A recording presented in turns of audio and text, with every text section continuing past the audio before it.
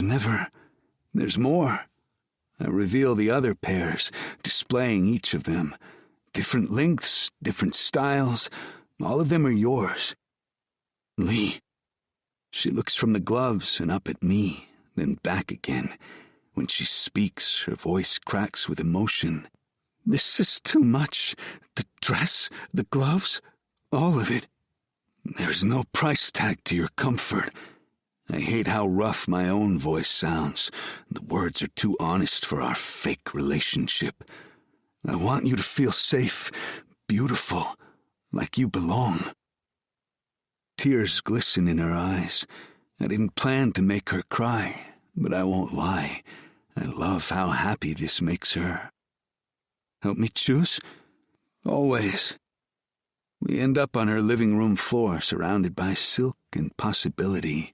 She touches each pair through her latex gloves, counting the buttons, measuring the lengths against her arms. I demonstrate how each style works, pretending like I didn't spend hours watching videos on YouTube to learn. I don't give a fuck what the rest of the world thinks about Salem. All I care about is how she makes me feel, and how I make her feel in return. So what's it going to be, Pantry Girl? They're all so beautiful. Of course they are. Like I would pick anything that wasn't for you. 2 pink spots appear on her cheeks. She has no reason to be bashful, but seeing those spots on her cheeks, they remind me of the pink flush that covered her skin, the dusky pink color of her nipples, and her pretty pussy. My cock hardens at the flicker of memories in my head. The longest ones, she says, interrupting my thoughts. With the pearls? Perfect choice. I collect the gloves. I'm pretty sure I have a boner now. Want to try them on with the dress? She bites her lip, and I already know she's counting the pros and cons in her head.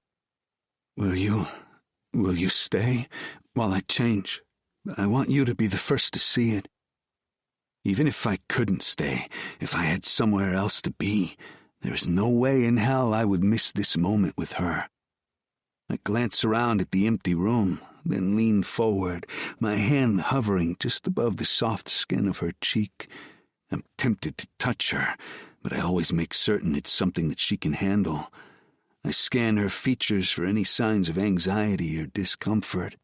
When I find none, I gently cup her cheek. I guess your dad wouldn't appreciate if I joined you, would he? She laughs, her breath fanning against my lips. Probably not. Her gaze drops to my lips, and when her tongue darts out over her bottom lip, I groan. What about a kiss? Okay, but only a kiss.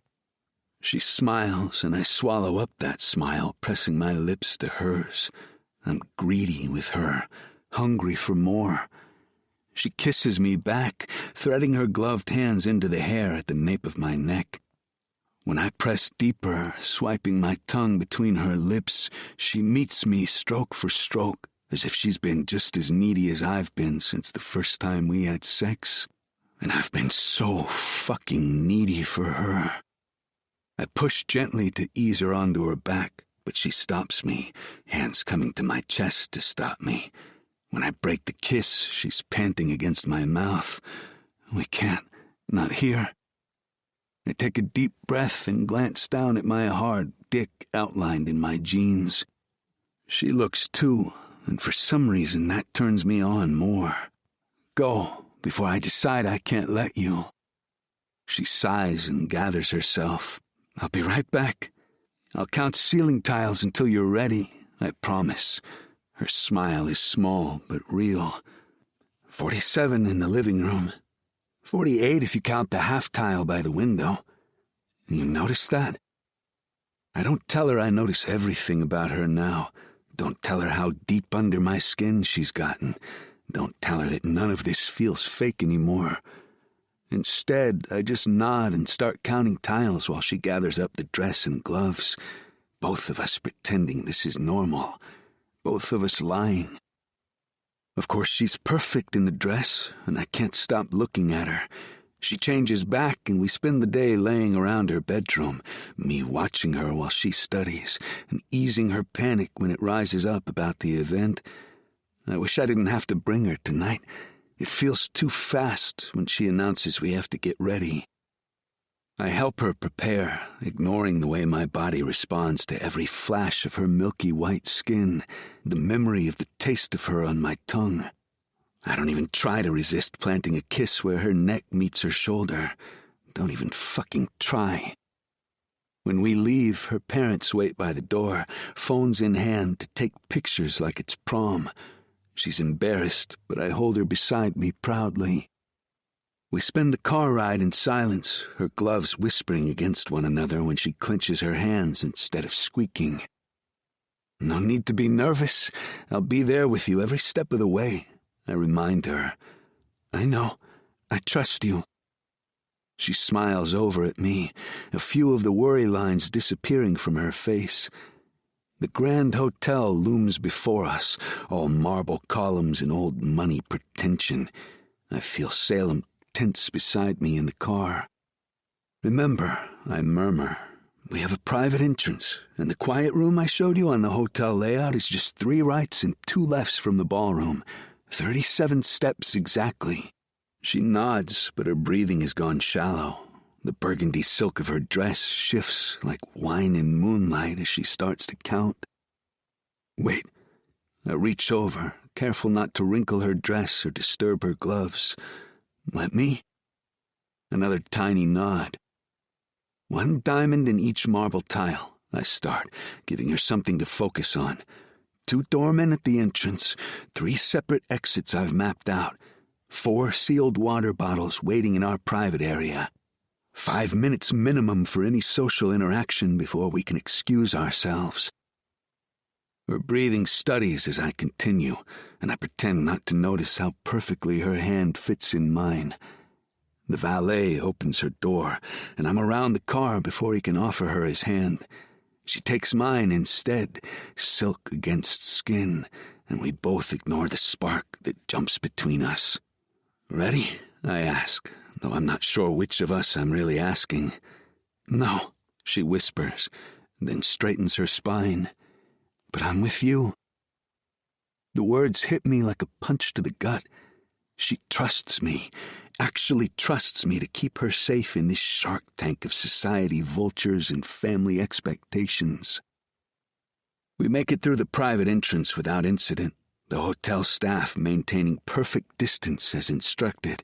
I'm hyper-aware of every person, every potential threat to Salem's peace of mind. She stays close to my side, head high despite her anxiety. And then my mother appears. Darling! Catherine Sterling descends upon us like a perfectly coiffed storm front.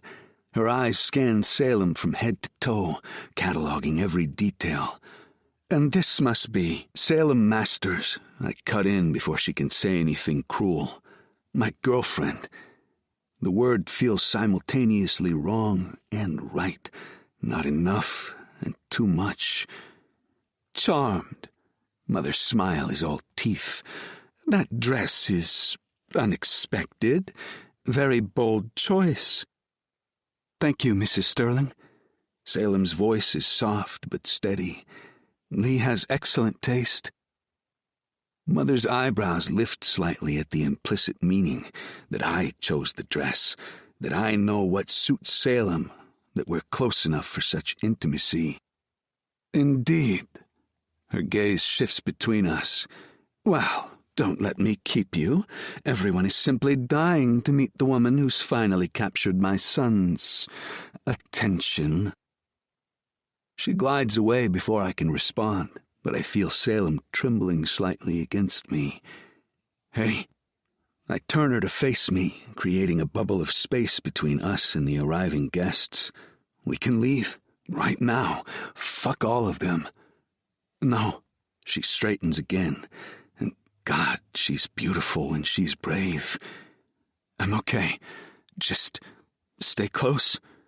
Always. We approach the ballroom doors and I feel her count each step. Feel her gathering her courage. Feel her silk-covered fingers tighten on my arm. The doors swing open, revealing crystal chandeliers and the city's elite in all their glory. Music spills out, along with the buzz of gossip and judgment.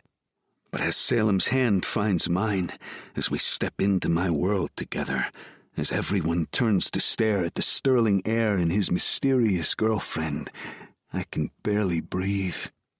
My anxiety climbs as Salem holds on to me. It wants to spiral, but I hold back, keeping it together for her more than anything else. She needs me to be present, here with her. I snag a couple of drinks off a tray and make sure I keep mine filled as I lead her through the crowd. When I have a moment, I pop a couple of anxiety pills from my pocket to keep me steady. She needs me to be her anchor. It's all clowns and actors, and I hate that I'm one of them, that this world forces me to be one of them, and now I'm forcing Salem into this mess with me. What have I done? Chapter 16. Salem. Something's wrong with Lee. I should have known that he would change, at least a little, in the presence of his family, and prepared myself better. But I didn't think it would be like this. Since we arrived, parts of the Lee I've come to know and love have begun to dissolve beneath every beverage he drinks. The man who's typically so attentive to my needs is gone, and replaced with someone that feels like a stranger. His erratic behavior and scattered thoughts have me on edge. Every time he picks up a new drink, I flinch a little inside. His mother's constant presence doesn't seem to help matters. I wonder if maybe I got him outside and into some fresh air it might help. Sorry, he mutters, bumping my elbow as we navigate through the crowd. The movement disrupts my careful counting, and I bite back a growl of annoyance upon losing track.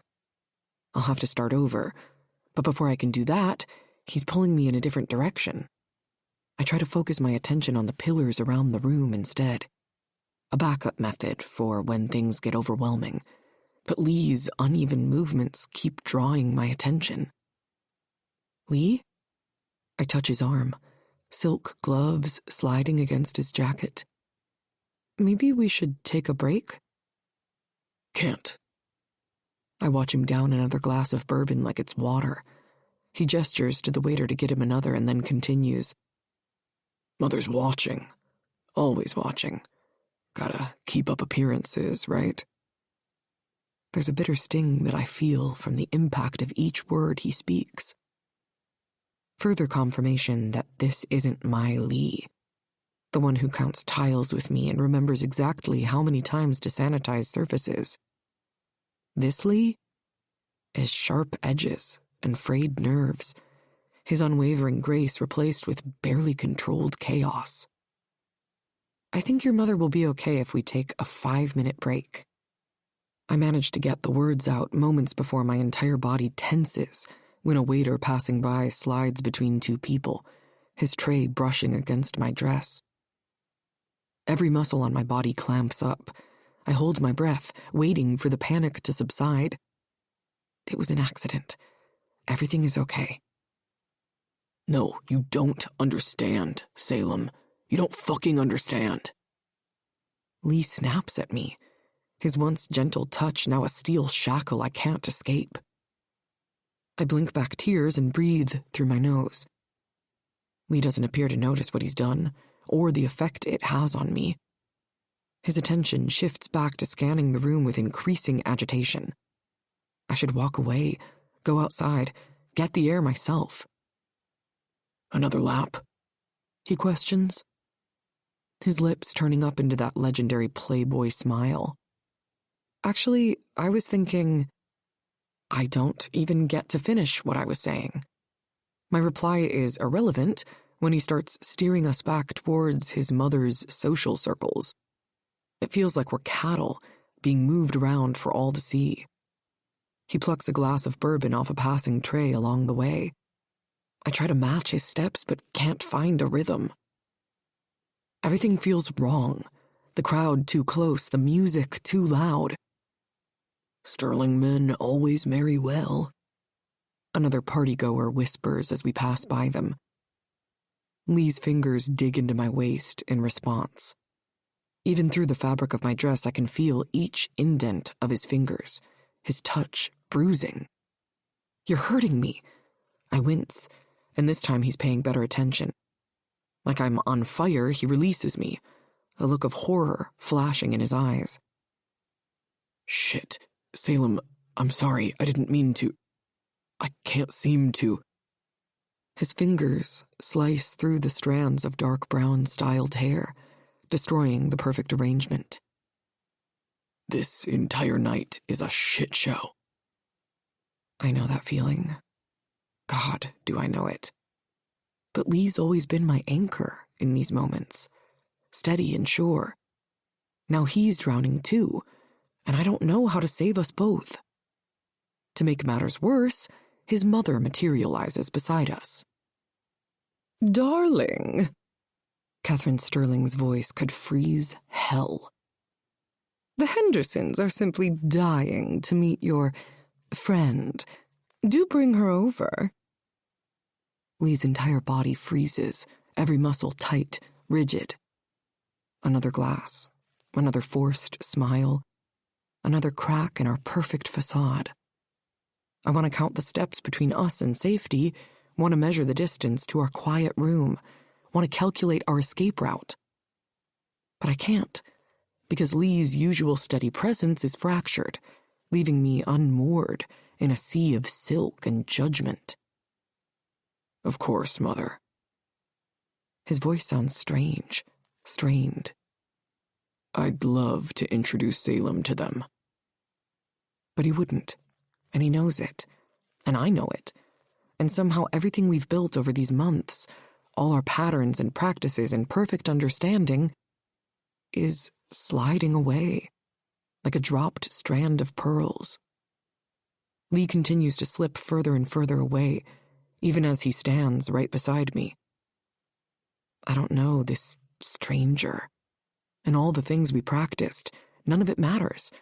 Nothing would prepare either of us for what's happening. Against my better instincts, I let Lee lead me through a crowd of predators while I continue to try and find our rhythm again. But there is no rhythm, no Lee and Salem. The string quartet starts a waltz, and Lee's hand finds my waist. We've practiced this, perfected it over weeks of private lessons in his apartment. The steps should be automatic, safe, controlled, just like we rehearsed. Instead, he stumbles. Shit, he mutters, his feet getting tangled with mine. His hand slides against my back, missing its usual anchor point. Lee, please, I whisper, as we narrowly avoid running into another couple. Slow down. But he's not listening. His eyes keep darting to his mother, who stands at the edge of the dance floor with the Hendersons. Their daughter Charlotte sparkles like a diamond in her all-too-appropriate white dress. Everything about her screaming suitable. Lee's next turn is too sharp, and I lose my counting rhythm completely. The crowd seems to press closer, the music grows louder, the lights brighter. His usual steady presence feels like static electricity, unpredictable and dangerous. Another drink, he says as the waltz ends, already pulling away. Need another drink. You don't. I grab his sleeve, silk catching on expensive wool. You need air. We both need air. Can't. His laugh is hollow. Mother's watching, waiting for me to fuck up. A waiter appears with fresh drinks and Lee grabs two. Catherine Sterling's voice carries across the space. The Henderson girl would make such a lovely addition to the family. The glasses in Lee's hands shake. Bathroom. I manage to get out. The walls around us are starting to close in. I need... Okay. Yes. He looks around wildly, like he's forgotten the careful map he made me memorize. Wait. through the south doors. His mother supplies, once again appearing beside us. Do let me show you, dear. Lee, darling, Charlotte was just asking about your new apartment. The mask Lee wears so well slips, and I catch a glimpse of horror as it slowly forms on his face, moments before his mother separates us. It takes but a second for him to get swept away, and without a second thought, he charges off toward the glittering Charlotte. I watch as he drops one of the glasses on a tray, now empty, and my confidence in him and us dwindling. The turbulent pit of despair becomes deeper and deeper the longer I stand there. The bathroom isn't what I need. What I need is Lee, my Lee, not this scattered, frantic version who can't remember how many steps there are to the quiet room or how many times to sanitize his hands before touching me. Those are small things, stupid things, really. What I want is Lee to be normal. Himself, not the masked version, inhaling liquor to make it through the night. This is wrong. All wrong. My gloves are too tight, the silk suddenly suffocating instead of luxurious. The room grows smaller, conversations blending into white noise that makes my head spin. I spot the balcony doors past the dancing couples. Fresh air, quiet, space to breathe and count and try to find my center again. Just a moment, I hear Lee say from somewhere behind me. Salem, wait. I won't wait. I can't. I'm already moving, already counting steps in my head, already trying to remember our safety protocols. The last thing I see before slipping through the doors is Lee taking another sip of his drink, his perfect posture crumbling as Charlotte Henderson places her hand on his arm. Right where I should be. Where I now see even more clearly, I don't belong. The balcony air hits my face like salvation, sharp and clean compared to the stuffiness inside. Out here, the music is muffled, the voices distant. I suck a ragged breath into my lungs and press my silk-covered hands against the stone railing, focusing on the rough texture beneath the smooth fabric. Ah, so much better of a match than that odd girl he's been seeing. Catherine Sterling's voice drifts through the partially open doors and I freeze. I know I'd be saving myself a lot of headache if I just moved to another spot or returned to Lee, but I can't. It's like my body knows I need to hear what is being said. "The master's girl?" another woman asks. "The one with the gloves?" "Nothing more than a phase," Catherine dismisses. Another voice speaks up. "Lee's always had a rebellious streak. Remember that awful business with Tommy Rodriguez behind the gymnasium?"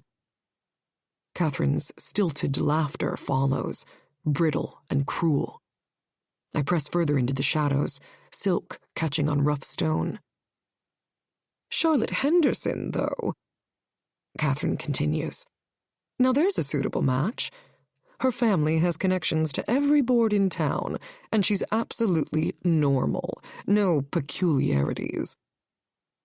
"There is no denying that they look lovely together," the other woman agrees. "Do you see them dancing?" I guess it's a good thing I got some air. I couldn't stomach watching it. It doesn't matter, not when I feel Lee's absence like a physical ache. "Charles Henderson and I have already discussed arrangements." Catherine's voice drops lower, her tone conspiratorial. "Lee is stubborn, just like his father. Sometimes they just need a gentle push in the right direction. In Lee's case, away from this unsuitable infatuation." There's a tightening in my chest that I can't explain. Unsuitable. The word echoes in my head, matching the erratic beat of my heart. "But what about the master's girl?" Someone else joins the conversation. A man. Lee's father? "She seems attached." "Please," Catherine's laugh could cut glass. Look at her. The gloves, the obvious anxiety. She can barely function at a simple charity gala. How could she possibly handle being a sterling wife? Our social obligations alone would destroy her. The truth is, they're not wrong. I can barely handle tonight, even with all Lee's careful preparations, even with silk gloves and practiced moves and counting every tile in every room. But that doesn't give them the right to judge me, to make decisions for Lee. Charlotte, on the other hand, Catherine continues, was born for this world, poised, elegant, appropriate. Everything the sterling name needs. Everything Lee needs, whether he knows it yet or not. The sound of laughter draws my attention back inside. Charlotte Henderson stands with Lee near the bar. Her hand rests casually on his arm. There's nothing special or wrong about the way she touches him, but it annoys me. Everything about her annoys me. She's stunning, confident, and polished in ways I'll never be. No gloves, no counting, no carefully measured distance between herself and others. Normal, suitable. Everything I'm not. It's really just a matter of time, Catherine says. Soon enough, the master's girl will realize she doesn't belong in our world. And Lee, well, he will remember who he is and the legacy that he has to follow. And if he doesn't? Oh, that's the fun part. Then we simply remind him what's at stake. The sterling name carries certain expectations, certain standards. He will fill the shoes he needs to fill, or we will take everything from him. I dig my silk-covered fingers into the palms of my hand. Standards I'll never meet. Expectations I'll never live up to. A world I'll never truly belong in, no matter how many designer dresses or custom gloves Lee buys for me. As hard as it is to see, to admit, this is the reminder I needed. Lee and I, we can never be together. Not in any real way. I press against the balcony railing, things spinning out in my head, when a hand, scented with soap and alcohol, slides over my mouth. I flinch, and my eyes widen when I spot Aries standing there, his hair disheveled, his bow tie undone. I'd shove him away if I didn't realize at the same time he'd cleaned his hands just to do this. Had he been out here this whole time watching me spiral? Overhearing that? Catherine's voice fades away along with her friend, and Aries slowly lowers his hand. I didn't want to leave you in that piranha tank, he whispers into the quiet night air. I don't know what to say, so I don't say anything at all. It's unfair to play a game when your opponent has no idea how to play, he adds, raising his voice now that there's no danger of being overheard. What do you mean? This is all a game. Destroying the lives of others at the expense of their own boredom. Aries rolls his eyes. They think they have you beat, simply because you don't know how to play. I'm not sure what's made me so curious. Maybe it's the soft look in his eyes, the way his new haircut makes him look a little less dangerous. He's still massive compared to me, his frame towering. But tonight, he doesn't look like he wants to hurt me. Do you know how to play the game? Destroy the lives of others out of sheer boredom? He shrugs one shoulder and smirks. We all play a version of this game, no matter your social class. I used to be better at it. Then I had to learn different games, new ones, adapt and change. There's a faraway look in his eyes as he stares off into the distance over the balcony and the twinkling city lights. There are games for every stage of life, and the only way to succeed is to be the best at every single one. That way there isn't a single move that can surprise you. I get the feeling there is a hidden meaning beneath his words, and stupidly, I want to know what the meaning is. What game are you playing right now? His gaze finds mine again, and it's then that I see a sliver of the haunted darkness he keeps tucked beneath his mask. A dangerous one. One where I intend to win everything with a mere sweep of my hand across the board. That sounds, honestly, a little unhinged, but what do I know about this world? Psychotic? He questions, almost curiously, and all I can do is shrug. If it makes you feel better, it's nothing you need to worry about. You aren't my opponent, Salem. Happy to hear that. I have enough of those already. His gaze softens, and the mask he wears so often slips back into place. I guess that means he's done sharing then. I should probably go home. Lee and I? We aren't selling it. And admitting it out loud makes me cringe. Aries shrugs and skirts me to lean over the railing on the balcony.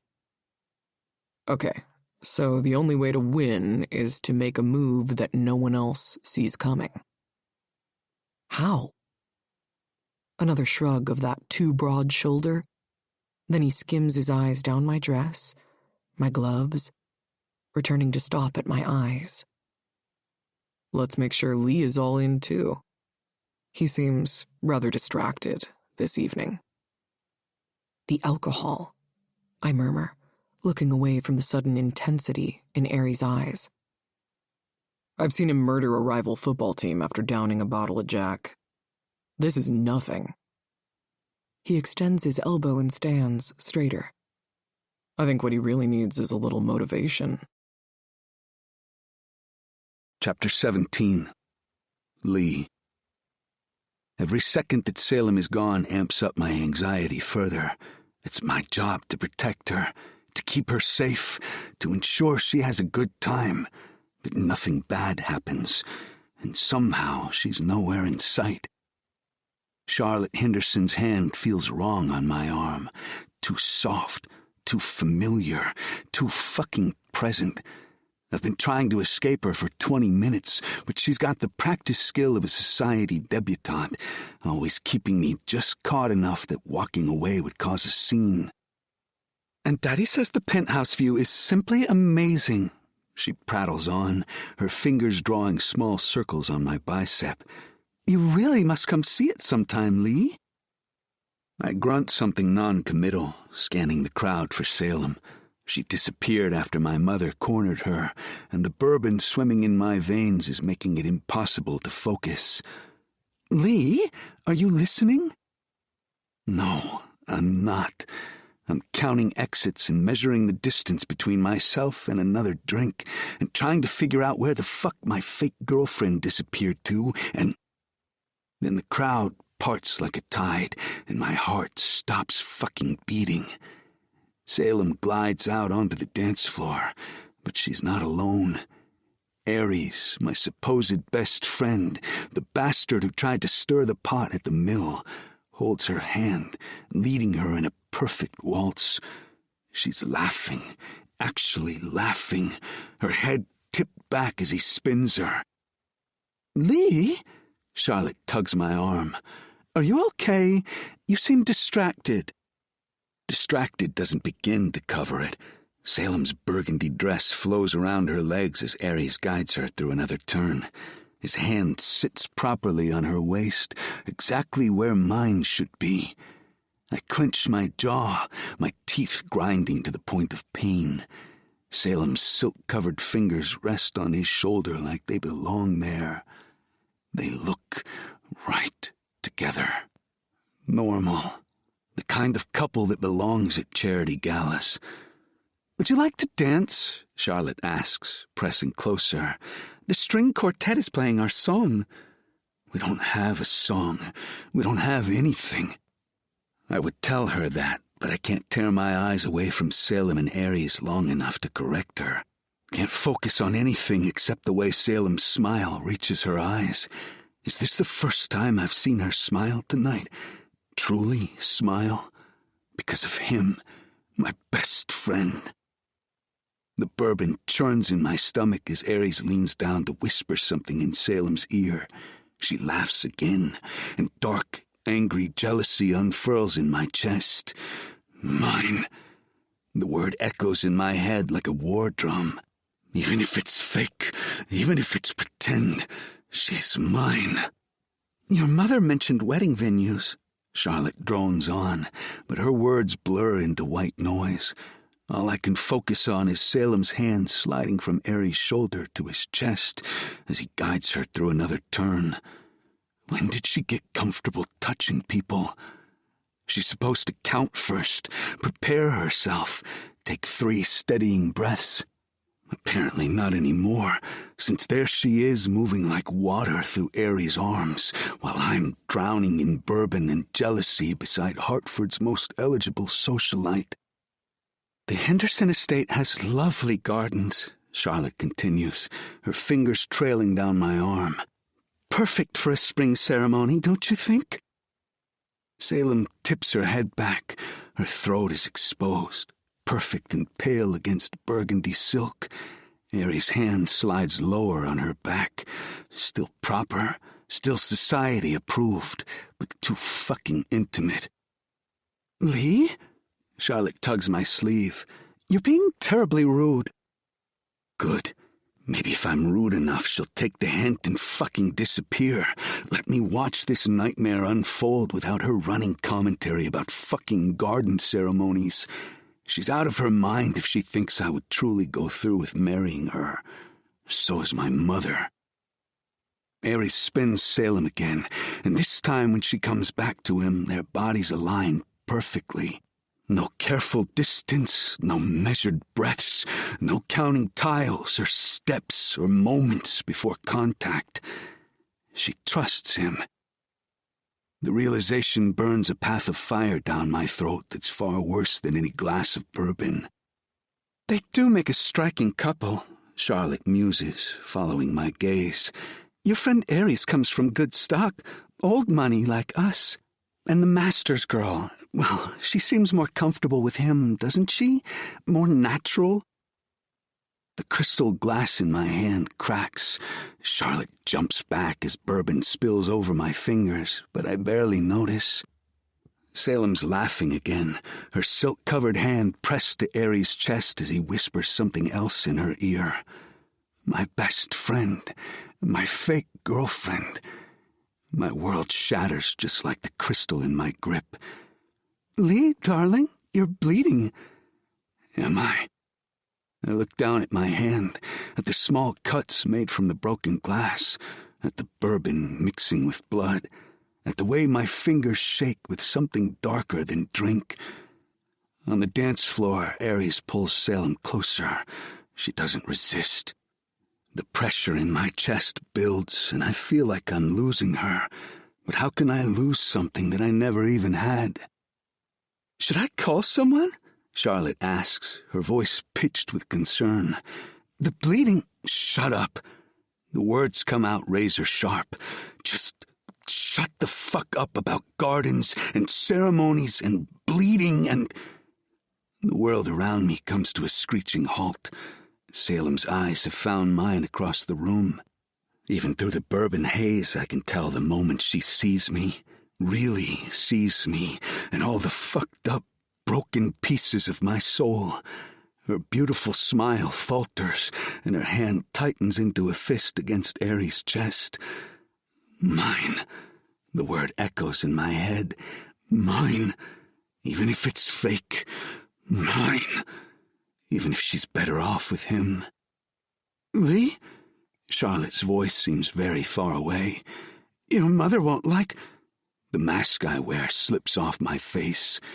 Excuse me, I growl, shoving the broken glass at Charlotte. She sputters something about manners and mothers and proper behavior, but I'm already moving.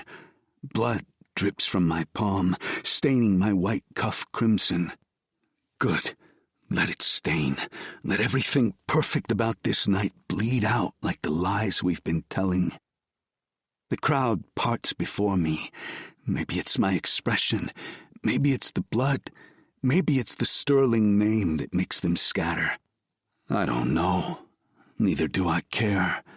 My focus narrows to Salem and Ares, still wrapped up in their little dance. A dance that should be mine. Lee, Ares spots me first, his hands tightening on Salem's waist. Protective, like he has any right to protect her from me. Move. The word comes out like gravel, like bourbon and blood and broken glass. Salem's eyes widen as she takes in my appearance. You're hurt? Private room. I cut her off, reaching for her with my good hand. Now. We were in the middle of a dance. Ares starts, but something in my expression makes him step back. Now. This time it's not a request. I wrap my fingers around Salem's silk-covered wrist, careful even in my rage not to disturb her gloves. Both of you. Ares follows as I guide, drag them toward the east wing, away from the party, away from curious eyes and gossiping mouths and my mother's calculating stare. Salem doesn't resist, but I feel her counting steps under her breath. Wrong steps, wrong rhythm, wrong fucking everything. The private room I'd arranged for Salem's anxiety attacks sits dark and quiet at the end of the hall.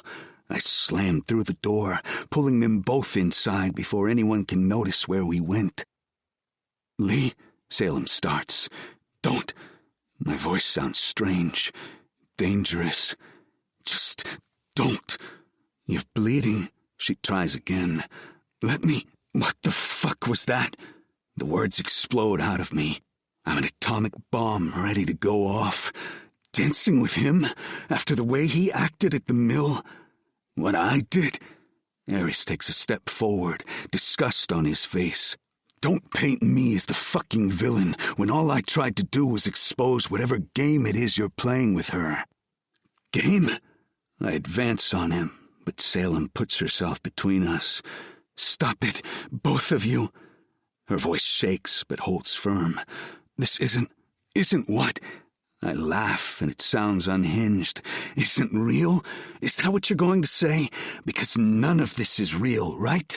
Just pretend, just fake, just Lee Sterling playing another role, wearing another fucking mask to appease his friends and family. That's not... Salem shakes her head, and I can see she's trying to put together a thought in her mind, but I don't want her rational thoughts right now. Then please explain to me what the fuck that was out there. I gesture toward the ballroom with my bleeding hand. You've had way too much to drink, Ares says flatly, and are making an ass out of yourself. I'm not drunk, I tell them. Salem backs up until she hits the wall. I notice, but continue. I'm not even close to being drunk. And yeah, I'm bleeding because I broke a glass while watching my best friend dance with my girlfriend. Fake girlfriend, Ares corrects. Mine. The word tears out of my throat. Real, fake, fucking pretend. Doesn't matter. She's mine. Salem's breath hitches at the admission. I know I've lost my mind, that I should be more careful. But I'm past rational thinking. All I can do is focus on claiming her, ensuring that no one else touches what belongs to me. I cage her against the wall, one hand beside her head, close enough to feel her trembling but not touching. Lee, she whispers, and my name on her lips sounds like both a prayer and a punishment. Tell him. My voice drops lower, and I stare at her perfect lips. Tell him you're mine. Her brown eyes ping-pong between us as her silk-covered fingers press against the wall behind her. This isn't real, Ares finishes for her, because it looks pretty fucking real from where I'm standing. Get out, I tell him, not looking away from Salem's face. Not happening. The air shifts as he moves closer. I'm not leaving you alone with her. Not while you're like this. Calm the fuck down and then I'll consider it. I said I'm staying. His voice hardens. Deal with it. Fine. Let him watch. Let him see exactly who Salem belongs to. Turning my full attention back to her, I watch her throat bob as she swallows. Anxiety flickers in her pretty eyes, but beneath that anxiety is something molten, something that is all fucking mine. You drive me crazy, Salem, and make me want things I have no right to want. I'm going to kiss you, going to claim you like I should have from the fucking start. I tell her, just so she knows. The other day, at the mill, that was just a taste. Her tongue darts out over her bottom lip, and she nods her head gently, giving me the approval I seek.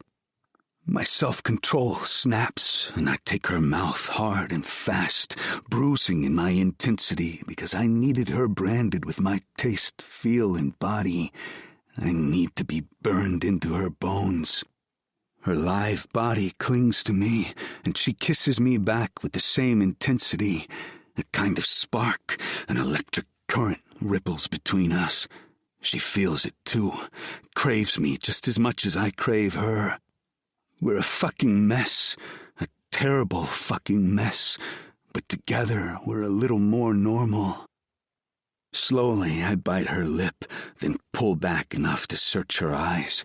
I don't have it in me to stop now, even with Ares here, hovering. You have no idea how much I want you right now. I want to see my fingerprints bruised into that pale skin.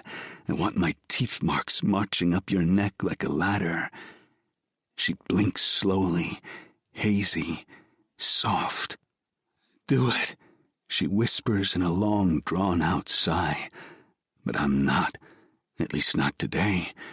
Right now I have a point to make. First, I'm going to touch you. Get you so wet those little panties will be soaked through. Then I'm going to take you, hard, fast, deep. So deep you're going to beg me to stop and beg me to fuck you harder at the same time. And trust me, I won't stop. Not even when you beg, not when tears track down your cheeks because it hurts and feels too good at the same time. She shudders out a sigh, and her dress rustles as she squeezes her thighs together. But first things first, I turn my head the faintest bit. Does this look fake to you, Ares? There's a rustle, and I press my body into Salem so she can't slip away from me. From the corner of my eye, I catch Ares tugging off his jacket, then his bow tie as he settles onto his sheet-covered couch. Fuck me. I'm more turned on than I ever have been in my life. While the idea of my best friend watching me fuck my girl seems fun, right now, in my mind, all I can see are his hands on her body as they danced. It leaves me with a bitter taste of jealousy in my mouth. Salem is mine, not his, mine. My thoughts become scattered when Salem grinds herself against me.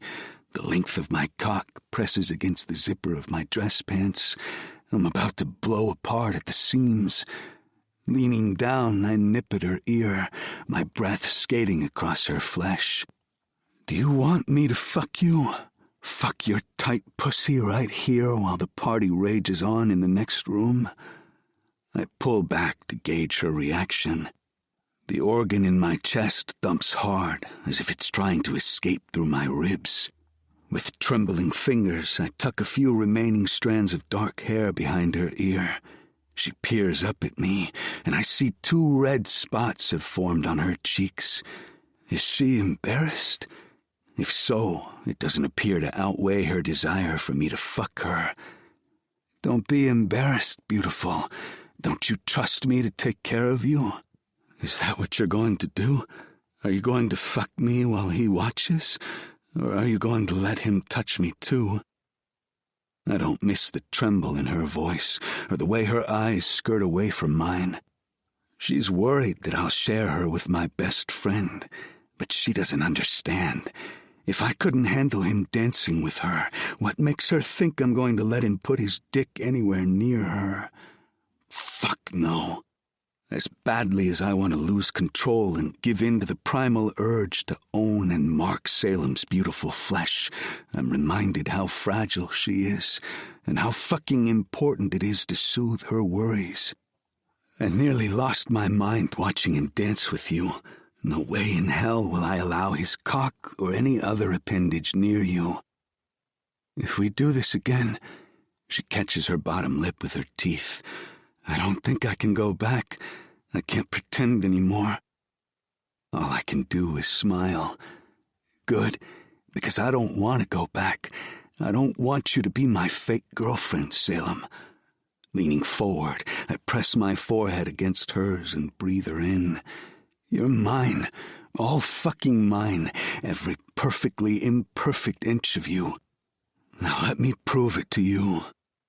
Pulling back, I meet her gaze, direct and lovely in the dim lighting. You're mine, I repeat, and kiss her again, demanding she open her pretty plush lips so I can get my fill of her. She's already moaning as I tangle our tongues and taste her again. Fuck, I can't get enough of her. When I pull away this time, I trail my hands over her shoulders and down to her waist to find the zipper of her dress.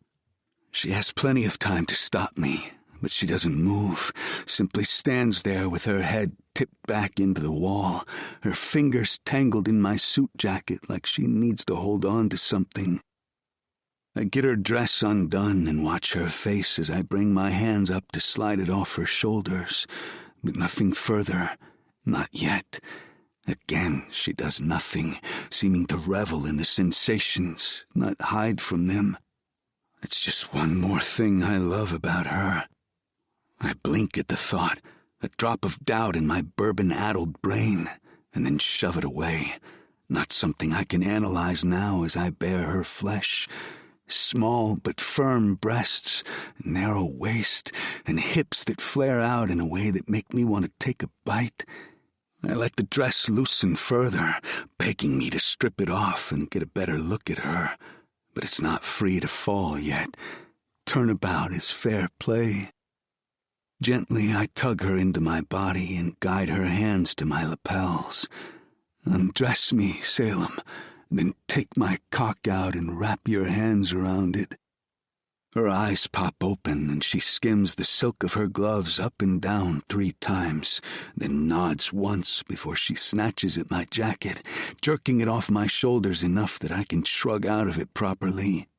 Then her fingers find the buttons of my dress shirt, and I catch her counting under her breath as she releases each one and untucks my shirt from my pants. I add it to the pile and kick off my shoes. Then I spin her to face Aries, pressing against her back as I dip down to bite and nibble the slope of her neck. You'd like to watch, I whisper, but I'd only let him see enough to know who you belong to let him see what he can never have, what he will never have.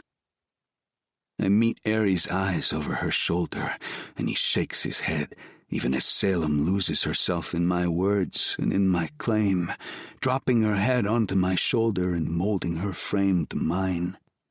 I lift my chin enough to ensure Aries sees the steel in my gaze. Now get the fuck out so I can take care of my girl. Chapter 18. Salem. I'm trembling as I watch Aries grab his jacket and tie and stalk toward the door. At the other end of the room, he stops, turns back slightly. It could be fun, you know. Get the fuck out. Lee grits out from behind me. Aries shrugs and leaves, and some part of me is relieved. For a second, I thought Lee might, I don't know, include him? Now, where were we? Lee whispers against the curve of my neck. Lee's breath is hot on my skin, as his hands slide down my sides, leaving goosebumps in their wake. I shiver, pressing back against his solid chest. I believe, he murmurs, nipping at my earlobe. You were about to wrap those pretty little hands around my cock. My breath catches in my throat. This is really happening. Lee Sterling, the man I've been pretending to date, the man I've been falling for despite my best efforts, is about to fuck me against the wall of a private room while a charity gala continues just outside. How is this my life right now? I should be panicking. I should be counting tiles or breaths or moments until I can escape. But all I can focus on is the heat of Lee's body behind me and the ache building between my thighs. Slowly, I turn in his arms to face him. His pupils are blown wide with desire, a thin ring of stormy gray barely visible around the edges. I've never seen him look so undone, so raw. It makes me feel powerful and terrified all at once. My hands shake as I reach for his belt buckle. 1, 2, 3 tugs and it comes loose. I count each breath as I unbutton and unzip his slacks, pushing them down his hips along with his boxer briefs. Lee's cock springs free, hard and flushed and intimidating. I wrap my fingers around the thick shaft, marveling at the velvet-soft skin stretched over steel. He hisses through his teeth, his hips jerking forward.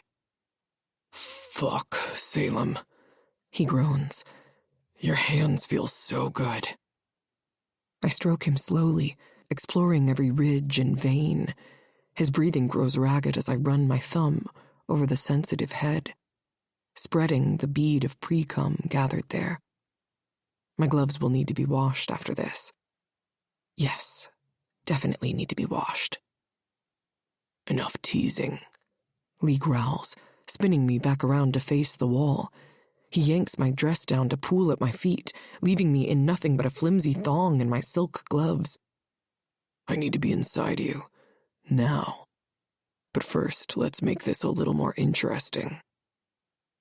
I furrow my brow and shake my head. What do you mean? He snatches his belt off the floor and loops it around my wrists before I can even retreat. Another second, and the strap is tight, and he threads his hand underneath where my wrists connect, like he's picking up a bucket. When he raises my arms high and loops the belt over an embedded light fixture, I shake my head. Wait, Lee, I don't know. I've got you, baby. You trust me to take care of you, right? This is me pushing you a little further. That's all. Some part of me isn't sure, not like this, but the other part of me raging to feel him inside me takes over, and I simply close my eyes and surrender to the sensation. His fingers find me through the thin lace, stroking and teasing until I'm squirming against him. So wet for me already, he murmurs approvingly. Such a good girl. I whimper as he slides the thong to the side, his fingers exploring my slick folds. When he presses 2 fingers inside me, I cry out, my hips bucking against his hand. So tight, he groans. You're going to feel amazing wrapped around my cock. Lee works me open with his fingers, stretching and preparing me. The pleasure builds, coiling tighter and tighter in my belly. Just when I think I might shatter, he withdraws his hand. Please, I whine, pressing my hips back against him. Shh, I've got you, he soothes, positioning himself at my entrance. Ready? I nod frantically, beyond words at this point. Lee grips my hip with one hand as he slowly pushes inside. The stretch burns, but in the most delicious way. I pant against the wall as he fills me completely, pausing to let me adjust. Fuck, you feel incredible. Lee groans, his forehead resting against my shoulder. So tight and hot and perfect. He starts to move, slow, deep thrusts that have me gasping. Lee's hips snap forward, driving into me with increasing urgency. The room fills with the sound of skin slapping against skin, and our mingled gasps and moans. His fingers dig into my hips, holding me steady as he pounds into me. Mine, he growls against my neck, punctuating each thrust with the word, mine, mine, mine. The possessiveness in his voice sends shivers down my spine. I've never felt so utterly claimed, so completely owned. It should scare me, but instead it makes me feel safe, cherished. Yours, I whimper, pressing back to meet his thrusts. All yours, Lee. He groans, his rhythm faltering for a moment before picking up speed. One hand slides around to rub tight circles on my clit, and I cry out at the added stimulation. That's it, beautiful, Lee murmurs. Let me hear you. Let everyone at that fucking gala hear who you belong to. The coil of pleasure in my belly winds tighter and tighter. I'm so close, I'm teetering on the edge of ecstasy. Lee seems to sense it, his fingers working faster against my clit as his thrusts become more erratic. Come for me, Salem, he commands. Let go, baby. I've got you. His words push me over the edge. I cry out as waves of pleasure crash over me, my inner walls clenching around Lee's cock. He groans, burying his face in my neck as he follows me over, spilling himself deep inside me with a few final powerful thrusts. We stay like that for a long moment, panting and trembling against each other. Lee's arms wrap around my waist, holding me close as we both come down from our high. I can feel his heart pounding against my back, matching the frantic rhythm of my own. Eventually, Lee eases out of me, and then he lifts the belt off the light, rotates me like a jewelry box ballerina, and hangs the belt again. I'm not done with you yet. I gulp, unsure of what else he could be doing, the post-orgasm bliss receding. What? He drops to his knees, shoves my thighs apart, and dives in. I gasp and clamp my thighs around his face. You can't. With my arms suspended, I don't have the leverage to keep my legs this way, so it's all too easy for him to push them open again and lap at my clit. It's too much, and not enough at the same time. I want him inside me. And he surely has to be licking his own cum right now, as I can feel it dripping down my thigh. Lee's tongue circles my sensitive clit, sending shockwaves of pleasure through my body. I struggle against the belt, binding my wrists, torn between pushing him away and pulling him closer. The overstimulation is almost too much to bear, but the building pleasure is intoxicating. Lee, I gasp, my hips jerking involuntarily. It's too much. I can't. He pulls back just enough to look up at me, his eyes dark with desire. You can and you will, he growls. I want to taste every drop of our combined pleasure. I want to make you come on my tongue. Before I can protest further, he dives back in, his tongue delving deep inside me before returning to my clit. One hand grips my thigh, holding me open for his assault, while the other slides up to pinch and roll my nipple. The dual sensations have me writhing against the wall, my legs trembling as they struggle to support my weight. Lee's earlier possessiveness seems to have only intensified. He devours me like a starving man at a feast, growling and moaning against my flesh. Despite my earlier protests, I find myself racing towards another climax, The wet sounds of Lee's mouth on me, combined with his appreciative groans, fill the room. I'm grateful for the loud music from the gala masking our activities. "That's it, baby," Lee murmurs against my sensitive flesh. "Give me another one. Let me feel you come on my tongue." His words send a shiver through me. I'm so close, teetering on the edge of bliss. When Lee sucks hard on my clit and slides 2 fingers inside me, curling them just right, I shatter. My cry of ecstasy echoes off the walls as wave after wave of pleasure crashes over me. Lee doesn't let up, lapping at me through my orgasm until I'm a trembling, oversensitive mess. Finally, he pulls away, pressing a gentle kiss to my inner thigh before standing. His face glistens with the evidence of our passion, and the sight makes me flush with renewed desire. Lee reaches up and unloops the belt from the light fixture and gently lowers my arms. He massages my wrists gently as he unbuckles the makeshift restraint. Lee's hands are gentle as he massages feeling back into my wrists, a stark contrast to his earlier intensity. I slump against him, my legs still shaky from 2 mind-blowing orgasms. But even in a haze, a thread of doubt creeps into my mind. "You okay?"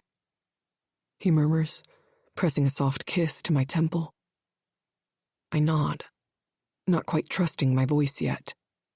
Lee wraps his arms around me, holding me close as we both catch our breath. The reality of what we've just done starts to sink in, and I feel my cheeks flush with embarrassment. This isn't me. Restraints? Public sex? None of this is me. "Hey," Lee says, tilting my chin up to meet his gaze. "No regrets, okay? This was real. You and me. It's real now." But what about... He cuts me off with a gentle kiss. "We'll figure it out. Together. For now, let's get cleaned up and head back to the party before someone comes looking for us." Lee helps me into my dress, his fingers lingering on my skin as he zips me up. I watch as he dresses himself, admiring the play of muscles under his skin. When he's done, he looks as put together as ever, save for the slightly mussed hair and the lingering flush on his cheeks. "Ready?" Lee asks, offering me his hand. I take a deep breath, smoothing down my dress one last time. As I'll ever be. We slip out of the private room and make our way back to the gala. The sounds of music and chatter grow louder as we approach. Just before we rejoin the crowd, Lee pulls me to a stop. "Remember," he says softly, his eyes intense. "You're mine now. For real." I nod, a mix of excitement and trepidation swirling in my stomach. As we step back into the ballroom, I can't help but wonder how this new dynamic will change things. Will people be able to tell what we've done? Will Aries say something? Charlotte Henderson spots us almost immediately, her eyes narrowing as she takes in our slightly disheveled appearance. I tense, waiting for her to make a scene, but Lee simply tightens his grip on my hand and steers us towards the bar. Another drink, like we didn't argue about that very thing. And when we finally leave, I am at war within my own head. Was the sex about Aries? Or was it about us? It felt great, of course, and I was into everything. But it felt angry, rough. And I know I'll have bruises wringing my wrists tomorrow. Is this what life with Lee will be like? Chasing the next thrill until there are none left? Chapter 19. Salem. My bedroom ceiling has exactly 47 tiles. I've counted them 812 times in the past 3 days. No matter how many times I count them, the number never changes. I keep counting them anyway. It's the distraction I need from looking at my phone, which buzzes with another text from Lee. I don't need to read it to know what it says. All his messages contain the same variation of the same thing. Lee, please talk to me. Lee, I'm sorry. Lee, Salem, please. Lee, at least let me know you're okay. Am I okay? No, I'm not okay. It's dramatic, but I'm not sure I ever will be again. Since the gala, my life has been flipped upside down. Scratch that, it's been eviscerated. It hasn't been the same since Lee came barreling into that dark pantry. It just became more dysfunctional the night of the gala. Memories of that night filter through my mind. I haven't been myself since the gala, when Lee lost control and worshipped me in a way that I didn't know people could worship another person. I still can't believe I let him touch me that way, control me that way. A single truth resonated throughout it all. None of this was fake. No matter the lies we've been telling ourselves and to each other, I just don't know what comes next. And I'm scared how much I enjoyed what we did together, how right it felt, how free I became in his arms. You can't hide forever. Noah calls from the doorway, carrying another plate of food I won't eat. And you can't keep counting instead of dealing with life. Watch me. But my voice cracks, betraying me. He sets the plate down and surveys the room. Neat piles of unused textbooks, perfectly aligned pencils, 3 pairs of silk gloves I can't bring myself to touch. Everything in perfect order. Except me. Lee called the house phone. Noah's voice is soft. Since you won't answer your cell? I close my eyes, remembering Lee's face that night, the possession in his eyes, the way he'd marked me as his, the way I'd let him. I can't. The words come out small, broken. It's too much. He's too much.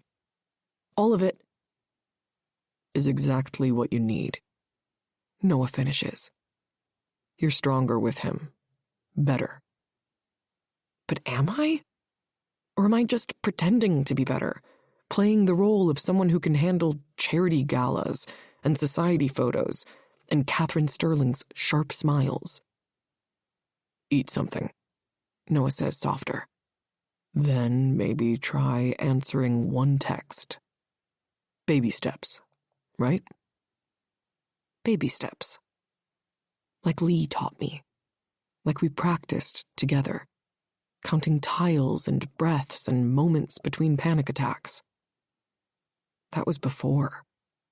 Before the gala showed me exactly how unsuitable I am for his world. Before I watched him spiral as he tried to protect me from it. Before everything got so complicated. I just need time, I whisper. But we both know I'm lying. My phone buzzes again. I don't look, can't look, won't look at Lee begging me to be brave when I can barely breathe. Instead, I start counting tiles again. One more time, just to be sure. Nope. Noah plops down on my desk chair, disrupting my perfect view of the ceiling. Not doing it this time. I'm fine. The lie tastes stale, like everything else these past 3 days. You're not fine. You're hiding and counting and pretending the world doesn't exist. He spins the chair to face me fully. The Salem I know doesn't hide. Thunder rumbles outside, making the windows rattle. Perfect. Even the weather is matching my mood. Dark clouds rolling in like my anxiety. The Salem you know is tired, I whisper. Tired of pretending to be normal. Tired of trying to fit into his world. Tired of being happy. Noah cuts me off. Because that's what you were with him. Actually happy. Not pretending. I was acting. But my voice wavers. It was all an arrangement. Really?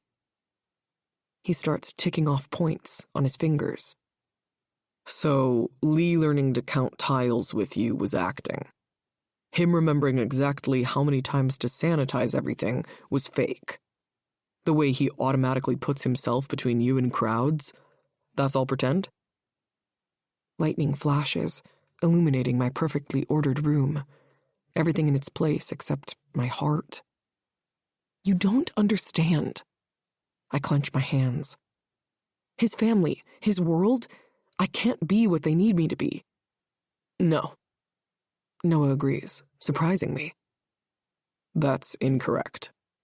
You can't be what they want you to be, and that's okay. Because you're exactly what Lee needs. Remember last week at the coffee shop?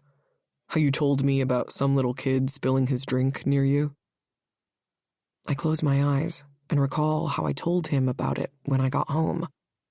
Just in passing, though. Lee cleaned it up. No. Noah leans forward. You cleaned it up. You said it yourself. Without counting first, without panicking. And I bet Lee just stood there watching you with that strangely proud look he gets on his face when he stares at you for longer than 2 seconds. The memory hits me hard. Lee's smile. His quiet, "That's my girl." The way he squeezed my hand after. One incident doesn't... You went to a charity gala, too, with tons of people in attendance, with germs all around you. Do you remember telling me about that as well? Noah interrupts. Stop making sense. I shake my head at him. His face lights up. I can't. Not when you did so fucking great. You danced in public. You handled his mother's fake rich lady smile and didn't break under pressure.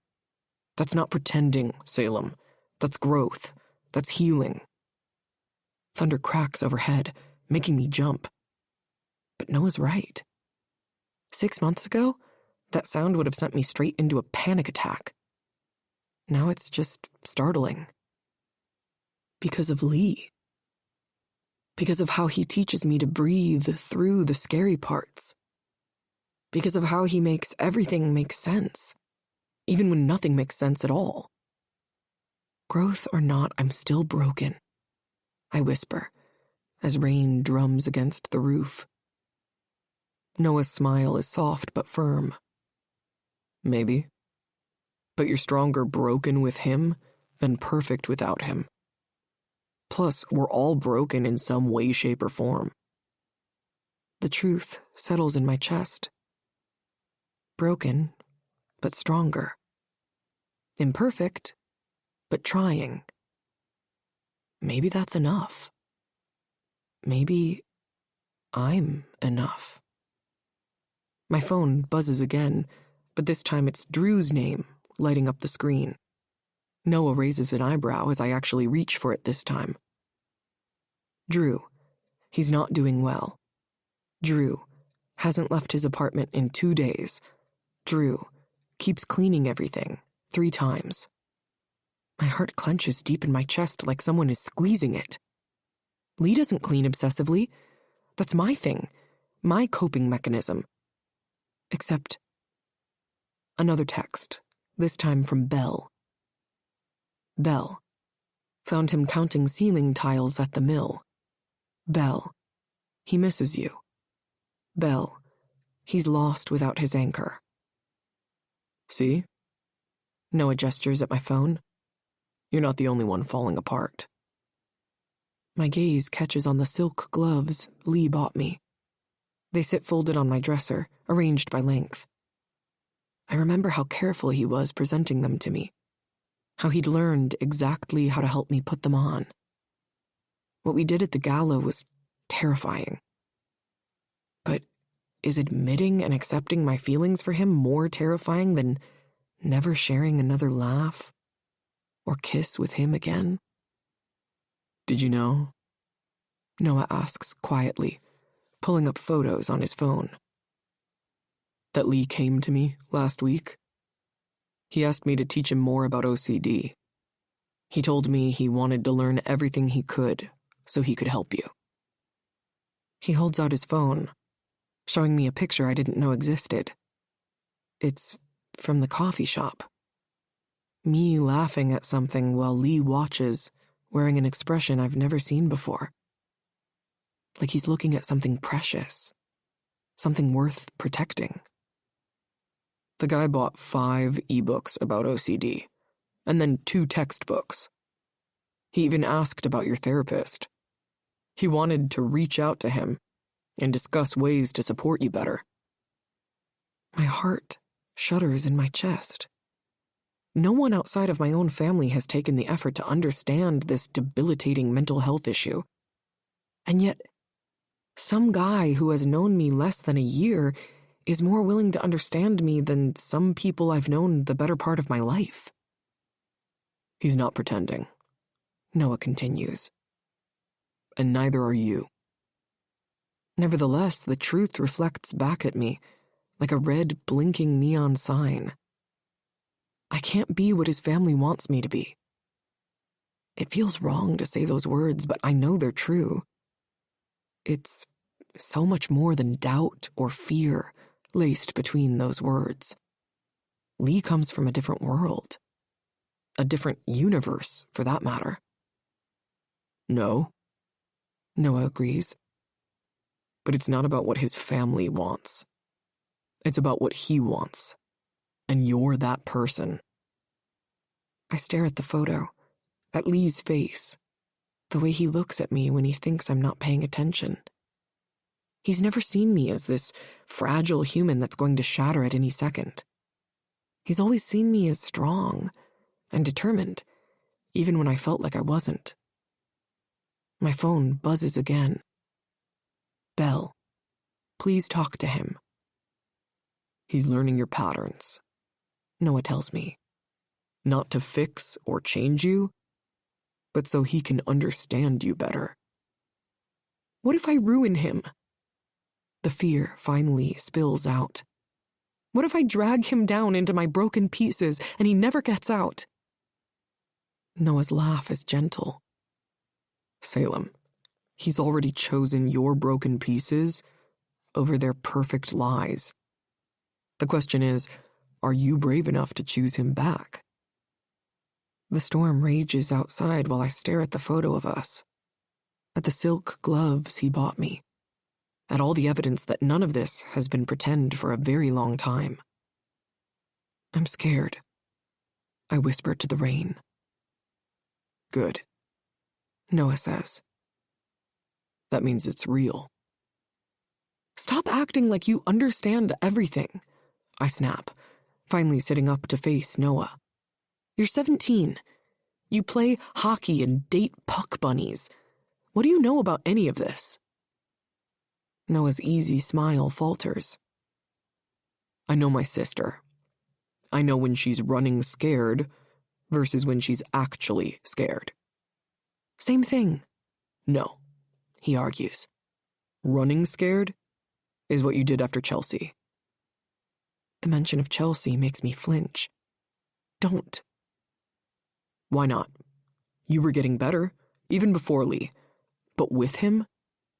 I said don't. My voice cracks. You have no idea what it's like. Having to count everything, check everything, measure every single moment just to feel safe. Having to wear these stupid gloves because touching anything that might be contaminated makes me want to scream. Rain pounds against the windows as Noah absorbs my outburst.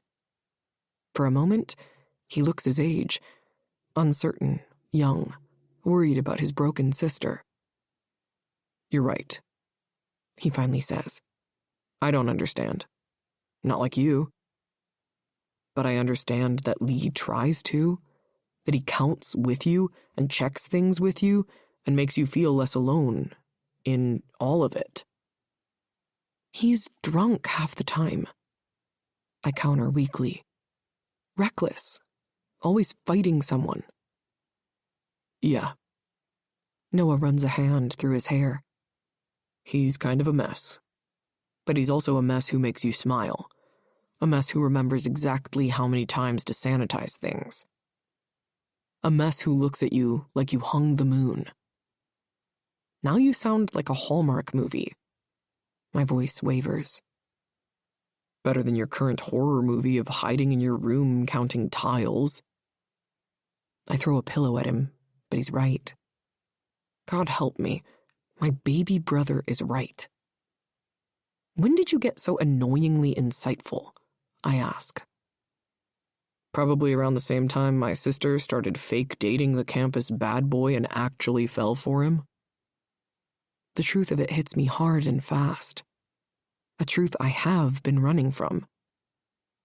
I'm falling for Lee. Have been since that first night in the pantry. Since he counted tiles with me. Since he made my broken pieces feel less broken. It doesn't matter, I whisper. His family sucks. Noah finishes. But they're not the ones counting ceiling tiles in their apartment, missing you. The storm grows louder, matching the chaos in my chest. Everything Noah's saying makes sense, but I'm still scared. Good. He stands, heading for the door. Fear means you've got something worth losing. Stop trying to sound wise, I call after him as he disappears. It's weird. His laugh carries back to me. Stop trying to sound brave. We both know you're terrified of the unknown, and that's okay. The power flickers, once, twice, 3 times. Because of course it would be 3. Before plunging the house into complete darkness. Lightning illuminates my room in stark bursts, making the shadows dance across my walls. Salem? Noah calls from downstairs. You okay up there? I'm about to answer when someone pounds on our front door. The sound echoes through the house like gunshots, making me jump. I'll get it, Noah shouts, and I hear his footsteps, 19 to the door. I've counted them enough times to know. Part of me wants to stay in my room, keep counting shadows and pretending the world doesn't exist. But Noah's words echo in my head. Stop trying to sound brave. We both know you're terrified. My feet move before I can overthink it. 17 steps to the stairs, 27 down, 15 to the foyer, where Noah stands with his hand on the doorknob. Another crack of thunder, another pound at the door. Noah, wait. But he's already pulling it open. Lightning splits the sky, illuminating the figure on our porch. Lee stands there, soaking wet, looking absolutely wrecked. His messy hair is plastered to his forehead, expensive clothes clinging to him like a second skin. His eyes find mine immediately, storm gray, dim and dark. You're counting, he says roughly. I can see you counting the water dripping off my chin. You're dripping on my welcome mat. The words come out barely a whisper. 47 ceiling tiles in your room. His voice is hoarse, desperate. 27 steps up your driveway. 3 knocks on your door because that's your number. That's always been your number. Noah backs away slowly. I'll just go find some towels. Neither of us acknowledges him. Lee's gaze holds mine, intense and pleading and somehow both strange and familiar at once. You disappeared. He takes 1 step forward, water pooling around his feet. You just vanished. After everything. After that night. After... Lee. I counted every minute. His hands clench at his sides. Every second. Every breath between then and now. Because that's what you taught me to do when everything feels like it's falling apart. You're soaking wet. I state the obvious, since I'm unable to say anything else to his declaration while my brain processes. Yeah. His laugh is hollow. That's what happens when you walk in the rain. Couldn't drive. Too drunk. Or not drunk enough. I don't know anymore. We stare at each other across the foyer, everything we're not saying filling the space between. Salem. He starts, taking another step forward. Suddenly I can't breathe. My brain short-circuits. Can't do anything except count the drops of water falling from his clothes. 1, heartbeat of silence. 2, steps between us. 3, seconds before everything changes. I can't pretend anymore. Lee's voice breaks on the words, raw and honest in a way that makes my chest ache. I can't. I don't know how to keep acting like this is fake when everything about you feels real. I told you at the gala, I want you to be mine. And I meant it. Water drips steadily from his clothes, creating patterns on the hardwood floor. I should be panicking about the mess, should be counting the drops, should be reaching for cleaning supplies. Instead, I can't tear my eyes away from his face. Say something, he pleads. Count something, clean something, just don't disappear again. Noah knocks something off a shelf upstairs, but all I can focus on is the desperation clinging to every single one of Lee's words. All I can see is the way his hands shake. Not from bourbon this time, but from something deeper, more terrifying. 3 feet. I whisper. His brow furrows. What? That's the distance I keep between myself and everyone else. My safety bubble. My careful measure of space. I take a shaky breath. Except with you. With you, I forget to count the distance. Forget to measure the space. Forget to be afraid. Lightning illuminates his face, showing me everything he's trying to hide. The hope, the fear, the raw need that mirrors my own. Salem. I'm still counting. I cut him off. Still cleaning. Still broken in all these ways that your family hates, that society doesn't understand, in ways that make me unsuitable for your world.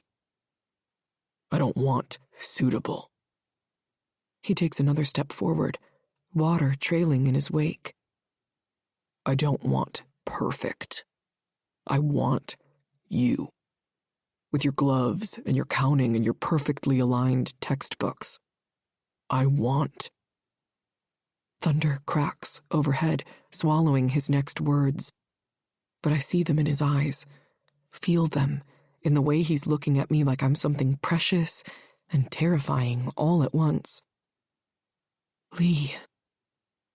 I breathe his name like a prayer, like a warning, like everything I can't say. The storm rages. The power flickers. Neither of us moves. Neither of us speaks. Neither of us pretends this is still just an arrangement. Instead, we stand there in my foyer, both soaking wet, both trembling, both knowing that whatever happens next will change everything. Chapter 20. Lee. Water drips steadily from my clothes, creating patterns on Salem's pristine floor. I should move, step back, do something besides stare at her like a drowning man who's finally found air. But I can't seem to make my body cooperate. "I'll get more towels," Noah announces from somewhere behind us, "and then I'm going to bed, where I will be sleeping, with headphones on." Salem's cheeks flush pink. "Noah." "Nope, don't need to hear it, just..." He appears briefly in my peripheral vision, dropping towels on a chair. "Try not to flood the house. Mom will notice." Then he's gone, taking the stairs 2 at a time, leaving us alone with nothing but the sound of the storm and unspoken words between us. "You're shivering," Salem says softly, and I realize she's right. The adrenaline that carried me here is wearing off, leaving me cold and wet and absolutely terrified of what comes next. "I'm fine. You're not." She moves toward the towels, latex gloves squeaking slightly. "You need dry clothes before you get sick, and we need to clean up this water before..." "Salem." Her name comes out rougher than intended. "Please don't count or clean or organize right now. I can't..." "What can't you do?" Her voice is barely a whisper. "Tell you I'm falling for you. Tell you none of this is fake anymore. Tell you I'm terrified of ruining everything. Instead, I say, follow your lead." Something shifts in her expression. She grabs a towel and approaches me like she's unsure of my next move. Offering it to me, she explains, "Upstairs, Noah probably has something that will fit you." The intimacy of that suggestion hits me hard. Going upstairs, to her space, to her carefully ordered world that I've somehow become part of. "Lee?" Her voice brings me back. "Come on, you're dripping." "Right." I take the towel, our fingers brushing through latex, and lead the way. She turns toward the stairs and I follow, counting steps without meaning to. Both of us pretending this is normal, both of us knowing nothing will ever be normal again. Salem's room is exactly like her, perfectly ordered chaos that somehow makes sense. Everything is aligned at right angles, everything counted and measured and precise, except my hoodie. The one she borrowed last week when it rained lies across her desk chair. It's folded neatly, but it's there, present, like I belong here. "Noah's room is across the hall. Just wait here and I'll be back in a second," she says quietly, but I can't stop looking around her space now that I'm in it. At the photos of us tucked into her mirror frame. I had to wipe the entire inside of an arcade photo booth down with an entire pack of sanitizing wipes to get her into it, but it was worth it for the strip of goofy pictures we got as a result. And there's one of us that Belle took when she came to the coffee shop one day. She must have given it to Salem at some point. My handwriting on Post-it notes stuck to her textbooks, little counting games I made up to help her study. I wonder if Noah told her about my questioning, my need to understand her better, and the desire I feel to help her. Not because this is fake, but because I really fucking want to help her. I care way too much about this girl, and I want her at my side, want her in every single way that I really don't deserve. Salem deserves better. More than some watered-down trust fund brat who's rebelling against his parents' wishes. "You kept them." I touch one note gently. "The study guides." She busies herself looking through Noah's drawer for clothes, the door open, but I see the flush creeping up her neck. The sound of running water from the bathroom gives us a little privacy, at least for a moment. "They help. The patterns you create, they make sense. Like you make sense, I want to say. Like everything makes sense when I'm with you." More evidence of my presence in her life catches my eye. A coffee cup from our shop, cleaned precisely 3 times, I'm sure, sitting on her desk. The silk gloves from the gala laid out in perfect parallel lines. These should fit. Her voice pulls me back. She holds out sweatpants and a t-shirt, both items folded. They're clean. He doesn't wash them 3 times, of course. Salem, I start, but she's already backing toward the door. You can change in here, and I'll clean up the water downstairs. Wait. The word comes out sharper than intended. Don't run again. Please. She freezes, one hand on the doorknob. I see her counting breaths, see her measuring the space between us, see her trying to maintain control when everything feels out of control. I'm not running, but her voice shakes. I'm being practical. The water needs to be cleaned up. You need dry clothes. Everything needs to be in order. No. I step closer, still dripping. Everything doesn't need to be in order. Everything doesn't need to be perfect. Everything doesn't need to be counted or cleaned or controlled. Lee, look at this room. I gesture around us. Look at how much of me is already here, in your space, in your patterns, in your life. Her latex gloves squeak as she clenches her hands. That's different. Why? Because... She swallows hard. Because it wasn't supposed to be real, so it was okay if I kept little bits of you, if I never had to give them back. The truth of that hangs between us, heavy as the storm still raging outside.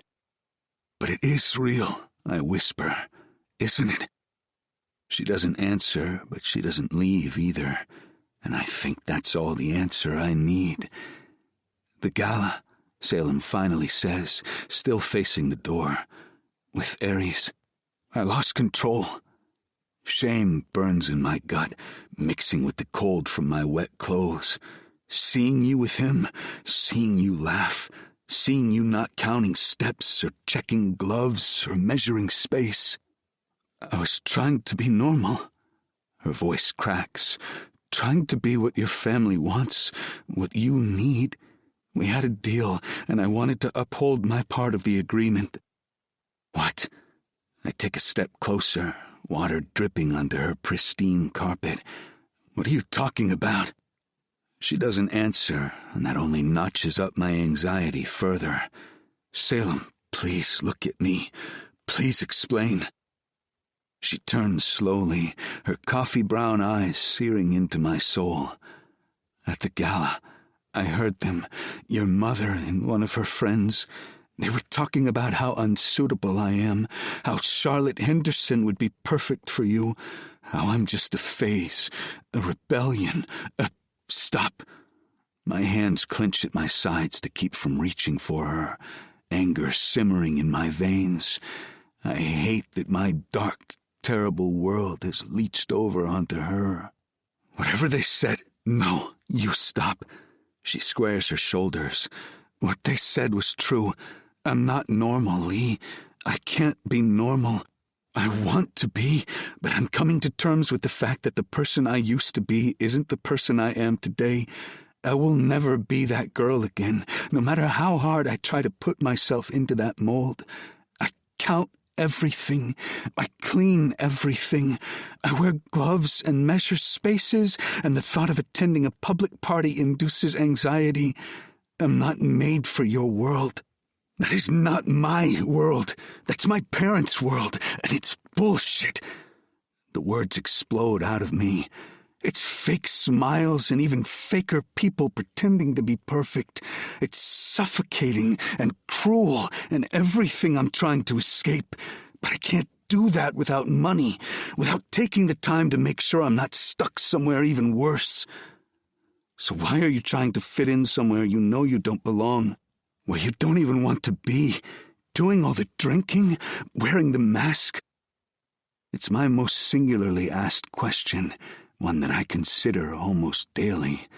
I don't have to think about the answer. Because I don't have any other option.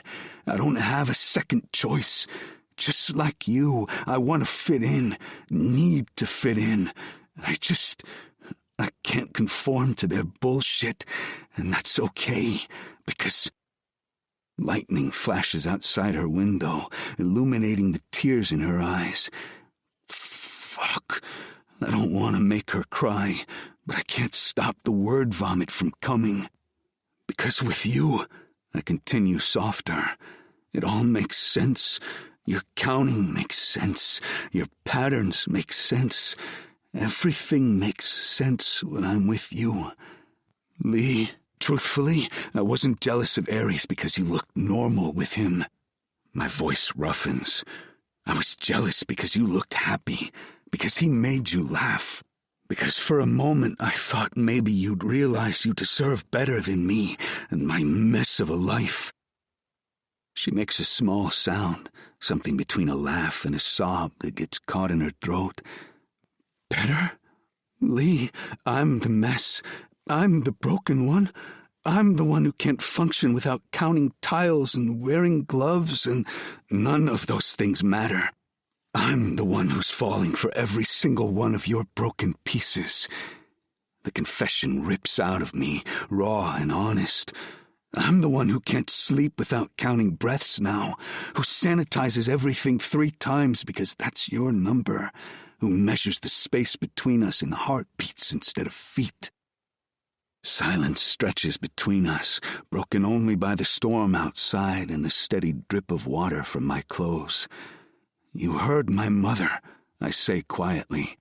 But did you hear me when I told Charlotte that the only perfect thing in my life is how your hand fits in mine? Salem's breath hitches. No. That's why I'm here now. I walked all the way in the rain, counting every damn step until I reached your door.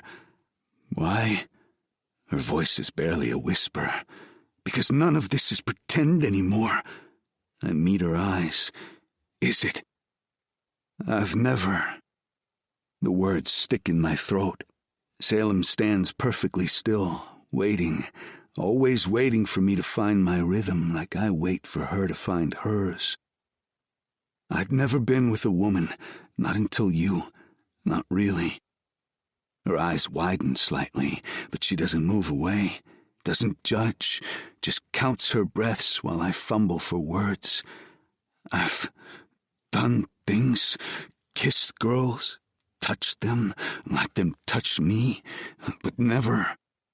I run a hand through my wet hair, sending droplets scattering. Everyone assumes, and I let them. I mean, how would it look if Lee Sterling, the biggest flirt at Oakmount, who drinks like a fish and instigates fights for the hell of it, confessed he had no actual experience with a woman? Salem tilts her head slightly, curiosity rampant in her soft gaze.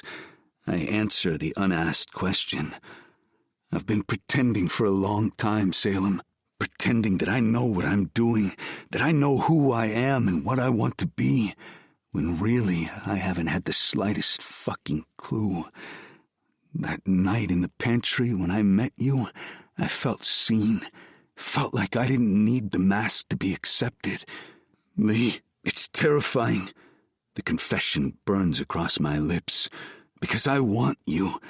God, I want you, but I'm scared of messing up, of pushing too hard or not hard enough, of making you count breaths for the wrong reasons, of ruining the only real thing in my life because I don't know what the fuck I'm doing.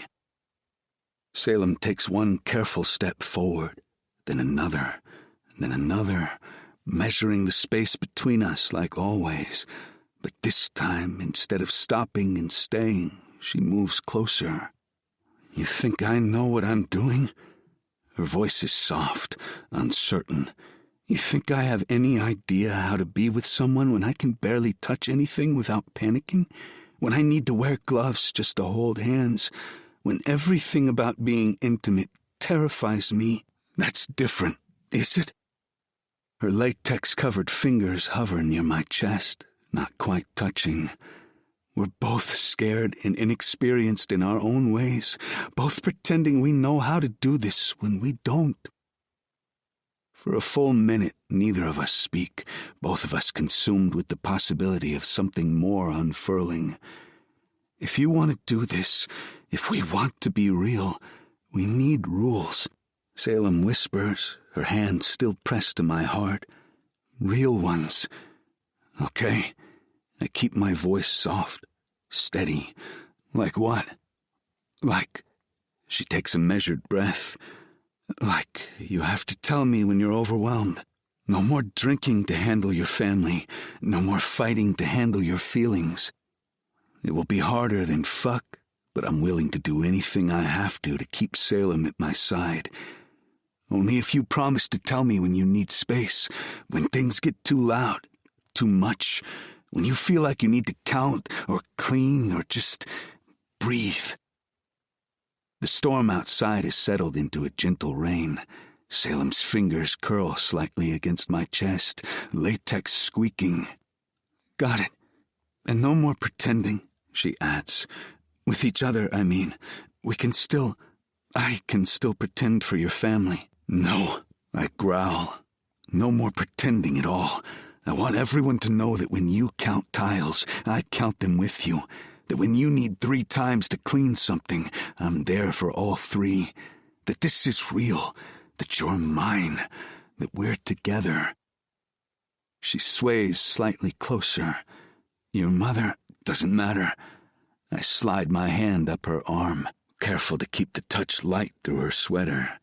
Nothing matters except this. Us. Whatever this terrifying, beautiful thing is. A small smile tugs at her lips.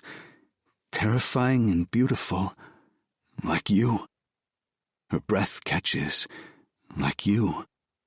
She repeats the same words back to me. The pressure on my chest lifts. We stand there, barely touching, both trembling slightly.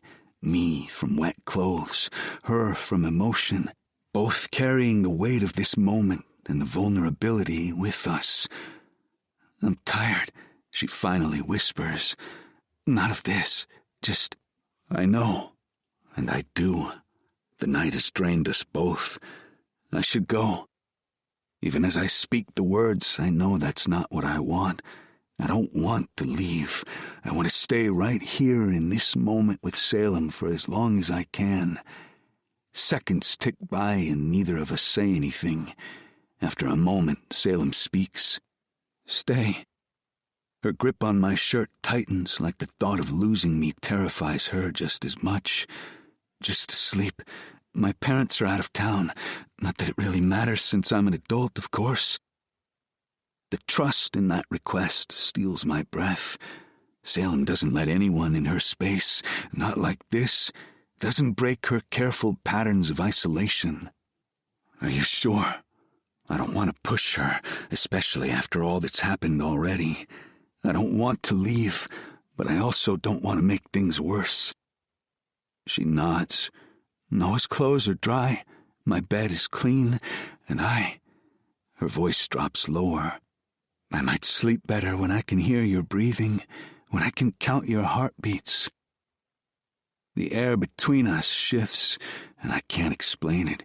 It's like a veil is being lifted. There will be no more pretending, no more hiding, no more measuring the space between fake and real. Just us, together. Salem's entire body tenses and she looks up at me, fear bleeding into her beautiful eyes. What if I can't handle touching? Tonight, earlier, was good, but what if there are times when I can't? Then we don't touch, we don't do anything until you're ready. I want this, Salem. I want you, and I want us for real. What if... Her voice cracks. What if I'm never normal again? Salem? I lift her gloved hand to my heart, letting her feel it race. Normal is bullshit. This is real. Everything else is just counting time until we're together. Chapter 21. Salem. The morning sun streams through the coffee shop windows, warming my usual corner table. For once, I don't feel the need to count every beam of light, sugar packet, or person who walks by. Well, maybe I count a little, but it's progress. My phone buzzes with Lee's third text in the last 20 minutes. Lee, you sure you're okay? Lee, I can be there in 10 minutes. Lee, 5 if I break speed limits. I smile, adjusting my gloves before typing back. Me, I'm fine. Go to class. Some of us need to graduate. Me, besides, I counted all the ceiling tiles yesterday. Still 43. His response is immediate. Lee, 44 if you count the half tile by the window. Lee, which I know you do. Warmth that has nothing to do with tea spreads through my chest. He knows my patterns now. Knows them so well he catches things that even I miss sometimes. But today isn't about patterns or counting or measuring space. Today is about independence. My gloved fingers wrap around the cup and I take a moment to appreciate how far I've come. 3 months ago, I couldn't sit in public without counting and assessing every possible threat. Now, I can almost relax. It almost feels normal. Another text. Lee, sure you don't want company? Lee, I hate the idea of you alone. Lee, what if someone touches you? Lee, what if you need backup counting? I type out a quick response while smiling. Me. Lee Sterling, are you mother-henning me? His response makes me laugh out loud. Lee. No. Lee. Maybe. Lee. Okay, yes. Lee, but only because I love watching you count sugar packets. The L word hangs there, casual and terrifying all at once. We haven't said it yet, not really. Haven't put that label on whatever this is between us. It's there in the way he counts with me, the way he remembers my patterns, the way he makes me feel safe without making me feel broken. Me, go do your work. I'm okay. Me, really. Me, getting better every day. The truth of that settles in my chest like sunshine. I am getting better. Still wearing gloves, still counting things, still measuring spaces, but better, stronger, more confident. My tea is at the perfect temperature when I take a sip. The table is clean. I only wiped it twice today instead of 3 times. The morning feels full of possibility instead of threat.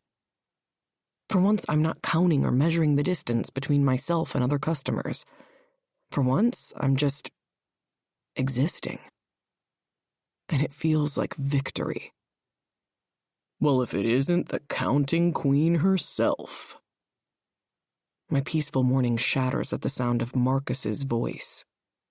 He slides into the chair across from me, uninvited. His presence immediately disrupts my space. Please leave. My voice comes out steadier than I feel. Progress. Aw, come on. His smile is all teeth, no warmth. Can't I check in on my old friend? See how things are going with Sterling? My grip on the cup tightens. Don't count. Don't let him see you count. Don't give him the satisfaction. I saw you at the gala, he continues, leaning forward. All dressed up in silk gloves, pretending to be something you're not. Bet Sterling's family loved that little performance. Almost as good as the one you gave freshman year. The memory lands like a punch to the gut. Freshman year. Chelsea. Don't. I whisper, the panic rising. You know what's funny? Marcus drums his fingers on the table, the rhythm making my skin crawl. Chelsea used to defend you. Used to say you just needed time, needed understanding. Right up until that night. My vision blurs as my gaze darts around, desperate to find something I can use to count. The sugar packets, ceiling tiles, anything to stay present. At least Chelsea knew when to quit, he says, the words softer, crueler. Knew when to stop pretending she could fix you. The double meaning in his words. It makes me sick. Bile climbs up my throat. Chelsea letting go. Chelsea falling. You're looking a little pale there, Salem. His laugh is quiet, meant just for me. Starting to count things in your head? Starting to feel that itch to clean everything? Starting to remember how it felt to see your best friend? Stop. My voice cracks. Please, just stop. Why?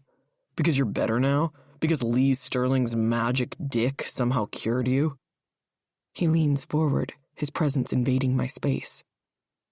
We both know what really happened that night.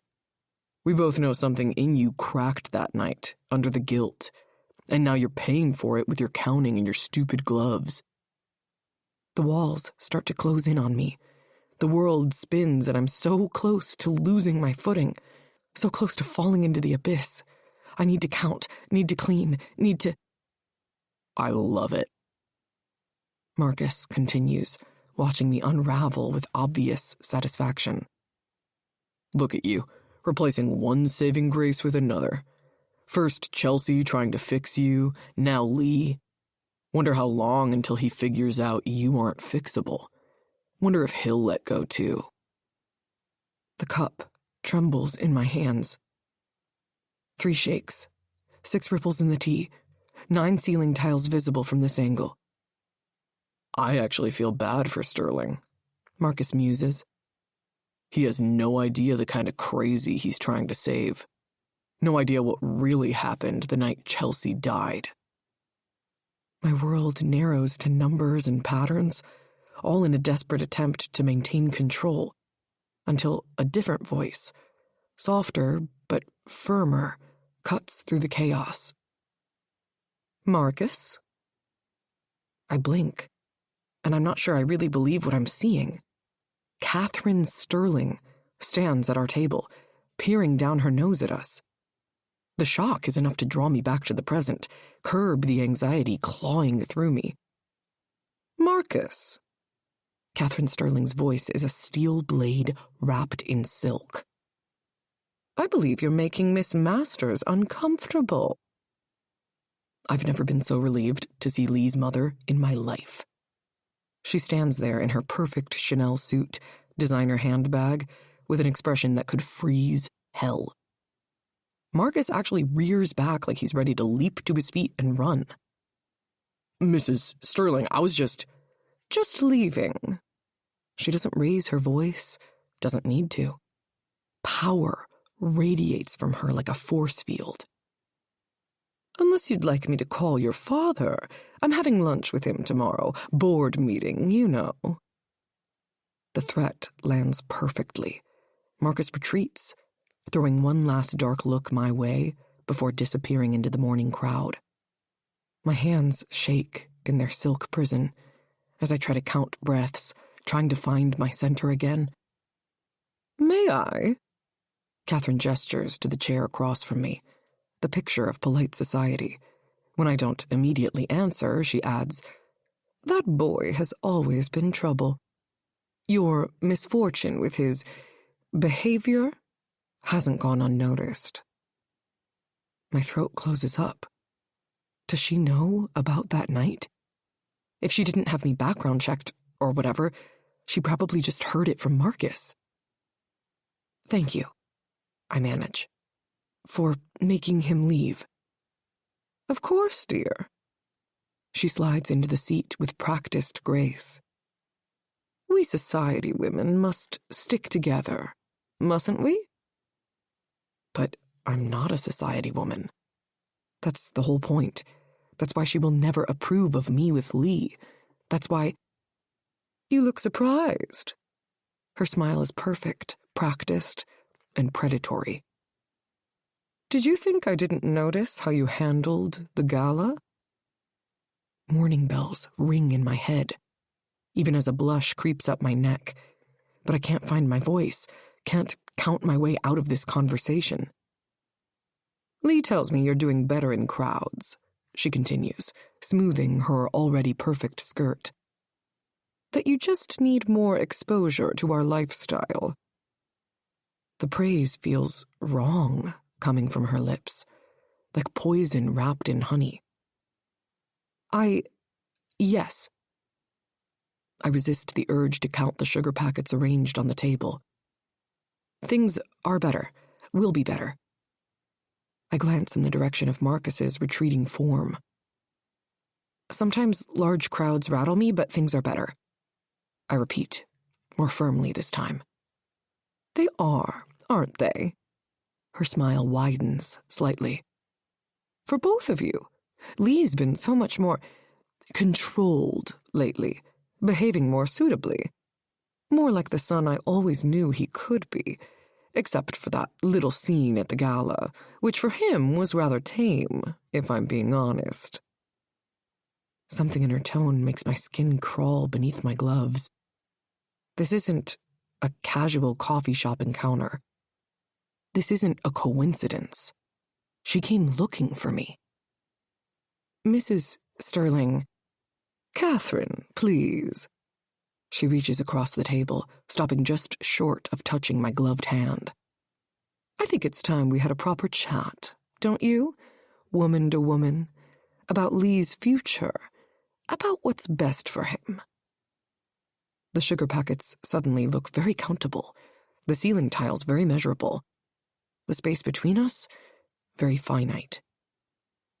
You've made remarkable progress, or so I've been told, Catherine says, stirring her untouched tea with precise movements. Even your gloves at the party, so much more elegant than those latex ones you usually wear. Told by whom? Is she having me watched? My glove-covered fingers twitch against the cup. These gloves were Lee's gift, his way of making my barriers beautiful instead of medical. And Lee, she continues, her voice softening with practiced care. He's grown so much since being with you, more controlled, more focused, finally living up to the Sterling name. There's a trap here somewhere, hidden beneath her honey-coated words. I stay silent, counting the ripples in my cooling tea. And that's exactly why you need to leave him. What did she just say? I'm so shocked I have to ask her to repeat herself. What did you just say? You heard me, dear. I know it's rather gauche of me to have to ask, but I need you to think about it. Catherine leans forward, her perfectly manicured nails clasped on the table. You've helped him find balance, shown him how to control his impulses, given him the tools he needs to be the man he's always meant to be. I don't understand. But I do. I understand very fucking well. Lee's learning to be normal because of you, she explains gently, like I'm a child. He's drinking less, fighting less. He's becoming an honorable man. It's just that he'll never fully transform while he's... She pauses delicately. Connected to the source of questionable new habits. My heart floats into my stomach. She's right. Lee counts things now because of me, cleans things because of me, measures spaces and checks surfaces and follows patterns, all because of me. He's not transforming, I manage. He's just learning to understand. Understanding isn't enough. Catherine's smile is almost kind. The Sterling name carries certain expectations. Lee needs to be more than understanding. He needs to be perfect, and he can't be perfect while mimicking your peculiarities. He's always had some of the impulses, counting occasionally, humming the same strain of song over and over, endless. She says it like she's exhausted just thinking about it. But he does it more with you now, and I need that to stop. The worst part is, her logic makes a twisted kind of sense. Lee does count more now, does check things more often, does measure spaces like I do. He's happy, I whisper, but that sounds weak even to my own ears. Is he? Catherine raises one perfect eyebrow. Or is he just adapting to your world because he cares for you? picking up your habits because he wants to make you comfortable, becoming something he's not because he thinks he needs to protect you. Each question lands like a blade, slicing me to the bone. I've watched my son try to fit himself into other people's worlds before, she continues softly. Seen him twist himself into knots, trying to be what others need and want. But this time he's actually changing, actually becoming someone who could lead the Sterling legacy. And it's because of you. She smiles, but her smile doesn't reach her eyes. Her checkbook appears like magic, sleek and black and terrifying in its implications. She opens it with deliberate care, her Mont Blanc pen clicking with surgical precision. "What's your price?" She questions, like we're suddenly negotiating a business deal. "Whatever you think your future with Lee is worth, whatever dreams you're holding on to, whatever plans you've made, I'll double it." The casual cruelty of it steals my breath. How do you put a price on the way Lee counts ceiling tiles with me at 3 a.m.? On how he remembers to sanitize everything 3 times? On the sound of his voice when he tells me my broken pieces make perfect sense? You fucking don't. I'm not. My voice cracks. This isn't about money. Oh, but it is. Everything is about money, dear. She begins writing. The scratch of her pen against the paper makes my skin crawl. That's the first lesson of becoming a Sterling. One you'll never fully learn, I'm afraid. She casually adds zeros to her number. More zeros than I've ever seen on a check. Enough zeros to pay for graduate school, to start a new life. To become someone who doesn't need to count things or wear gloves or measure spaces. Think of it as an investment, Catherine continues, her voice gentle but firm. In Lee's future, in your future, in the chance for both of you to become who you're meant to be. And who is that? The words taste like ashes. For Lee? The heir the Sterling name deserves. Controlled, powerful, suitable. She looks up, blue eyes sharp as ice. For you? Someone who doesn't have to pretend to be normal. Who doesn't have to force herself into a world that will never fully accept her. I'm both angry and sad. Angry at the audacity, and sad that Lee's own mother would go to such lengths to get rid of me. And still the check sits between us like a loaded gun. He'll hate you for this, I whisper. Perhaps, she shrugs elegantly. But we both know he'll thrive without you. Continue the progress you've inspired without the complications your relationship brings. Complications. Like I'm a disease or something. He's changing, Catherine presses. Growing. But you know that he'll never fully bloom while trying to adapt to your shadows, your patterns, your fears. Each word hits like truth, like bullets, like everything I've been afraid of since this stopped being pretend. The choice is yours, she adds, sliding the check toward me. Stay and watch him become a shadow of himself trying to live in your world, or leave and give him the chance to become everything he could be. The numbers blur as tears fill my eyes. Everything he could be is a man who drank himself through a party that ended in blood and pain and embarrassment. That's the man she wants him to be? Take it. Her voice softens with something almost like kindness. Take it and disappear. Let him go. Let him grow. Let him be normal. Normal. The one thing I can never be. The one thing Lee deserves to be. The one thing standing between us. I could start over somewhere new, somewhere I wouldn't have to pretend to be suitable, somewhere I wouldn't have to watch Lee slowly absorb all my broken patterns. He deserves better, she presses. Deserves a chance at normalcy, at a life without counting and constantly checking on you. My gloved fingers trace the edge of the check, measuring its perfect angles. One corner is slightly bent, 93 degrees instead of 90. The imperfection makes me sick to my stomach. Salem, he loves you, Catherine whispers, and the words hurt worse than any cruelty could, which is why he'll never leave on his own, never stop trying to understand your world, never stop adapting to your needs.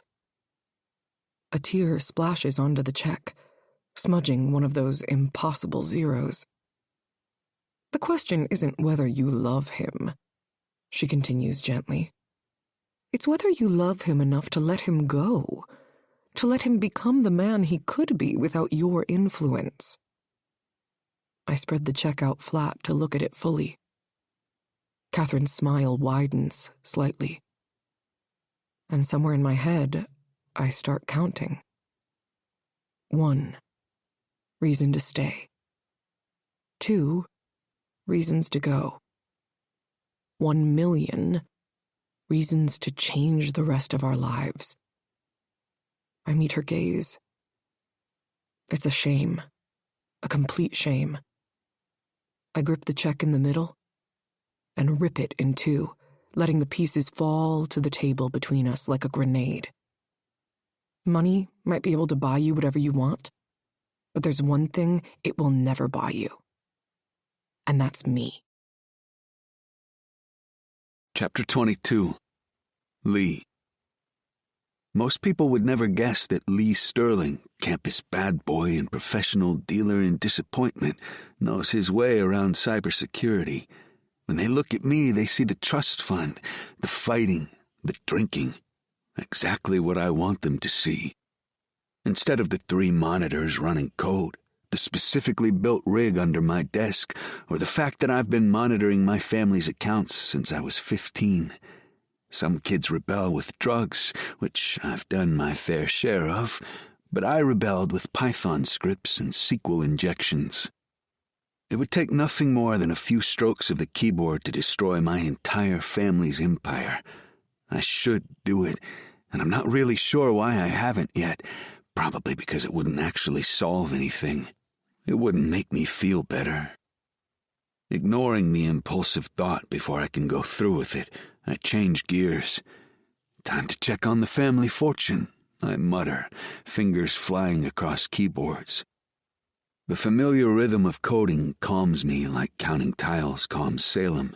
It's my own kind of pattern, my own kind of control. The Sterling Banking and Trust firewall is a joke. I should know. I helped design it during my reformed phase last year. 3 keystrokes and I'm in, scanning recent transactions like I'm reading a bedtime story. It isn't often that I find something that makes me pause, but when I see something out of place, I do. What the fuck? A transfer from my mother's personal account to Henderson Industries. $5 million. Recent. Authorized with her private codes. Maybe it's a business deal. That wouldn't be surprising. Then again, something feels off, especially when I realize the routing shows it went to a private account. Charlotte Henderson's private account, to be specific. Really, Mother? I lean in closer to the screen, tracking the digital breadcrumbs. Buying off the competition? I shake my head in disappointment. She can do better than that. The transfer was hidden, routed through 3 separate shells before landing in Charlotte's account. Amateur hour. Like I haven't been tracking my mother's financial manipulations since before I could drive. My mother is many things, but she's never sloppy with money. Every dollar serves a purpose. Every transaction advances her agenda. What's your game, Mother? I dig deeper, fingers dancing across keys while lines of code reflect back at me. The transfer has Catherine Sterling's digital fingerprints all over it, precise, calculated, designed to look like a standard business transaction. But I know better. I know my mother, and I know this has something to do with me, with Salem, with us. My jaw clenches as pieces start clicking together. Charlotte's sudden appearances at every event, my mother's increased pressure about suitable matches. This hidden payment that looks suspiciously like a down payment on my future. Game on, Mother. Time to show her she's not the only one who can play with family money. The deeper I dig into the transfer details, the clearer the pattern becomes. Mother's moved money before, usually to pressure board members or smooth over family scandals. No doubt this transfer comes with its own steaming pile of bullshit. The only difference is, this is personal. Let's see what else you've been up to, Charlotte, I mutter, pulling up her account history. Her recent purchases paint me a very vivid picture. Wedding magazines, country club memberships, appointments at the same society places my mother frequents. All the pieces start to fall into place. She's being groomed for something. No, by someone, for their own personal agenda. Fuck! The curse echoes in the quietness of my apartment. What the fuck, Mother? You're actually trying to buy me a wife? The sheer audacity of it would be impressive if it wasn't so infuriating. $5 million to the Henderson family, most likely a down payment on some arranged marriage bullshit. Classic Catherine Sterling move, solving problems with money and manipulation. My fingers hover over the keyboard as an idea forms. A terrible, wonderful, absolutely reckless idea. You want to play with money, Mother? A grin spreads across my face as I start typing. Then we will play. It takes exactly 3 minutes to set up the transfer. Child's play, really. I've been circumventing Sterling banking security since I was a teenager. The amount matches Charlotte's payment down to the cent. Destination? Salem Masters' checking account. Consider it digital karma. I speak to my empty apartment, executing the transfer with a flourish. The money disappears from one of the family's brokerage accounts, one I know my mother has notifications set up for. $5 million. The same amount she gave Charlotte now sits in my girlfriend's bank account. Is this petty behavior? Logically, yes. It's exactly the kind of impulsive behavior my mother scolds me for, and it will most assuredly blow up in my face at some time. But it doesn't matter. Not when the retribution feels this good. Let Mother figure out how to explain this one. Let her try to buy my future when I'm redistributing her wealth. Let her... My apartment door bursts open and I damn near topple out of my chair. Lee Sterling? Salem stands there, face flushed, silk gloves clenched at her sides. Why is there $5 million in my bank account? Well, that was faster than expected. Explain yourself now, before we have a really big problem, bigger than the problem we currently have. How did you hack into my bank account? Salem's voice rises with each word as she storms into my apartment. And the Sterling Bank? Are you insane? I spin my chair to face her, trying not to smile at how adorable she looks when she's angry. Her silk gloves whisper instead of squeak as she clenches and unclenches her fists, a sure sign she's counting in her head to stay calm. Technically, I didn't hack into your account. I correct her with a playful smile on my face. I just put money in it. There's a big difference between the two. Lee! She starts pacing, exactly 3 steps each direction. I don't care about technicalities. This isn't funny. Do you know what your mother will do when she... Finds out? I interrupt. She already knows. I turned back to my monitors, pulling up the tracking program. She checked the accounts 4 minutes ago, probably right before you got that notification on your phone. Salem stops pacing. You can see that? I can see everything. I shrug, trying to make it casual. Been monitoring the family accounts since I was 15. It's amazing what boring rich kids learn when they're grounded from parties. But she moves closer, peering at the screens. I knew you did things on your computer, but I never imagined that it was anything like this. It's illegal, Lee. You could go to jail. Salem's concern for my well-being makes my smile grow tenfold. I could, but I won't. My mother would never press charges or do anything that would tarnish the family name further. She retaliates in worse ways. Reporting me to the police would be far too easy for her. But why? What do you get out of this? I get the satisfaction of her knowing that I sent that money to you, and that there isn't a damn thing she can do about it. It's not nearly as bad as what she's doing, trying to buy influence with the Hendersons. She sent $5 million to Charlotte to fucking buy me a bride, using money to control everyone around her. Salem goes very still, too still, the kind of still that means she's about to drop a bomb. About that, she says quietly, your mother, she offered me money too. The words hang in the air for a moment before my brain processes them. What? I spin to face her again. When? About an hour ago? At the coffee shop? Salem won't meet my gaze and instead focuses on arranging my pins at perfect angles. She offered me $1 million to leave you, although now I feel a little cheated that she didn't offer me $5 million too. An iceberg settles in my chest, even as I grin. Damn it. That explains the transfer to Charlotte. She was hedging her bets. You're not surprised? Salem's voice cracks. That she tried to buy me off? A laugh escapes me before I can stop it. The only surprising thing is that you didn't take the money and run. $1 million's a lot of money, pantry girl. I don't want her money. The fierceness in Salem's voice makes me look up. I don't want anyone's money. I want... She trails off, but I hear what she doesn't say. You. I want you. Well, I say softly, now you have both, the money and me. Consider it karma's way of rewarding good behavior. Lee, or consider it my way of telling my mother to fuck off. I reach for her hand, running my thumb over silk-covered fingers. Consider it whatever you will. Her lips twitch, fighting a smile. You're impossible.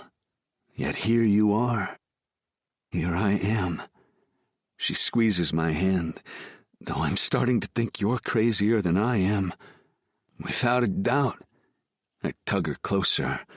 Want to count ceiling tiles and talk about it? The air feels lighter, but I can still tell something is bothering Salem. Did something else happen? Did she say something? Nothing will stop me from putting my mother in her place if she puts Salem down for being herself. Kinda. She shrugs, then continues. She said I was ruining you. Her voice is a whisper, and though she's holding my hand, she doesn't look at me when she speaks. Told me that you were picking up my habits, counting things, checking things, becoming like me. Her vulnerability shakes me to the core. And at my response, she finally looks at me, and I swear the air in my lungs becomes easier to breathe. What do you mean, and? She's right. Her brown eyes remind me of chocolate and coffee. I'm ruining you. You count things and clean things 3 times, measure spaces between people, all because of me. I'm infecting you with my disease. No. I stand, keeping our hands linked, needing the connection. You can't infect me with something that was already there. There is nothing wrong with you, Salem. I'm coming to the conclusion there isn't anything wrong with me either. You're teaching me so much. Teaching? I think you mean destroying, at least from your mother's perspective. Fuck her perspective. I've found someone who can make sense of the chaos in my head. There is no one else like you. No one else who understands that I need patterns to feel safe, to feel normal. Lee, I refuse to hear anything else. You didn't take her money. The realization of that hits me harder the second time than the first. Look at me, Salem, I demand, and she slowly looks up, her lashes fluttering like the wings of a butterfly. I lick my lips as I speak, the desire to kiss her nearly ruling me. There is no one else like you. No one who, when offered $1 million to walk away from me, wouldn't have taken that money and disappeared. A flush creeps up her neck. I can't be bought by anyone. I step closer, watching her breath hitch. I realize that, but most people would run with that kind of money. Most people would take the easy way out. I'm not most people. Her voice strengthens, her gaze becoming bolder. And this, us, it's not something anyone can put a price tag on. The simple honesty of that statement steals my breath. This beautiful, broken, perfect girl chose me over money, over security, over an escape from all the Sterling family drama. You really stayed. I reach up with my free hand, hovering near her face without touching. Even knowing how fucked up my family is, how fucked up I am. Your kind of fucked up matches my kind of fucked up. Her lips quirk slightly. Besides, who else is going to count ceiling tiles with me at 3 a.m.? Something burns behind my eyes. Salem, I didn't take her money, she continues softer, because there's nothing she could offer that's worth losing this. Losing you, losing us.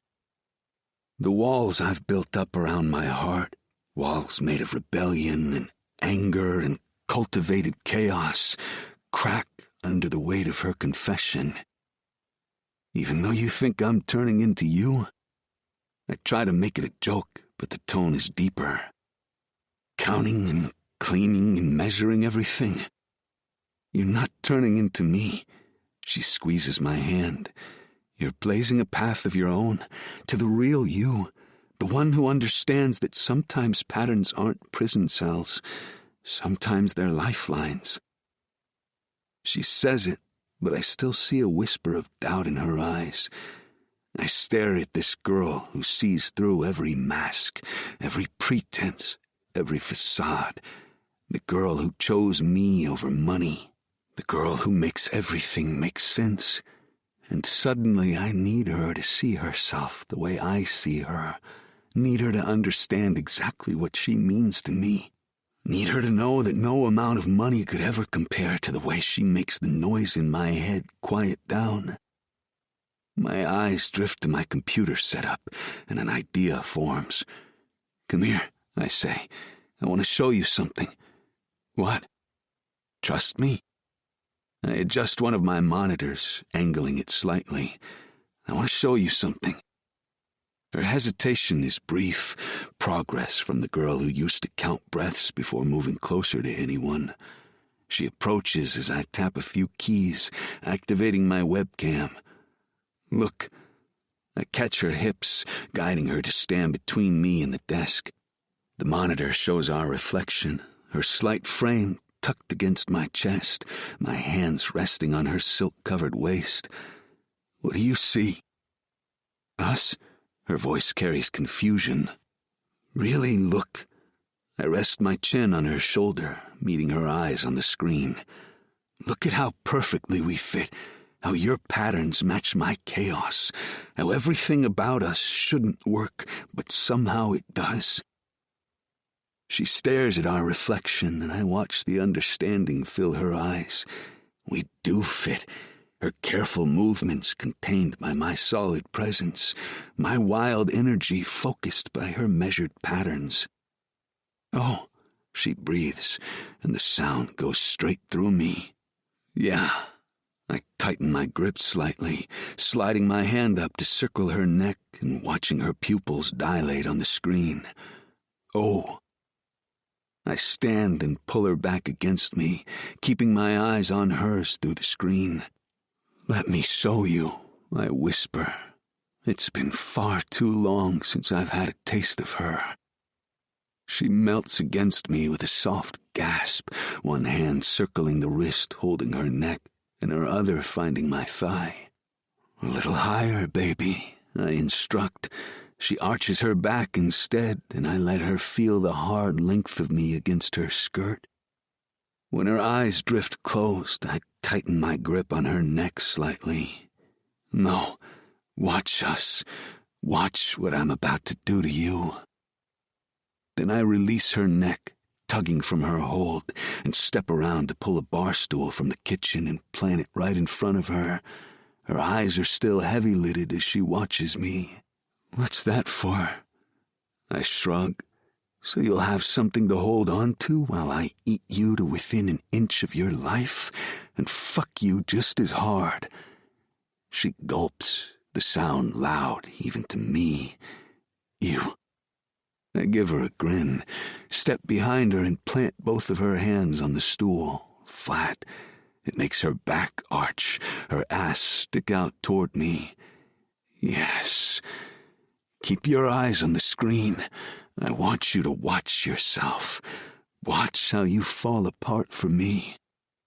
She does as I ask, and I flip her little flower skirt up over her hips to reveal her panties, a little wet spot already darkening the pink fabric between her thighs. My mouth waters. I drop to my knees behind her and rip her panties down her legs. She gasps but readjusts when I spread her wider. Stay like that. You're perfect. She whimpers and my dick aches, but I remind myself that patience is key when it comes to her. Soon enough, I'll be deep inside of her, and it will all be worth the wait. I lean forward and delve my tongue between the folds of her wet center. Almost immediately, her thighs quiver where they brush my face. Fuck, I love how responsive she is. I give her a few more licks, tasting her, taking my time, then slide my tongue up to press it gently against her other hole. Her body tenses, and I run my hands up her calves to soothe her. Relax, I'm not going to do anything. I just want to taste every single inch of your beautiful body. I do it again, this time prodding the hole with my tongue gently and sliding back down to delve inside her. She rewards me with a moan, and I wish I could get that sound engraved on my tombstone. Maybe by the time I die, there will be digital tombstones, and mine will just be this beautiful woman moaning for me. When I can't take it anymore, I push off the floor and stand behind her. Her eyes find mine in the computer monitor again, and I grin and open my fly to remove my aching cock. You want me inside you, Salem? Keep your eyes on the screen. Watch us. Watch while I fuck you until you scream my name. She gives me a nod, and I crouch slightly to get the right angle, enough to glide smoothly into her with how wet she is. It's still a tight fit, and when I'm fully seated, I force a breath through my nose, maintaining control. I can't lose it like the last time and scare her off. Can't risk it. I start a steady rhythm and cup her hips to pull her back against me. Once she starts meeting me stroke for stroke, I bring my right hand to the center of her back and glide it over the bunched-up fabric of her skirt, right down to her tight little asshole. Breathe, pantry girl. You're going to like this. I press my thumb against the little ring and only push in enough to give her a little sensation. She gasps and moans again. Lee, I like when you say my name like that, I tell her, picking up my pace, because fuck, Her pussy feels like heaven around me, and I'm not going to last much longer. I move my hand around to her front and pinch her clit gently, making her arch into me harder, seeking more, deeper, harder, faster. She wants more, then I'll give her more. This time I set a brutal pace, forcing her against the edge of the stool as I take her hard. Every thrust is greeted with a moan, and when she shatters, she shouts, "Lee!" I grin as I thrust a few more times, riding out her orgasm and then reaching my own like a lightning strike down my spine.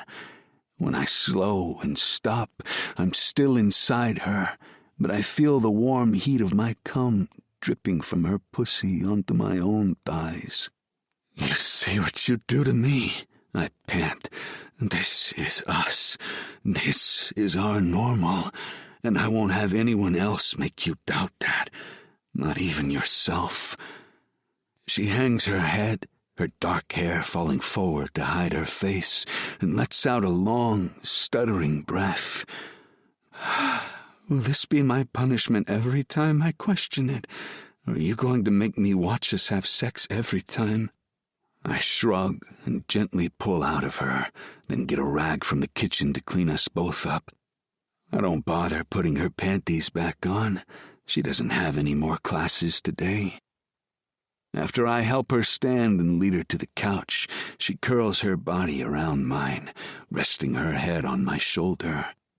It takes a moment, but I notice then that there isn't even a whisper of changing her gloves or needing personal space. Fuck. I have to hold back the words as they spring to my mind. She's not ready for them yet. Hell, I'm not ready for them yet. But they are there, waiting on the tip of my tongue. 3 little words that mean we are well and truly done pretending. Chapter 23. Salem. Sterling Manor's foyer gleams with old money perfection, everything arranged at precise angles, which should soothe my need for order. Instead, each perfect surface feels like a challenge, like a test I'm already failing. "Right this way," Catherine directs, leading us toward the grand living room. "The photographer's been waiting. It's very important we get Emma's engagement photos done." Lee's hand tightens on mine, skin against silk, as we follow his mother. He's been quieter than usual this morning, tension radiating off him in waves I can almost count. 1, 2, 3 pulses of anxiety that match my own. The living room is a mess of equipment and people, lightning stands disrupting the perfect symmetry of the architecture, cables snaking across Persian rugs, and a photographer who immediately zooms in on us. "Ah, the happy couple!" The photographer approaches, hands already reaching to position us. My breath catches in my throat. He's going to touch me, move me, arrange me like one of the props scattered around the room. Suddenly I notice all the things that are wrong. Catherine's pearl necklace doesn't match with her shoes, and the subtle differences in sheen on her outfit make my skin crawl. The antique curtains hang unevenly, the left side exactly 2 inches more open than the right. Silver frames on the mantel tilt at varying degrees, none of them parallel to the edge. 3 different staff members shift furniture without measuring the space between pieces, creating dysfunction in what should be symmetry. Freshly cut flowers are placed in crystal vases, but they've been cut to different lengths, making the noise in my head louder. Even the morning light, streaming through those uneven curtains, hits the room at angles that make the shadows irregular, unpredictable, wrong. "Salem?" Lee's voice echoes off in the distance, like he's a million miles away. "You okay?" No, nothing about this is okay. I'm okay. Just a little overwhelmed. "It's going to be all right. I'm here, with you through the whole thing. Maybe count the books on the shelf over there." He points. Kinda sad, but I don't think I've ever seen a single person pick up one of those books and read it. His comment makes me smile, and I want to believe him, but 10 minutes in, and he already isn't here. I can already feel him slipping through the cracks, disappearing as he eyes the drink cart, no doubt to escape his parents' judgmental gazes and the other socialites' whispers. But I don't say anything. I don't want to add more pressure to what he's already feeling. I just need to get through this photo op we've been roped into, and then everything will be back to normal, back to us. Are you okay? I ask. Peachy. Lee smiles, but it doesn't reach his eyes. I give his hand a tight squeeze to let him know that I'm here and that I see him, feel him, that I'm trying to be suitable, even when this place and these people make me feel like I'm falling apart at the seams. Even if Catherine's smile holds that edge of triumph as she watches me catalog every imperfection in her perfect world. The photographer takes a step closer, and I start counting my heartbeats. Lacking ceiling tiles to ground me in this perfect nightmare of asymmetry. Let's position the newest addition to our family first. Catherine's voice drips honey-coated venom as she gestures for me to move forward. Salem, darling, do try to look natural. The word is a blade, designed to slice. Natural, as if anything about this is natural. I force myself to step away from Lee, measuring each movement. The photographer circles me like a vulture, adjusting my shoulders, tilting my chin, arranging me like a doll. Lee's other family members, a couple I met at the gala, stand waiting, watching me too. Emma, his sister, her fiancé, who I can't remember his name, Lee's grandfather and father all stare, watching and waiting.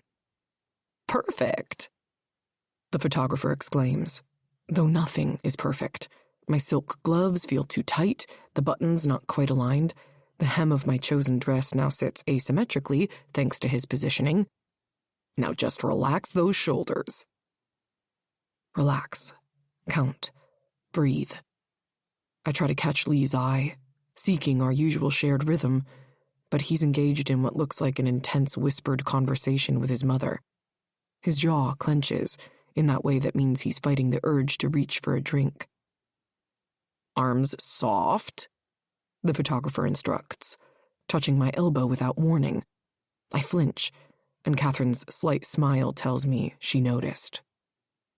Head tilted, yes, like that. Now smile like you belong here. Like I belong here? In this room where nothing aligns. In this family where everything is performance. In this world where Lee is already pulling away. His fingers drumming against his thigh in a pattern that has nothing to do with my counting and everything to do with measuring minutes until his next drink. Lee, Catherine interrupts whatever he was saying. Do join, Salem. Let's show everyone what a suitable match looks like. The word suitable hits like a slap. Lee stiffens, then moves toward me with careful steps that tell me he's already had at least one drink. When did that happen? How did I miss it? Fuck. I zoned out while the photographer kept adjusting. He takes his place beside me, and for a moment I think we'll find our rhythm. But his hand on my waist is too tight, his smile too forced, his energy too chaotic to match my measured breaths. Lovely, the photographer coos. Now let's get the whole family in. Mrs. Sterling, if you'll stand just here. Catherine slides into position, everything about her a study in controlled elegance. Even her weird jacket somehow looks intentional now, like she's daring anyone to question her choices. I start counting the camera clicks, trying to ground myself as more people join the frame, more hands adjusting positions, more voices giving directions, more chaos in what should be an ordered tableau. And through it all, Lee's fingers drum against my waist, measuring time until escape. Just a slight adjustment. The photographer's hands are everywhere. My shoulders, my waist, my arms. Each touch sends sparks of panic through my silk barriers. Mrs. Sterling, perhaps behind the happy couple. And Lee, please stop fidgeting. Lee's response is to shift again, his usual protective stance wavering. I feel him pulling away, creating space that shouldn't exist between us. The careful bubble we've built over months starts to fracture. Salem, dear. Catherine materializes on my other side. Your gloves are creasing oddly. Perhaps if you relaxed your hands, we wouldn't want the photos to show any tension. The suggestion carries weight beyond fabric concerns. I force my fingers to uncurl, counting the movements, 1 finger at a time. 2 seconds between each. 3 attempts to look natural. Perfect. The photographer exclaims again, though Lee's now standing too far left, throwing off our careful symmetry. Now, young Mr. Sterling, if you could just... I need a minute. Lee's voice carries that edge that usually precedes him reaching for a drink. Just give me a fucking minute.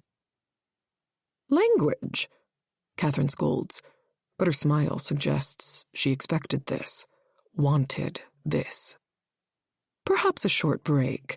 The lighting needs adjusting anyway. Lee's gone before she finishes speaking, making a beeline for the drink cart in the corner. I watch him pour bourbon with practiced ease, his hands steady with this routine, in a way they weren't with me. He gets like this during family events sometimes, Catherine says softly, for my ears only. Ever since. Well, some memories are better left in the past, wouldn't you agree? Of course, we had to include you in the photos going up on the Sterling banking social media. For Emma's engagement announcements, of course.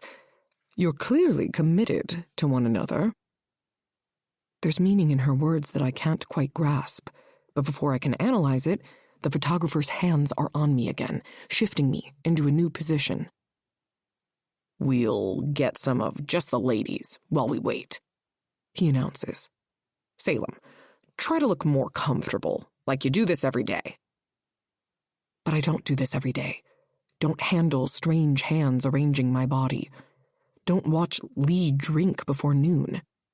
Don't stand in rooms where nothing aligns while pretending everything's fine. Across the room, Lee downs his second glass, and I realize I'm not the only one counting anymore, not the only one measuring spaces in moments and breaths. But while I count to stay present, he counts to escape. While I measure spaces to feel safe, he measures drinks to feel numb. Such progress you've made, Catherine murmurs as the photographer adjusts his lights. Almost passing for normal these days. Lee must be such a steadying influence. Of course, with the party coming up, well, I'm sure you'll be fine. But do let me know if we need to get Charlotte to fill in as Lee's +1. She wouldn't mind. I know how you feel about crowds. The irony of her words hits as I watch Lee pour his third drink. Or is it his fourth? I've lost count, and that terrifies me more than the photographer's hands or Catherine's sharp smile. Charlotte's joining us for lunch after. Catherine continues, smoothing her skirt. She's so looking forward to catching up with Lee. They were quite close before his rebellious phase. Close. The word carries implications that make my silk gloves feel too tight. Through the lens of the camera, I watch Charlotte herself appear in the doorway. All perfect poise and society grace. No gloves, no counting, no measured spaces between herself and others. Lee, darling. Charlotte's voice carries across the room like expensive perfume. You're not drinking alone, are you? He turns, glass in hand, and something shifts in his posture. Something I've never seen before. A kind of practiced performance that speaks of years of society training. Never alone when you're around, Shar. His words are flat, but his smile is picture perfect. Shar? Fucking Shar? I feel Catherine watching me watch them. Feel her measuring my reaction as Charlotte glides across the room to join Lee at the drink cart. Feel the weight of her satisfaction when Lee pours Charlotte a drink without checking if the glass is clean first. It's quite natural, you know, Catherine says softly. Childhood friends finding their way back to each other. Sometimes these little experiments help us appreciate what's truly suitable. Experiments. Like me. Like whatever this is between Lee and me. Like the way he counts tiles and measures spaces and tries to understand my world. Charlotte laughs at something Lee says, the sound practiced and proper. She touches his arm without hesitation, without counting, without checking if he needs space first. They look right together. Normal. Salem. The photographer's voice breaks through my spiral. You're tense again. Perhaps we should... Ooh, let's include Charlotte, Catherine suggests with crafted spontaneity. Lee, darling, bring her over. We should document all our close family friends. Close family friends.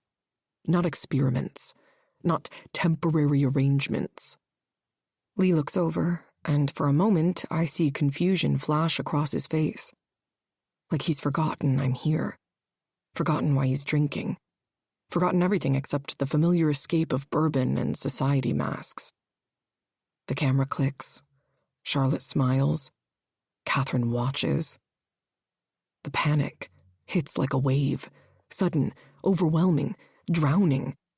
I make it to the powder room off the main hall before my legs give out. Silk gloves squeaking against the marble counter as I grip the edge. Breathe. Count. Measure. Control. But there's nothing to count here. No ceiling tiles, no perfect patterns, just expensive wallpaper with roses that blur as tears fill my eyes. Salem? Lee's voice filters through the door, rough with bourbon. You okay? No, nothing is okay. I want to scream. Not the way his words slur slightly. Not the way he's forgotten he promised he would try for me. Not the way I can't feel anything right now, but this pain in my chest. I'm fine. The lie tastes bitter. Just need a minute. Let me. He tries the handle, but I've already locked it. A thud suggests he's leaning against the door. Salem, please. Lee, darling. Charlotte's voice carries down the hall. Your mother needs you for the family portraits. Go, I manage. I'll be out in a minute. His hesitation is brief, too brief, before I hear him moving away. The space between his steps is uneven, uncounted, unmeasured. Everything we've built together crumbling under the weight of bourbon and family expectations. I unlock the door in case he comes back.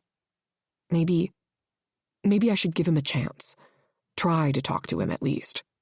Or get us the hell out of here. The door opens before I've fully collected myself. But it's not Lee returning. Rough morning? Aries stands in the doorway, his presence filling the small space. His wide shoulders take up the doorframe. When did he arrive? Lee gets like this sometimes, especially around his family. I try to squeeze past him, but he doesn't move. I should get back. To what? Watch him drink himself numb while playing the perfect son?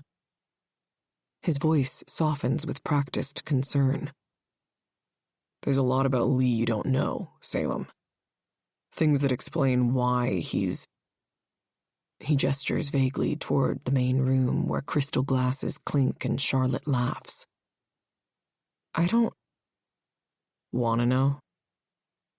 Aries' smile is gentle, but his eyes are hard. 'Maybe his eyes are hard. Maybe you should. Maybe you should ask him about Promised Land. About why he really started drinking. About what his family did to make him this way. I'm sure you've wondered about his scars. The words hit like physical blows, each one carrying weight I don't understand but feel in my bones. Ask him yourself. Lee's voice cuts through the space, dangerous and dark. Since you seem so fucking eager to tell my stories. I turn to find him in the hallway, glass empty, eyes stormy dark with something that looks a lot like fear.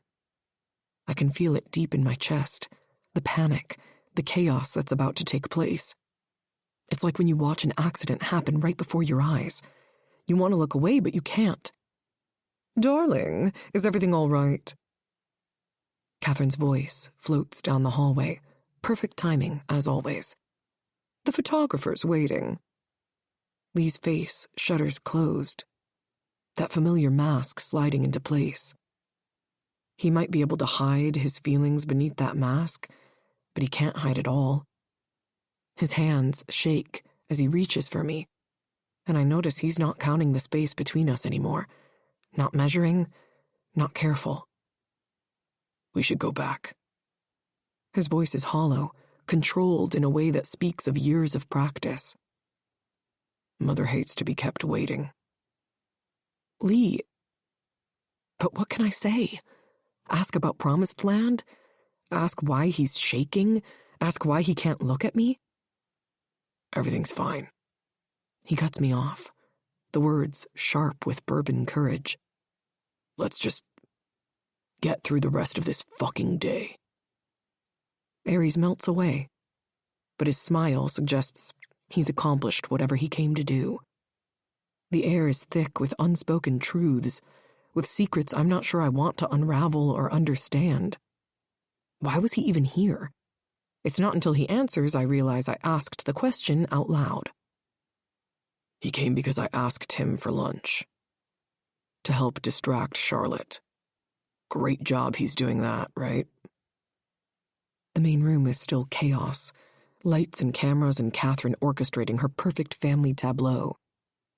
Charlotte stands with the group, looking like she belongs in a way I never will. The crystal glasses on the drink cart catch light in patterns I can't predict or control. There you are. The photographer beams. Now, just a few more. Lee, perhaps between your mother and Charlotte, Salem, we'll position you. I think we're done. Lee's voice carries that dangerous edge again. Enough fucking pictures. Language, Catherine scolds, but she's watching me instead of Lee, measuring my reaction, waiting for me to break. The room spins as everyone moves at once, Catherine reaching for Lee, Charlotte stepping closer, the photographer adjusting lights that throw shadows in all the wrong places. Nothing aligns, nothing makes sense, and Lee doesn't reach for me, doesn't count steps, doesn't remember to check if I'm okay. He reaches for another drink, his hands steady with this routine in a way they haven't been with me all day. And I've had enough. I'm done watching him do this to himself. To me, I step forward and gently ease the drink out of his grasp and gulp down the liquid, then set it on the bar. I was just thinking I could use a drink too. Salem, he whispers, his gaze dropping to my lips, then back to my eyes. You just drank after me. His tone is soft, almost with awe. I realize that, and I'm trying really hard not to panic. And I don't. Not with his mother looking on, waiting for me to break. Come with me for a second. Let's talk, and then we can come back, finish whatever your sister needs, and get out of here. He nods, his dark eyes staring into me like I'm something new, something even more fascinating. When I get to a hallway, I stop and look around. I have no idea where I'm going. Lee jolts and then leads, pulling me with him by the hand up a set of stairs. 40 steps, to a door, third from the end, and inside. It's a bedroom, but it smells musty, like no fresh air has swirled around here in a while. Is this your room? He tugs his hand from mine and paces, looking around. It's clean. No dust, nothing notable but some heavy dark wood antique furniture. It used to be. Are you okay? We were barely in the door for 5 minutes and you let your mother get to you. He scrubs his hands up and down his face and faces me. I know. It's like the second I'm around my family, well, my parents, not so much Emma, I lose the ability to think clearly. All I see is their faces, and every time I walk through the door, I'm taken back in time. I can't get the image of the way my mother's face looked when she dropped me off at that place. Promised Land? I prompt. Is it a hospital? He pins me with a glare and leans in. I'm not talking about it. Then his mouth crashes against mine with no warning, no preamble, no gentleness. He cups the back of my neck and keeps me locked in place so I can't move. It reminds me of the night off the ballroom when things went a little too far, and I shove at his chest until he finally releases me, with the taste of bourbon on my lips. What are you doing? He shrugs. Connecting. Trying to find a way to get through the rest of this without the alcohol. You think kissing me is the answer? Then it hits me. The night at the ball, the first kiss we shared.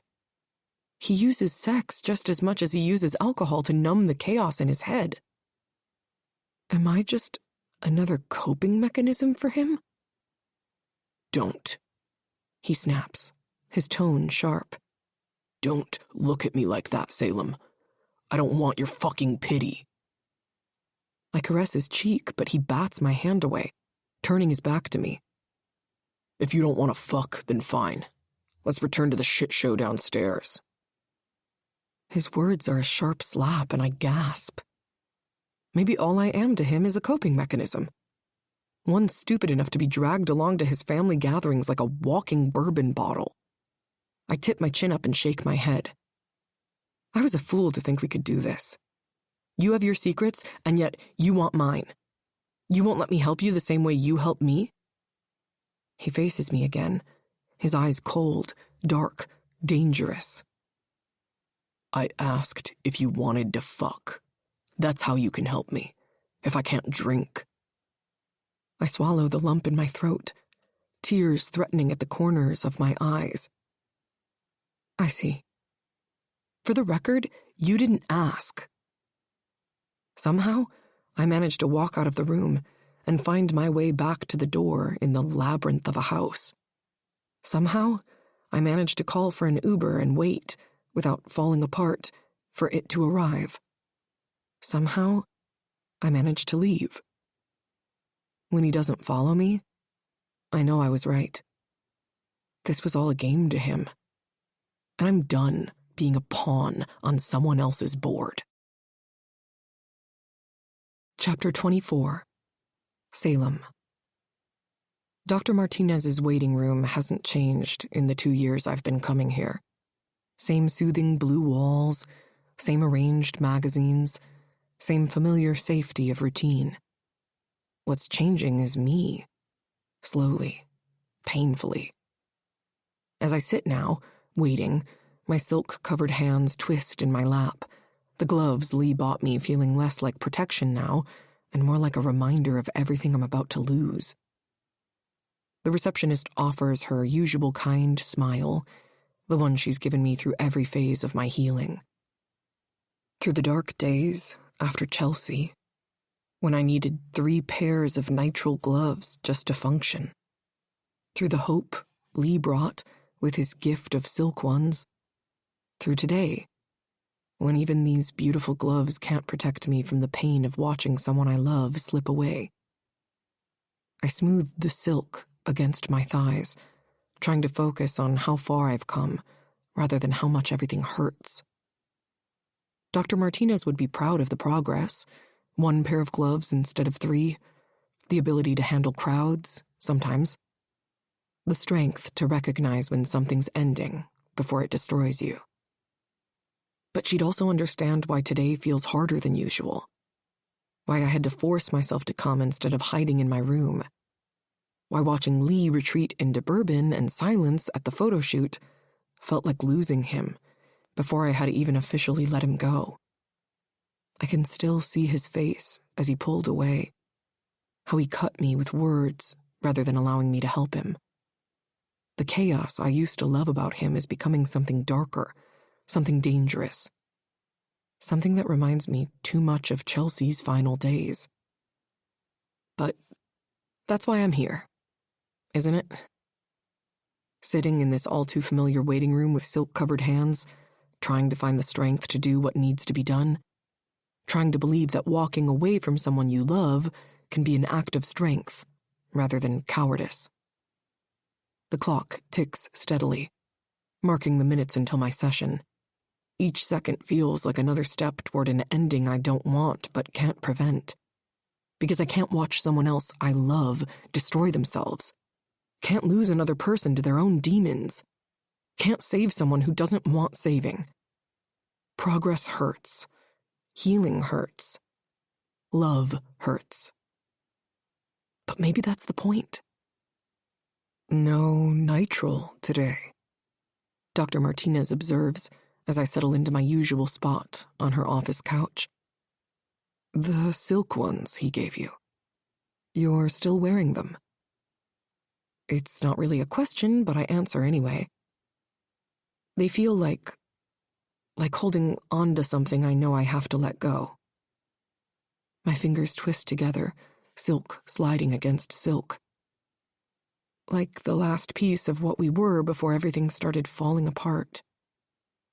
Dr. Martinez lets the silence stretch, giving me space to find words for things I don't want to face. Her office feels safe. Always has, even in my darkest days after Chelsea. But today, that safety makes everything harder somehow, makes it more real. The photo shoot was awful, I finally say, voice barely above a whisper. His mother arranged it. Family portraits, society documentation, proof of her son's suitable relationship. A bitter laugh escapes me. Except nothing about it felt right. Nothing about it felt real anymore. Tell me about that. Her voice is gentle but firm, the way it always is when she knows I'm avoiding something harder. He was drinking. The words taste like bourbon and heartbreak. Not just a glass or two to handle his mother's antics. Really drinking, pulling away, retreating into himself with every shot. My silk-covered hands clench. I watched him disappear right in front of me, and all I could think was what? Was that I've seen this before. Tears blur my vision but don't fall. With Chelsea. The way she started pulling away. The way she retreated into herself. The way she chose destruction. Dr. Martinez finishes softly. And now you're seeing similar patterns with Lee. Yes. The admission feels like betrayal somehow. Except this time, I'm not the naive girl who didn't see it coming. This time I know the signs. This time I understand what watching someone spiral looks like. I look down at my gloved hands. This time I have to be strong enough to walk away before I lose someone else I love. And then myself in the reckoning of it. I can't be that girl again. I won't be that girl again. But how can I face life after him? The words hang in the air between us, heavy with truth and pain and everything I've been afraid to admit.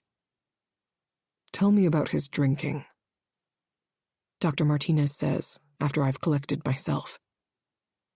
How it's changed things between you. It's not just the amount, though that's getting worse. My fingers trace the edges of my gloves, finding comfort in their familiar silk. It's how he uses it now, not for parties or social events, but to disappear, to hide from his family's expectations, to drown whatever demons he's fighting. And worse, I realized he does the same thing with sex, and it's making me question every kiss, every touch. He's using it all to hide himself away. Like Chelsea used isolation, she observes quietly, to hide her pain. Or when that didn't work, perfectionism, so no one could see the cracks. Yes. The parallel hits hard. Except Lee uses bourbon instead of silence, chaos instead of withdrawal. The result is the same, watching someone slip away piece by piece while pretending everything's fine. Dr. Martinez lets that sink in before asking, "And how are you handling that? Seeing these similarities?" A laugh escapes me, but it sounds more like a sob. I'm wearing silk gloves he bought me while planning to walk away from him. How do you think I'm handling it? With more strength than you're giving yourself credit for, she says firmly. You recognize the patterns now. You understand what's happening. That's growth, Salem. Is it growth? I look up at her, needing answers I know she can't give. Or is it just history repeating itself? Me failing to save someone else I love? You couldn't save Chelsea, she reminds me gently. Just like you can't save Lee. That's not failure. That's understanding that people have to fight some battles for themselves. The truth of that settles in my chest like lead. Because she's right. Because I know she's right. Because sometimes the hardest lesson is learning you can't save someone who doesn't want saving. I love him, I whisper, and the words feel like glass in my throat. I love how he understands my patterns without judging them. How he makes chaos feel beautiful instead of threatening. How he... I swallow hard. How he made me believe I could be more than my broken pieces. But I can't watch someone else I love destroy himself. The tears finally fall. I can't lose another person to their own demons. I can't survive that again. Dr. Martinez hands me a tissue, and I realize I've twisted my gloves almost off my hands. Like even they know it's time to let go. You know, Dr. Martinez leans forward slightly. Choosing to walk away doesn't mean you failed. Sometimes it means you're finally strong enough to choose yourself. Even if choosing myself means breaking both our hearts? I smooth my gloves back into place, trying to find stability in the familiar gesture. Even if there's still the engagement gala coming up, the last thing I promised him, the final piece of our arrangement. Tell me about that. She catches the conflict in my voice. About the gala. It's soon? My throat tightens. His sister's engagement announcement. The whole Sterling family will be there, all of society watching. I promised I'd see this through, be there for him one last time, give him... I trail off, realizing what I'm really doing. Give him what, Salem? One last chance. The words come out barely above a whisper. One last opportunity to prove me wrong. To show me he's not going to become another Chelsea. To convince me that staying wouldn't mean watching someone else I love fade away drink by drink. Dr. Martinez studies me for a moment. And if he doesn't take that chance? If he shows up drunk, retreats into bourbon again? Then I walk away. The certainty in my voice surprises us both. Then I keep these silk gloves as a reminder that some love stories end before they really begin. Then my voice cracks. Then I choose myself over watching history repeat itself. That's incredibly brave, she says softly. Recognizing your limits, setting boundaries, being able to walk away. That's not something the Salem I first met could have done. She's right. The girl who came to her after Chelsea, drowning in guilt and nitrile gloves, couldn't have made this choice, couldn't have recognized when love becomes destruction, couldn't have found the strength to save herself instead of trying to save everyone else. I just wish... I stop, fighting tears again. Wish what? Wish loving him was enough. The admission hurts. Wish I could save him like I couldn't save Chelsea. Wish I didn't have to choose between watching him destroy himself or walking away while I still can. But you know that's not how it works. She reminds me gently. People have to want to save themselves, have to choose their own healing, have to fight their own demons. I know. And I do know, even if knowing feels like swallowing glass. I'll give him the gala. One last night. One last chance. And then I choose myself. I look down at my silk-covered hands. Even if choosing myself means letting him go. Tell me about your family. Dr. Martinez shifts topics, knowing when I need a break from heavier truths. How have they been handling your relationship with Lee? They don't really know him, I admit, shame coloring my voice. I've only let him meet Noah. I couldn't bring him home the way he was at the photo shoot. Couldn't let my parents see him drinking, retreating, becoming something darker. Noah knows him, though. Noah saw him at his best, in the beginning.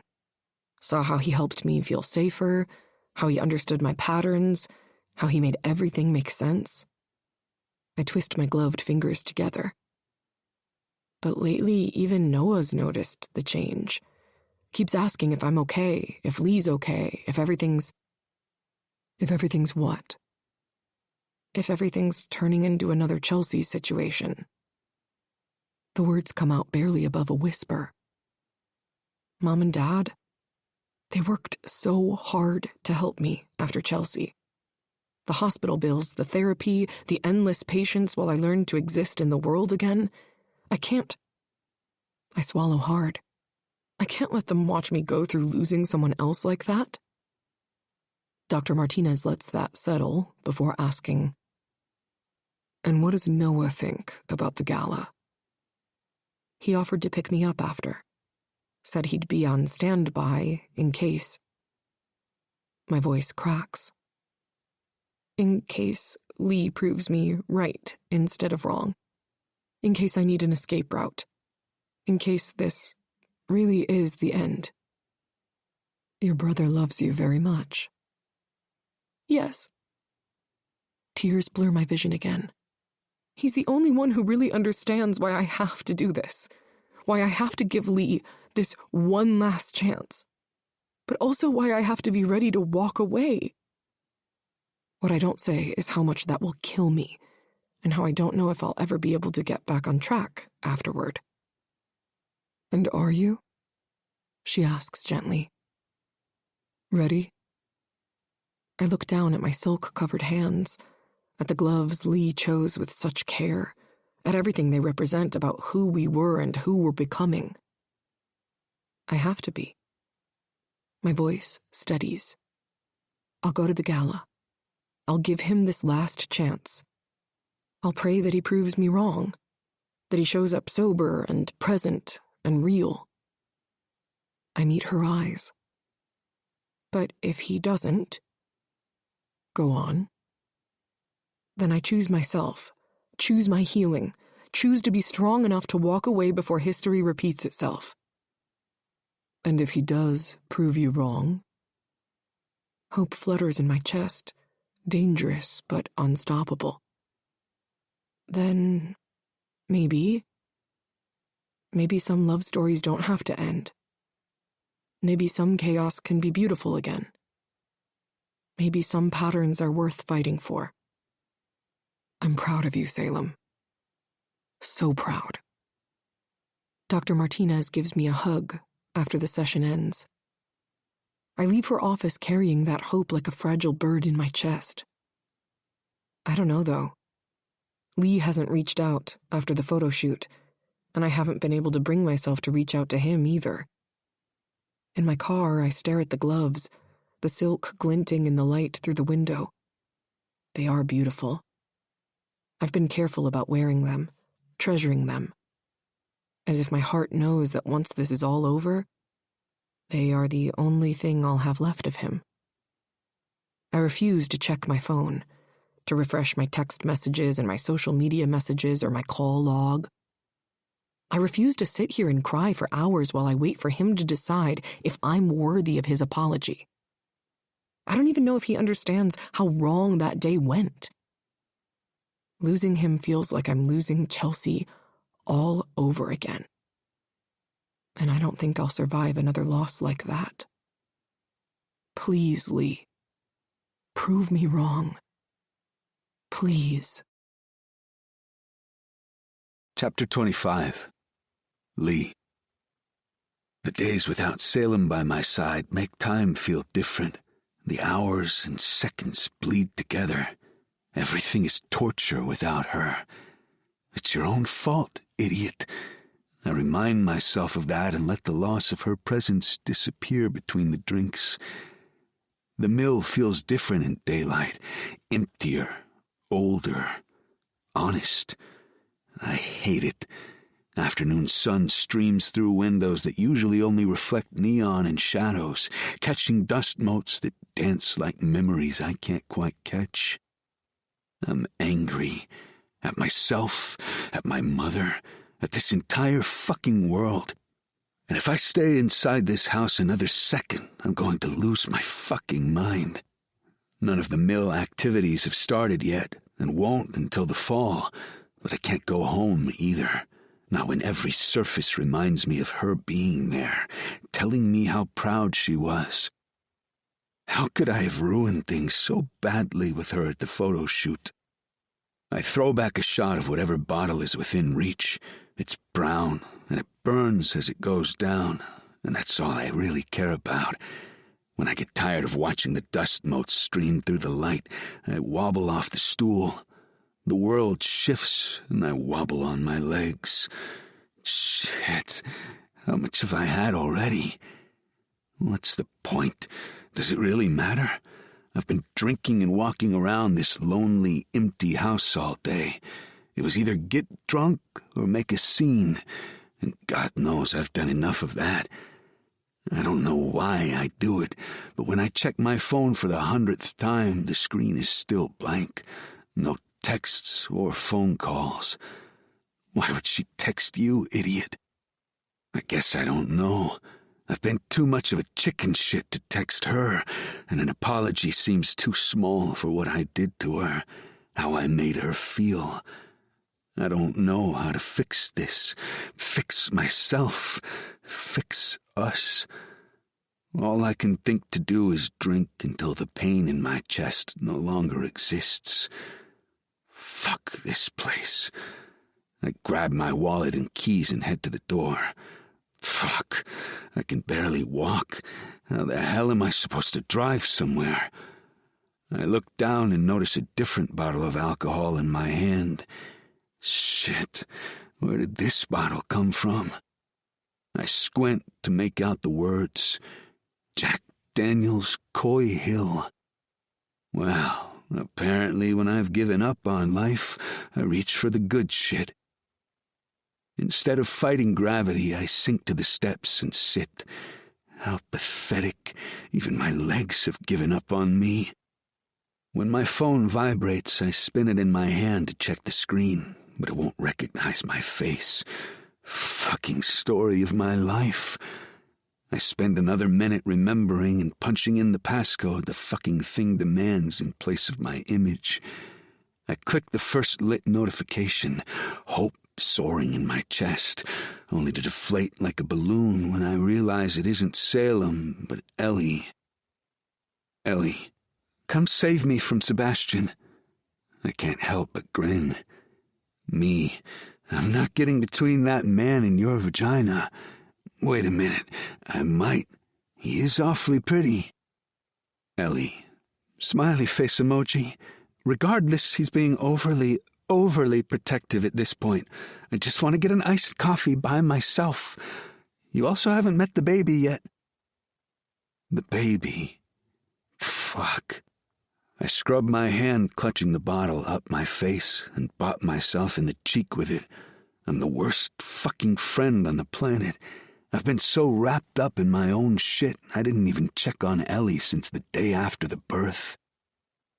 Me, do you want me to bring you an iced coffee? It would be an expensive as fuck ride-app trip, but I'd do it for her. Ellie, no, I want 5 minutes where I'm not a mom, where I'm Ellie. I want to get coffee alone, completely alone. I consider the screen and nod, but then remember she can't see me. Me, on the way. It only takes a few minutes for a rideshare app to show up, and then I direct it to Seb and Ellie's house. They are still living in Seb's family estate, so it's not too far of a ride. Once in the back seat, I bring the bottle to my lips and take a swig. Hey, the driver snaps. You can't have that in here. I could go to jail. I scoff. No, you won't. You're not even drinking. How much would it cost to say, have you forget you saw it? He shakes his head. Whatever, but... He narrows his gaze at me in the rearview mirror. You're not going to puke or anything, are you? I just take another swig and stare out the window. Fine. I want a 5-star review and a $100 tip. He keeps watching me like I'm going to balk. Whatever, man. Just get me there and it's all good. My phone vibrates again and my heart rockets into my esophagus. Fuck me. Not Salem. Sebastian, don't be a fuckface. She's feeling self-conscious still, so don't fucking say anything about her appearance, or the baby puke, or any fucking thing that will upset her. Excuse me? Who the fuck does he think I am? I'd never hurt Ellie like that. Or would I? Look what I've done, all the pain I caused. Doesn't matter. Saying and actually doing are two different things. I didn't want to hurt Salem, and look at us now. She won't even talk to me. I swallow down some more of the Jack and sink into the plush leather seats, staring out the window until we finally arrive at Seb's estate. The gate opens as I step out of the car, the driver calling after me, "Don't forget our deal." Yeah. I wave him goodbye with the bottle in my hand and walk up the driveway, opening the rideshare app so I can complete my end of the deal. I hit send on the tip and give him 5 stars. By the time I reach the front doors, they're already opening. I'm giving no warning as Ellie rushes toward me. She knocks the air out of my lungs as she wraps her arms around me, pulling me tight to her chest. Hello to you, too. After a moment, I pull away and greet her with a smile. Shit, you must be dying to get out. She tucks me against her and leads me inside, which is good because the ground is rolling under my feet. Sebastian stands in the foyer, perfectly dressed as always, with the exception of a baby towel thrown over his shoulder and one tiny bundle tucked tight into one arm. She's a little bigger than a football, and I step closer to peer down at her pudgy little face. Shit, I don't even want kids, and I can't help but think she's adorable. She has Seb's golden blonde hair. Ellie moves the blanket down a little so I can get a better look. What did you guys end up naming her? Sebastian smiles. Calliope. That's sweet. The thought of being responsible for another human, let alone naming them, it gives me hives. Good thing I don't plan on having any tiny, pudgy footballs. I raise the bottle in my hand and take a swig while I admire the little one's face. What the fuck? I jolt and look around at the sharp edge in Sebastian's voice. What? What's going on? Sebastian hands the baby over to Ellie, who takes her, eyeing me with a mix of... what even is that look? Pity? Disgust? Whatever it is, I don't like it. Before I can make sense of what is happening, the world around me spins. Sebastian grabs me by the shirt and propels me backwards until my back meets the wall, the air leaving my lungs in a swoosh. What the fuck?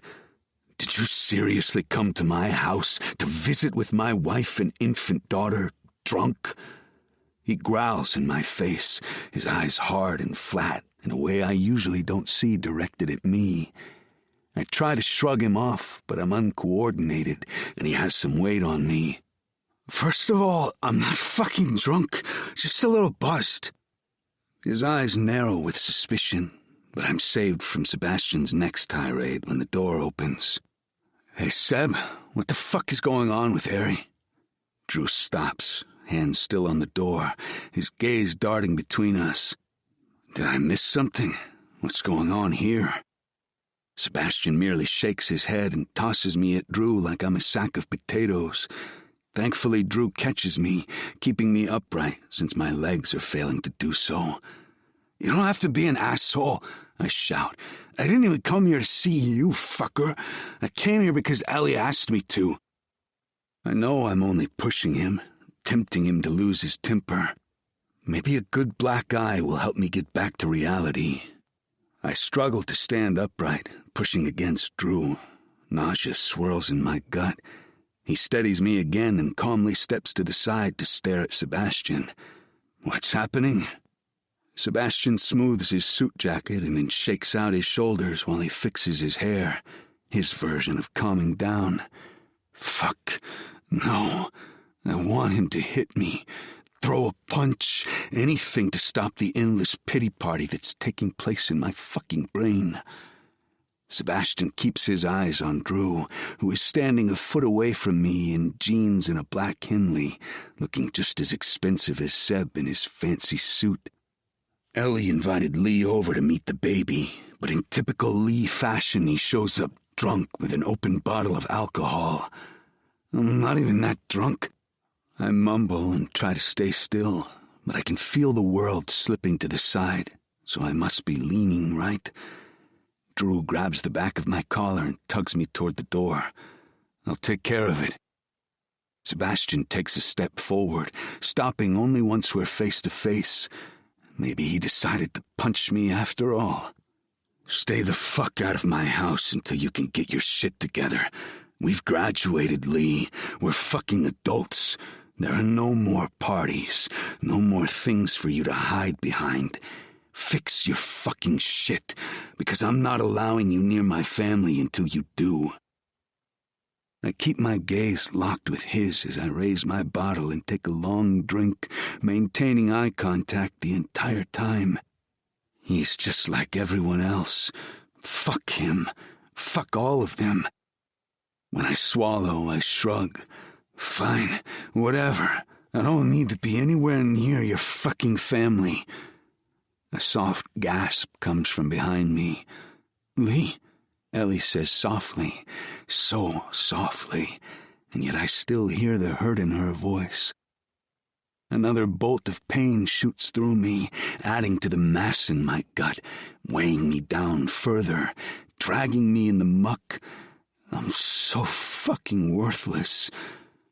Drew drags me out by the collar. Come on, before you dig a deeper hole. I'll take you home. It's all a blur, but he gets me into his car. When he goes to grab the seatbelt and fasten it, I put the bottle between my knees and jerk it out of his hold. I can fucking buckle a seatbelt, Drew. He raises one eyebrow and then closes the door with a sharp slam that shakes the vehicle. He climbs in without a word and does a quick U-turn in Sebastian's drive. All I do is stare out the window. Don't take me home. Just take me to a hotel. A hotel? Why not your house or Salem's? I lean my head back into the headrest and take a long drink of Jack. At least he doesn't complain about stupid fucking open container laws. There is no Salem. I fucked up, I find myself saying. Ruined everything with my stupid, selfish needs. Drew changes lanes, heading out of town instead of the city center. What's going on? Nothing and everything at the same time. I'm a fucking mess. Drew studies me for a long moment, seeing too much, like always, seeing the cracks in my careful facade, seeing how everything's unraveling faster than I can cover it up. I'm tired of even trying to cover it up. Here, with Drew, I don't have to try, not when it won't get me anywhere. He's always been able to see through my bullshit. No surprise there. We're all messes, he says quietly, but that doesn't explain what the actual problem is. Where do I start? How do I explain that Salem's made me better and worse at the same time? That she's taught me to find beauty in broken things while making me terrified of my own jagged edges? I want to tell him, but I know it won't change anything. Patterns remain patterns. So instead of pouring my heart out to him, I reach for the bottle again, measuring memories in ounces of escape, remembering the hurt and betrayed look on her face at the photo shoot, and how she disappeared after I was an asshole to her. Talking about it won't change what happened. I pause and then continue. I'm fine. In time, everything will be okay. I lie, flashing my practiced sterling smile, the one that charms society matrons and fools everyone except Drew. Bullshit.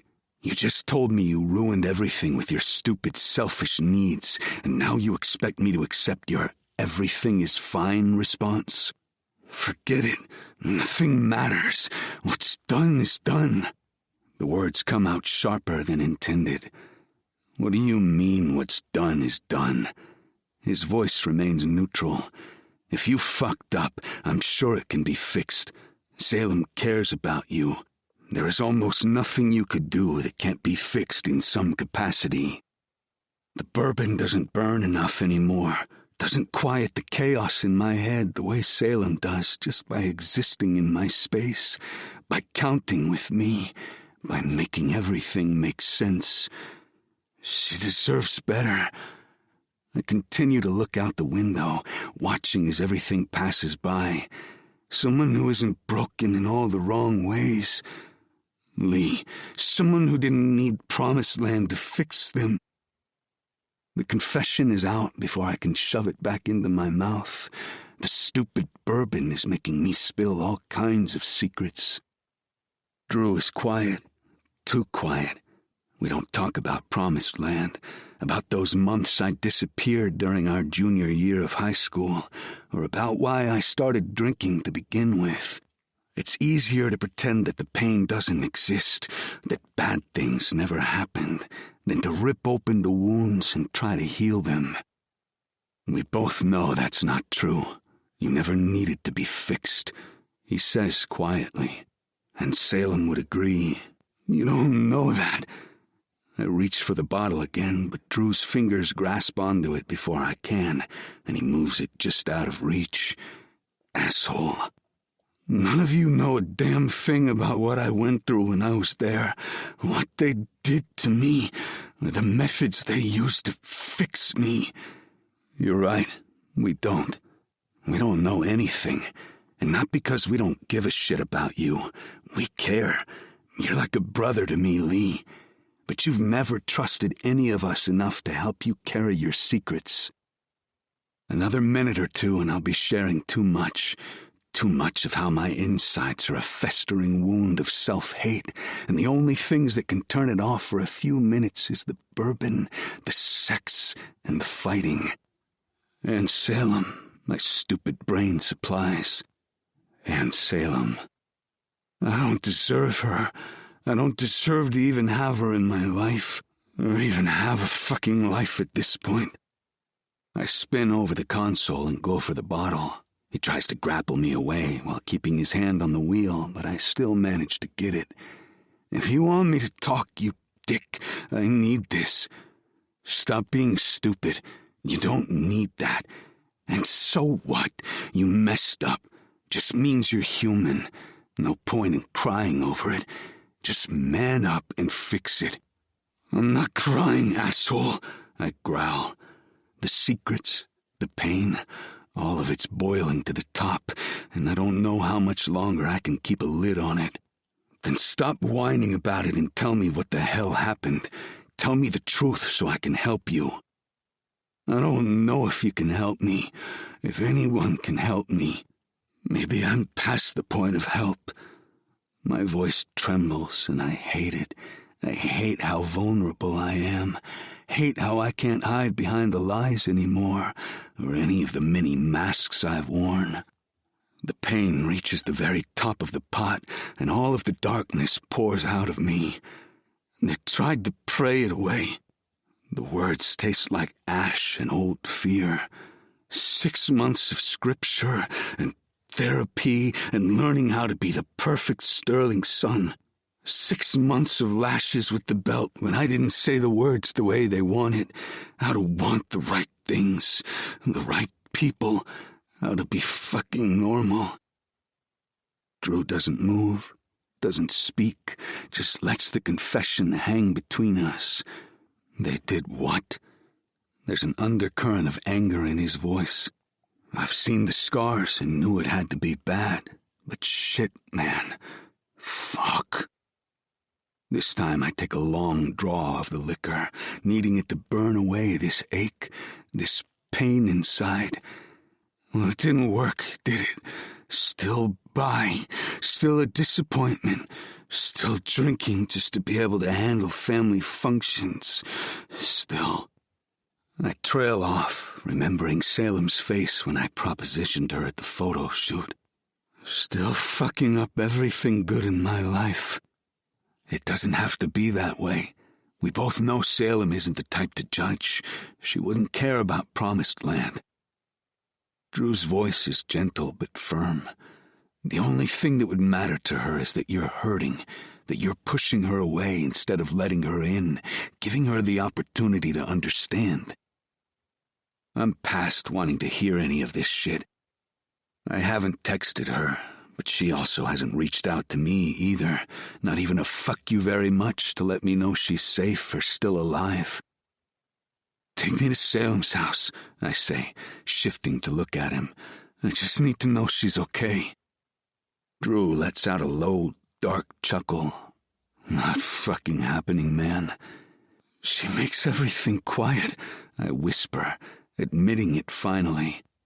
When I'm with her, counting tiles or measuring spaces or just existing in her careful world, everything makes sense. The noise in my head stops. Then you keep her. You do whatever it takes, and I mean anything to keep her beside you. Drew's tone is iron, steel-threaded, and I look over, his eyes on the road, his jaw set tight. He did whatever was necessary to keep Belle. Sebastian did anything in his power to keep Ellie, even fucking married her. How is what I did to make her mine any different? It doesn't allay the guilt in my gut, but it hardens my resolve. You can take me back to the mill, I say, staring out the window again. Are we done with this little heart-to-heart?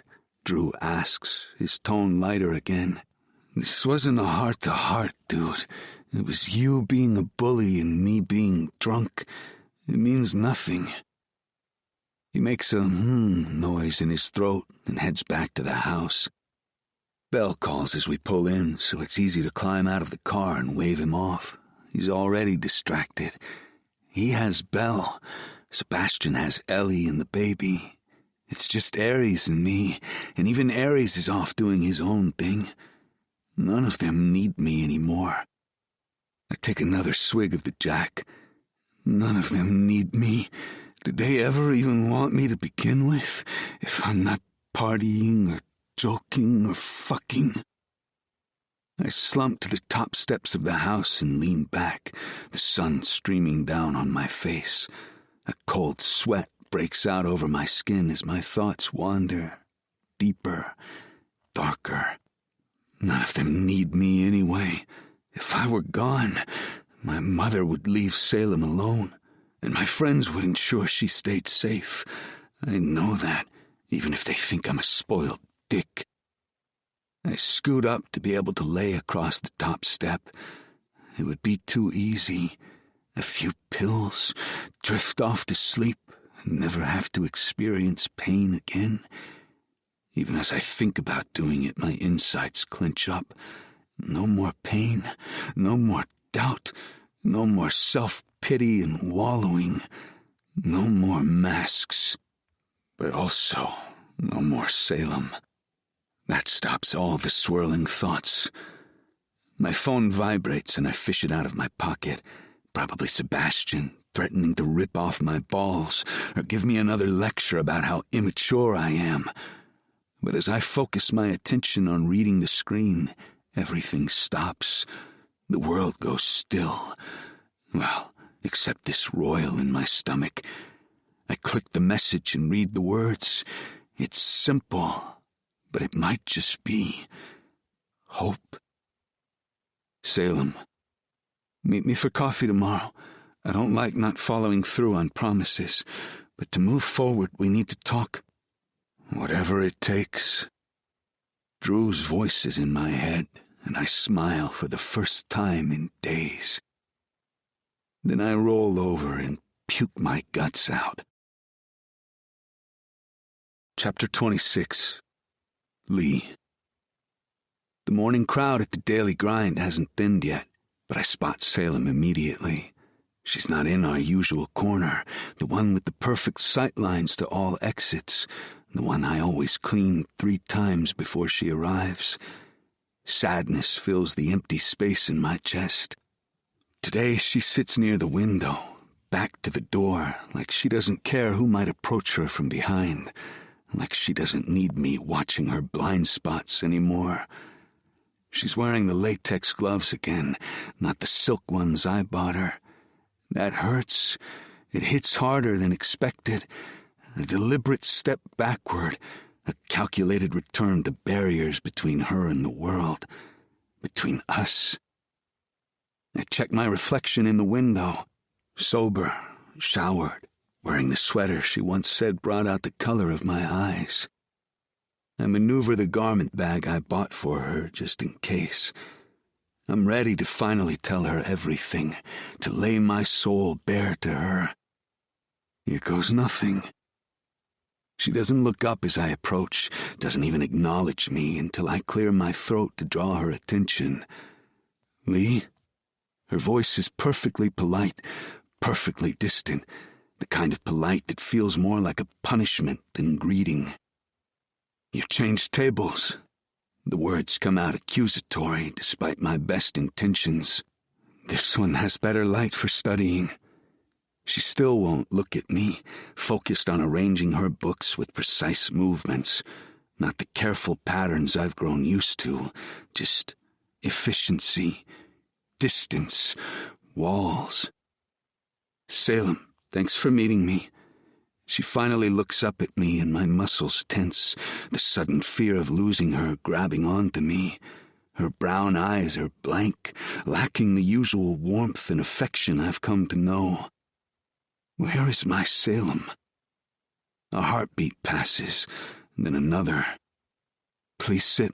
We need to talk. The speech I prepared dies in my throat. The truths I came to tell shrivel under her controlled dismissal. This isn't my Salem, the one who shares quiet moments and understands unspoken words. This is someone else entirely.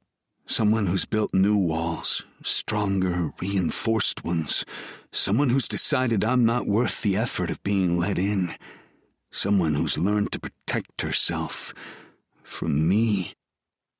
This is my fault. I did this to her, to us. She has every right to feel the way she does. The memory of Drew's encouragement feels distant now, foolish. How could I think telling her everything would help when she's clearly decided I'm not worth the risk anymore? Damn it. I should walk away, but I can't. I can't do it, not without trying. I sink into the chair, measuring my movements to avoid disrupting her study materials. You wanted to talk? Don't you think you have something to say to me first? Her pen moves across her notebook in precise strokes, but I notice her hand trembling. She's not as composed as she's pretending to be. The gala. I keep my voice low, steady. The engagement announcement from my sister. I know it's not what you signed up for, dealing with my family like this. If you want an out, is that it? She cuts me off, finally meeting my eyes. Really? No. The word comes fast, honest. That's not... No. First, I need to apologize. I was a complete asshole and you had every right to call me on my shit. Something in her gaze softens just slightly. And, Salem, please, I want to ask what she wants me to say. What can I do to fix this? The look in her eyes says I should know already, and I do, but fuck, how do I tell her everything? How do I come clean? If I were you, I'd start with an apology. If you don't plan on apologizing, if you're here to talk about us, there is nothing to talk about. What's done is done.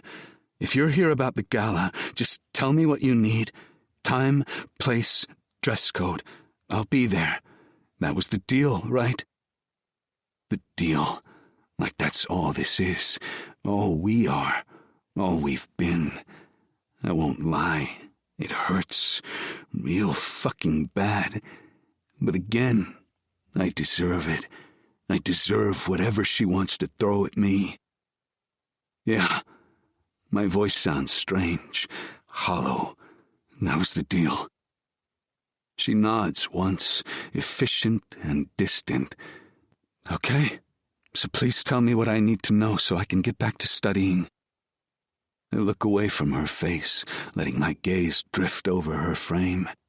There's a slight tremble in her hands as she adjusts her notebook's position. It's impossible to miss the bob of her throat as she swallows back whatever words she wanted to say. The pain in my chest intensifies, and I know I'm only handing her the bricks, helping her to build the walls between us with every careful word she chooses to speak. I want Salem. I want her to be mine, truly. But I'm not stupid. The pain and anger I've caused her, the way I've hurt her, I took her trust and smashed it. If it isn't obvious now, I don't know when it will be. I'm nothing more than a complication in her life. I can't add my shit onto hers. I can't make her carry my issues when I'm barely managing to carry them myself. I made the selfish choice to find a way to make her mine, and it bit me in the ass. Now I have to suffer the consequences. So I swallow my confessions and give her what she's asking for. Distance, formality, business. Even if it kills me. Right, so the gala starts at 8, I say, slipping into the polite tone I learned to adopt for society functions. Black tie, obviously. My mother's going all out. Full orchestra, ice sculptures, the works. It's at the Grand Hotel downtown again. Family loves that fucking place. Great. Salem makes a note in her planner, her handwriting lacking its usual precise care. Dress code specifics? Actually, I reached for the garment bag I'd set aside, the one I spent hours choosing with her in mind. I already took care of that part. She stares at the bag like it might bite her. You didn't need to... It's burgundy, I interrupt, needing her to understand at least this much. Like the one from the charity event. It's different enough that no one will compare them. The back is higher, more coverage, and it has pockets. Hidden ones, but real ones. I know you like having somewhere to put your hands when things get overwhelming. Shock that morphs into pain flickers in her expression. That's thorough of you. I pay attention. The words come out softer than intended, more honest. You know that. I don't always do what I should, but I do pay attention. Her latex-covered fingers clench slightly. To the details that matter for appearances, I know. Salem, anything else? She doesn't look at the dress or even me. Any other arrangements I should be aware of? I swallow hard against the urge to expel the secrets I'm keeping, to make her understand that I notice details because I care, not because of appearances, that I remember her preferences because they matter to me, not because this is an act. I'll pick you up at 7:30, I say instead. That will give us time to... There's no need. She's already shaking her head. Noah can drop me off. It's easier that way. Easier. Like having her brother drive her to our last official fake date is easier than letting me pick her up. Like maintaining distance is easier than risking closeness again. Right. My voice sounds strange, even to my own ears. Easier. She makes another note in her planner, all businesslike.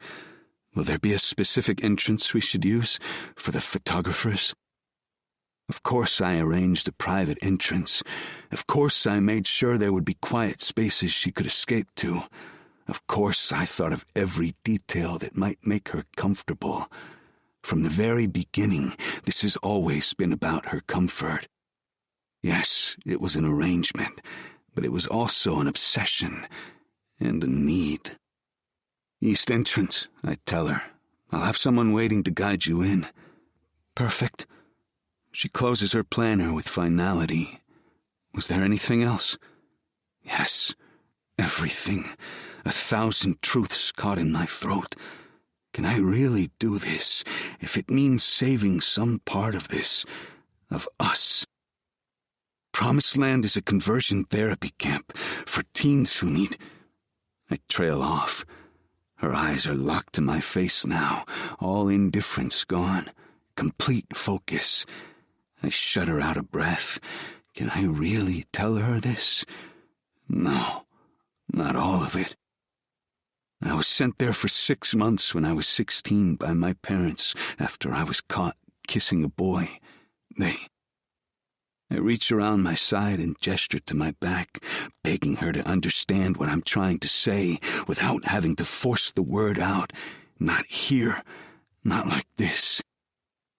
She says nothing, and the hope that flared bright inside me shudders. She's already moved on. She doesn't care. Well, I stand slowly, leaving the garment bag draped over the empty chair. That's everything you need to know for the gala. I watch her gaze flick to the dress before returning to her books. One quick glance that betrays her more than she probably means to. I know she sees what I see, all the careful details chosen specifically for her, the way the fabric will move without restriction, the high neckline that won't make her anxious, the hidden pockets that are the perfect size for her gloved hands. The color's pretty, she offers, her voice soft, like she's commenting on a stranger's choice, not something I spent weeks selecting just for her. You'll look beautiful in it, I say before I can stop myself. It's too honest of a response for this business agreement and the ever-growing distance that's forming between us. Her pen stills for a moment. It's suitable for the occasion. That's what matters. Suitable.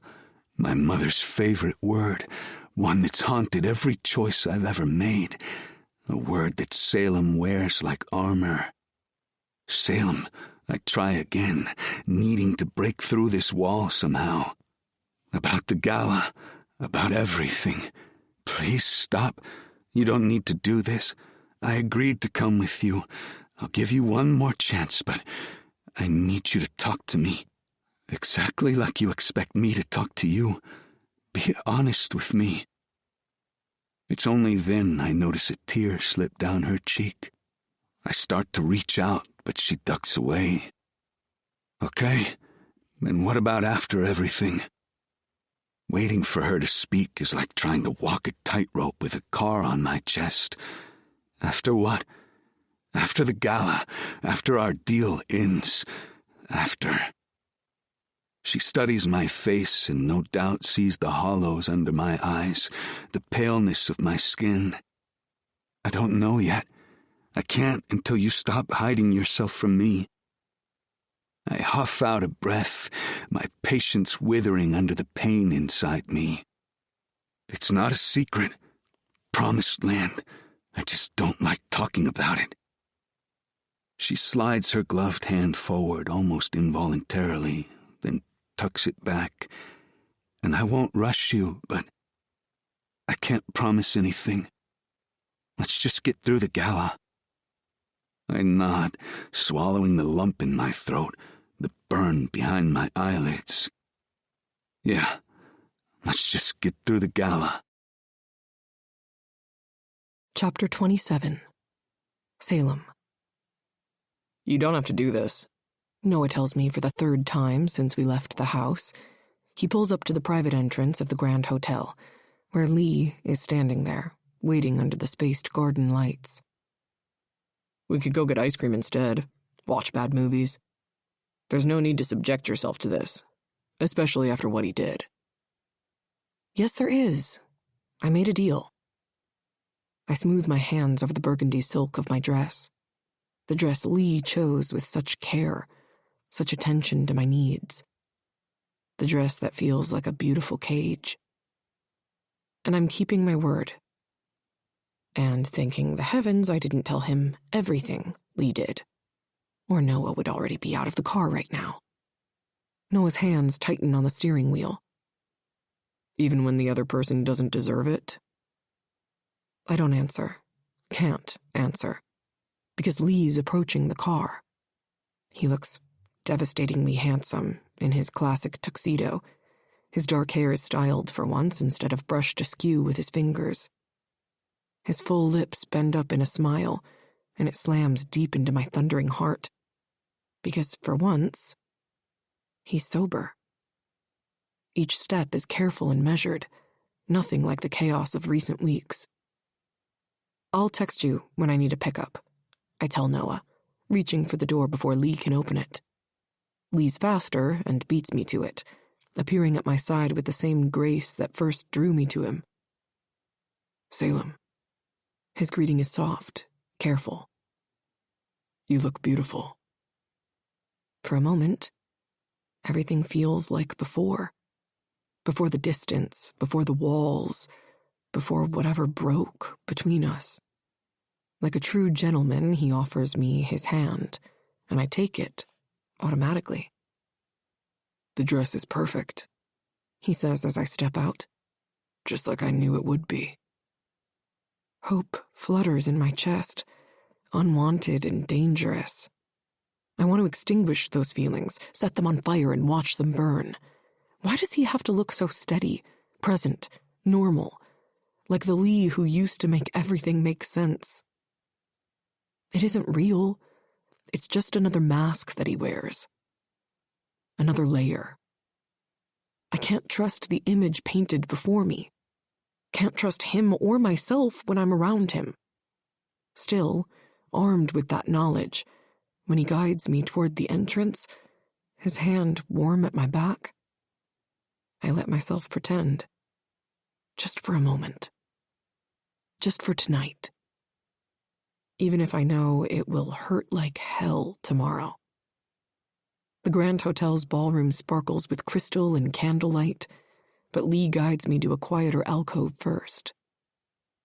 I had them set up a space for you, he says, gesturing to a small table with sealed water bottles and fresh hand sanitizer. Somewhere you can retreat if it gets overwhelming. The thoughtfulness of it hits hard. At the same time, the memory of how we used our last quiet space surges up, making my face hot.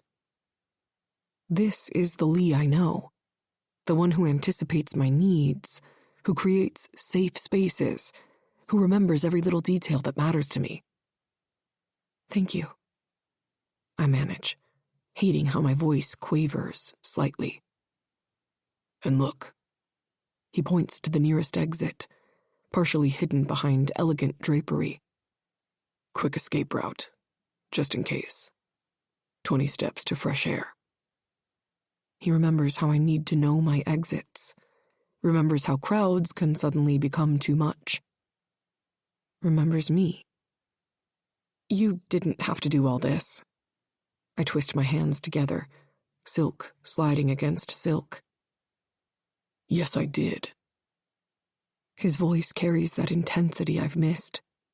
He reaches for me, then stops himself. Salem. Lee! Emma's voice cuts through whatever he was about to say. Mother's looking for you both. Something flickers across his face. Frustration? Regret? But when he turns to his sister, his smile is perfect, practiced. We're coming. He offers me his arm. Ready? I take it graciously, because this is what we agreed to. This is the final act. The ballroom has filled while we lingered in our quiet corner. Faces turn as we enter, some curious, some judgmental, some carefully blank. Lee's presence beside me makes it manageable. His steady warmth keeps me grounded as we navigate the crowd. Drink? He asks softly, leading me toward the bar. They have those sealed waters you like. Or we can go with something stronger, if you prefer. Water is fine. He signals the bartender, who produces a sealed bottle immediately. Lee checks the seal himself before handing it to me, and my heart clenches in my chest at the familiar gesture. This version of Lee, attentive, careful, sober, makes it hard to remember why I've been keeping my distance, and even harder to remember the hurt and confusion of the recent weeks. Better? He asks as I take a sip. I nod, unable to trust my voice or the words that might spill out. There's no way to tell him that everything is better with him beside me, that the world makes sense when he's present, that anything is possible when he looks at me like I matter. Stop! I can't let myself believe in possibilities anymore. Lee stays close as more guests arrive, his body angled in a way that shields me from the crowd. It's so familiar, this dance we do, the way he creates space around me without making it obvious, the way he smoothly intercepts anyone who might get too close, the way he makes everything manageable. You're doing great, he murmurs, after we survive another round of introductions. His hand rests lightly at my back, warm through silk. We've got a few more official greetings, then we can find a quieter spot. Maybe Noah is right. I shouldn't have come, especially now that I'm here and I'm finding that I hate myself a little more with each second that passes. Why did it have to be this way? I wish his touch didn't calm me, that it didn't feel like we were a perfect fit for each other. And more than that, I wish I didn't miss this version of him so much.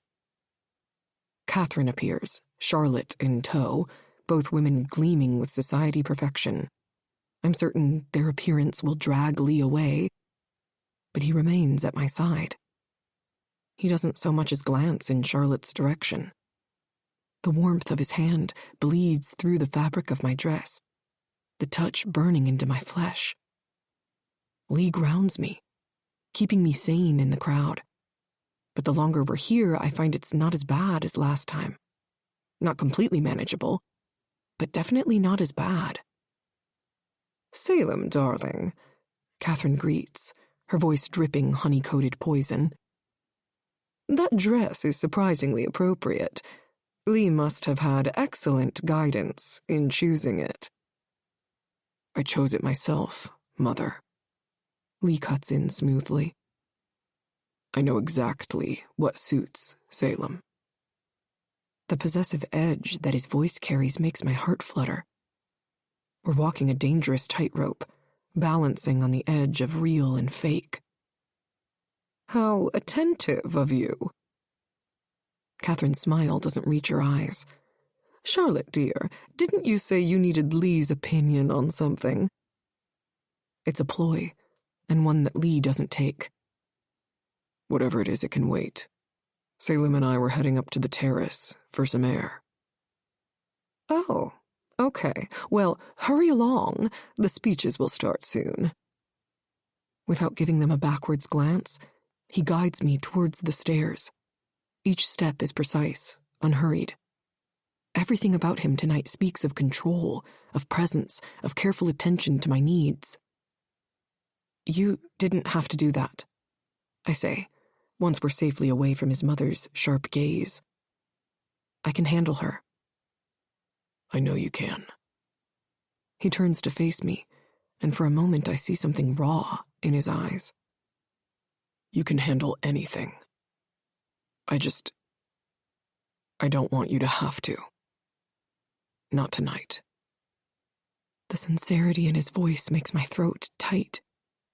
Because this is my Lee. The one who sees me, who understands me, who makes everything make sense. But I can't trust it. Can't trust him. Can't trust my own heart around him.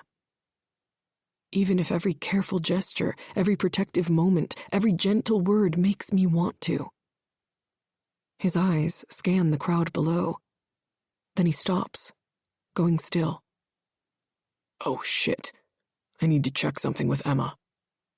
Lee says, his hand sliding reluctantly from my back. Will you be okay for a few minutes? His eyes slide into the crowd like he's looking for someone. Maybe his sister? Then back to me. What did he forget? I manage a nod, hating how much I already miss his steady presence. Of course, I'm fine. He studies me for a moment, like he's memorizing my face. I won't be long. Stay up here, where you'll be safe from the gawkers.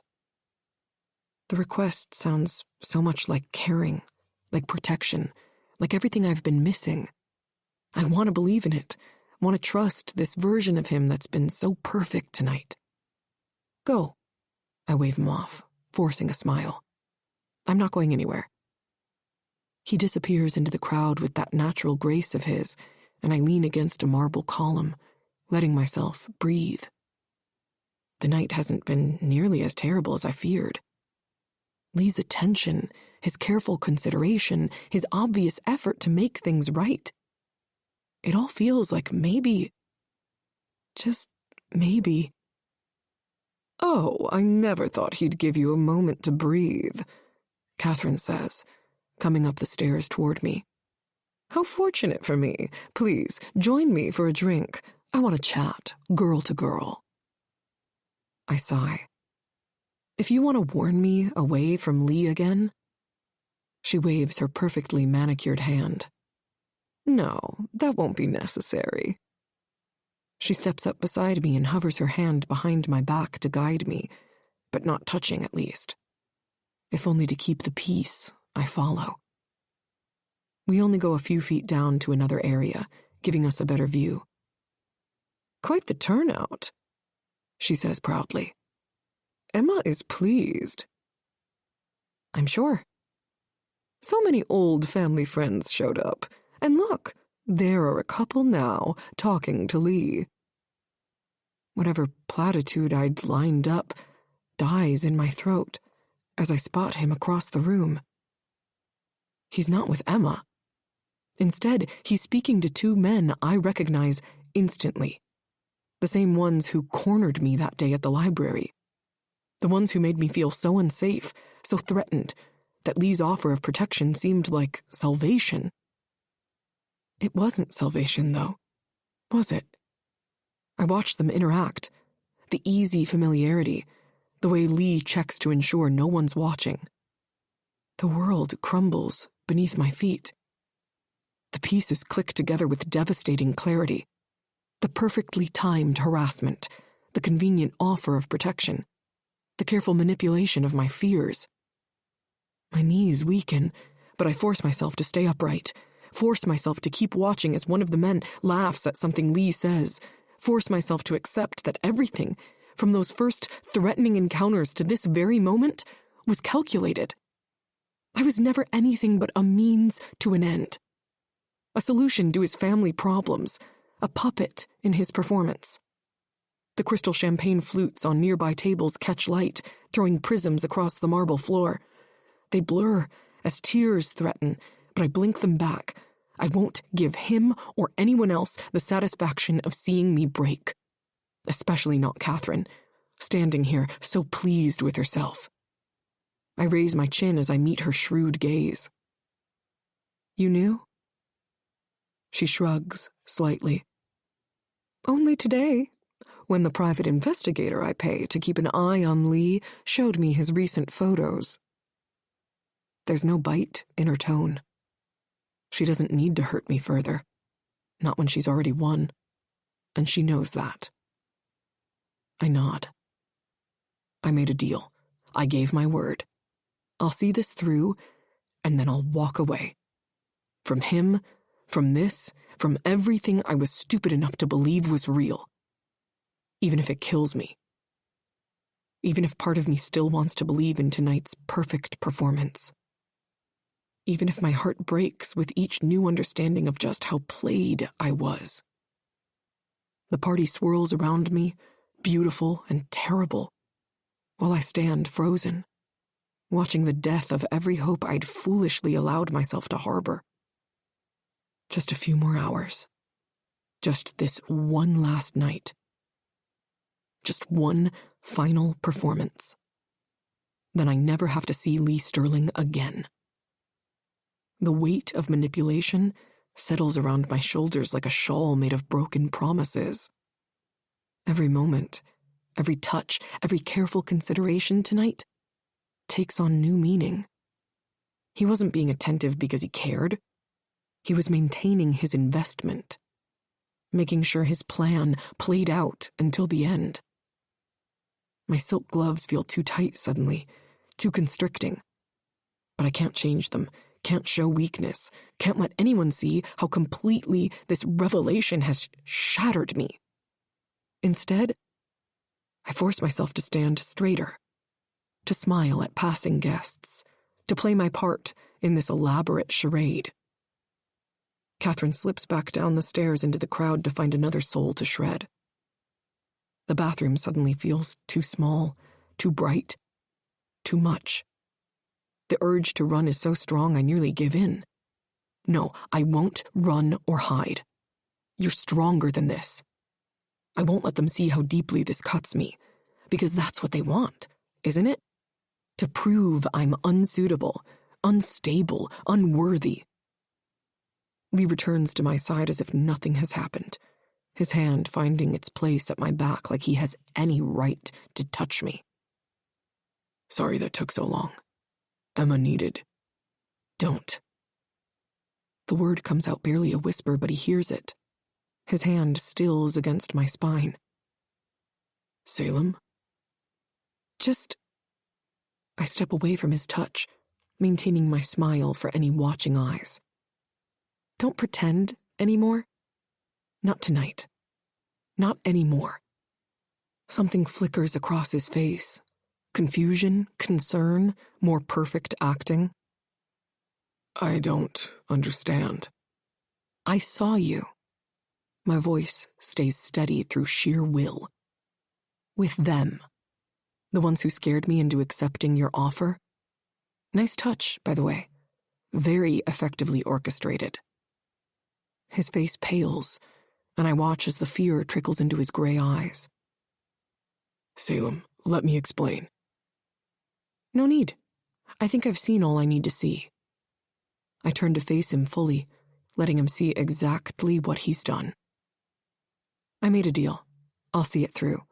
Just don't touch me again. Don't pretend to care. Don't act like any of this was ever real.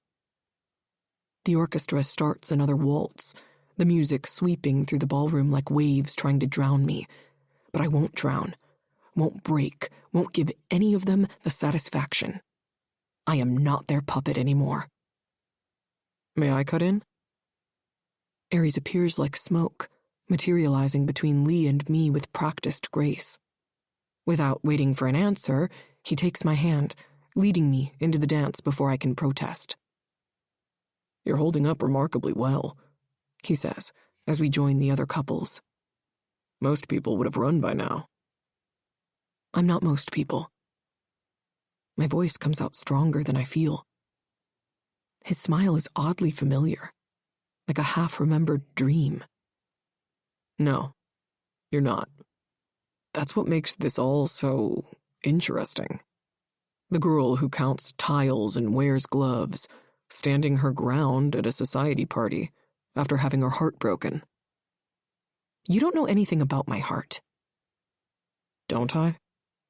His hand tightens slightly at my waist. I know about Chelsea, about that night, about why you really started counting things. The name doesn't hit like it usually does. Doesn't send me spiraling into panic and patterns. Maybe I'm too numb from Lee's betrayal. Or maybe some wounds do eventually heal. Catherine knows too, he continues, watching my face carefully. She's prepared to use your biggest fears against you. A laugh escapes me, surprising us both. She already did, and it worked, just like she knew it would. In the end, she gets what she wants. Her perfect son, free to marry someone suitable. Something flashes in his eyes. Surprise? Disappointment? Like this isn't the reaction he expected. Just like that?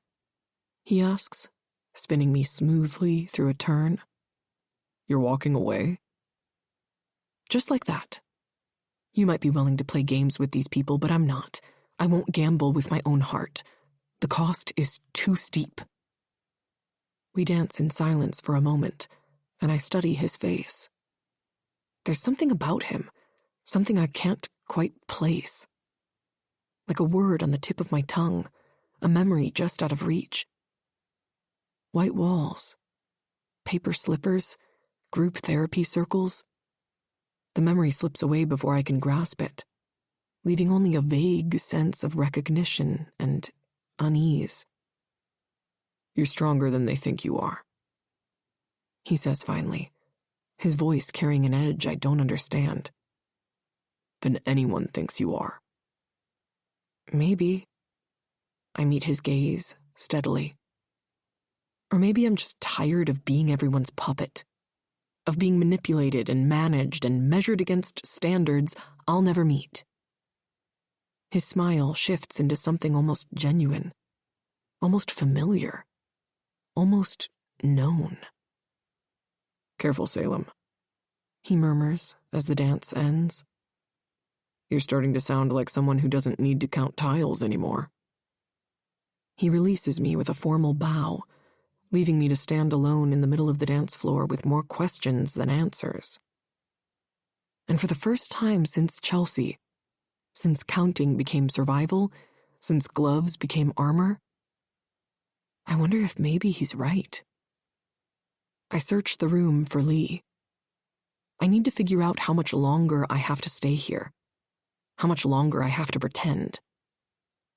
Dr. Martinez's voice fills my ears. People have to want to change, Salem. You can't make them. It might feel selfish, but sometimes you have to walk away and protect yourself. In life, you have to be capable of loving yourself before you can love someone else. As heartbreaking as it is, she is right. Lee will never be able to love me unless he loves himself first. Chapter 28. Lee. I see him through the sparkle of crystal chandeliers and society smiles, Pastor James, looking exactly the same as he did at Promised Land. Same wire-rimmed glasses, same perfectly pressed suit, same expression of gentle disappointment that preceded every therapy session. The room tilts sideways, or maybe that's just my world shifting. He hasn't spotted me yet, too engaged in conversation with some society matron, but it doesn't matter. I'm 16 again, sitting in that sterile office while he explains how they're going to fix me, make me suitable, make me normal. My hands shake as I grab the first drink I see, someone's abandoned whiskey on a nearby table. The liquid burns going down, but not enough to erase the memories, not enough to silence his voice in my head. "This is for your own good, Lee. Your parents want what's best for you. We can help you choose the right path." The right path. Like there was ever a choice. Like 6 months of scripture and therapy and structured isolation could change who I really am. Like anything they did in that place could make me less broken. Another drink appears in my hand.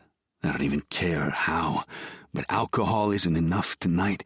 Not with Pastor James 20 feet away, probably still believing he helped save my soul. Not with Salem's earlier dismissal proving once and for all that I'm exactly what they always said. Unsuitable, unworthy, unfixable. She didn't even hesitate to walk away, didn't fight for us, didn't give me a chance to explain about the bullies or Promised Land or any of it. Just accepted that everything between us was fake before moving on with perfect composure. Maybe she had the right idea. Maybe everything about me is fake. Maybe Pastor James and my parents and everyone else were right all along. The whiskey burns, but not as much as the memories. Group therapy sessions where we confessed our unnatural urges. Private counseling where Pastor James explained how my confusion hurt my family. Carefully monitored social interactions designed to teach us normal behavior. Letters from home that only arrived after we'd made progress. I reach for another drink, needing to drown the past before it drowns me, needing to forget Pastor James and Promised Land and the way Salem looked at me earlier, like I was nothing more than a business arrangement she couldn't wait to conclude. They were right about me all along. I don't deserve real connections. I don't deserve genuine love. I don't deserve Salem's careful patterns or measured breaths or perfectly ordered world. So I'll do what I do best. I'll drink until the memories blur, and I'll pretend nothing matters, and I'll prove them all right about exactly how unsuitable I really am, even if it kills me, even if I lose everything, even if Salem's dismissal already feels like drowning. "There you are, darling." Mother's voice cuts through my bourbon haze. "We need family photos before the announcement. Do try to look presentable." Family photos. We take so fucking many of them, like we're actually a family and not just perfectly arranged props in her ongoing performance. Like Pastor James isn't watching from across the room, probably proud of how well his therapy took. "Where's Salem?" Mother continues, brushing invisible lint from my jacket. "She needs to be in these. One last official documentation of your experiment. When you and Charlotte marry, you can use them in party anecdotes about how you tried to run away from your destiny." I want to tell her to fuck off because she's just being cruel, rubbing it in. I want to throw my drink in her perfectly made-up face. I want to scream that Salem wasn't an experiment. She's everything that's real in my fake world. But the bourbon's made my tongue heavy, my thoughts slow. I'll find her. Aries appears beside us, all perfect society manners. When did he get so good at this? Lee, maybe you should freshen up first. The suggestion carries weight I'm too drunk to interpret. But before I can respond, I see her, Salem, moving through the crowd with careful grace. The burgundy dress I chose flows around her legs, making her look like something from a dream I never deserved. She approaches without being called, probably seeing the gathering of family members, always so aware of her obligations, always so perfect in her performance. "Salem, darling," Mother's voice drips honey-coated venom. "We were just looking for you. Family photos, you know." "Of course." Salem's smile is flawless, practiced, empty. She takes her place beside me without touching me, maintaining a careful distance that feels like miles. She smells like cherry blossoms and heartbreak. The scent makes me want another drink, but Aries has conveniently disappeared with my glass. "Lee," she says softly, perfectly polite, "you might want to stand up straighter." The gentle suggestion hurts worse than any cruelty, because this is what we've become, strangers exchanging careful words, maintaining perfect appearances, pretending we never counted breaths together at 3 a.m. "Right," I manage, trying to focus through the bourbon.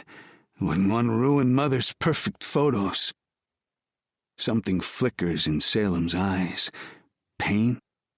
Pity? It doesn't matter. Her smile never wavers. She's better at this performance than I ever was, better at maintaining composure, better at everything. No wonder she found it so easy to walk away. No wonder she saw through all my carefully constructed walls. No wonder she's ready to be done with this arrangement. The photographer starts arranging us, and Salem shifts slightly, creating more space between us. Even drunk, I feel the loss of her warmth like a physical wound. This is what I deserve, isn't it? This careful distance, this perfect politeness, this gentle dismissal from someone who saw all of me and found me wanting. Just like Pastor James predicted, just like Mother always knew, just like everyone eventually comes to realize, I'm not suitable for anyone, especially not Salem. The photos feel endless, Mother arranging and rearranging us like dolls in her perfect tableau.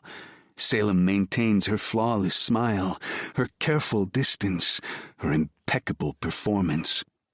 I maintain my vertical position through sheer spite and several more stolen drinks.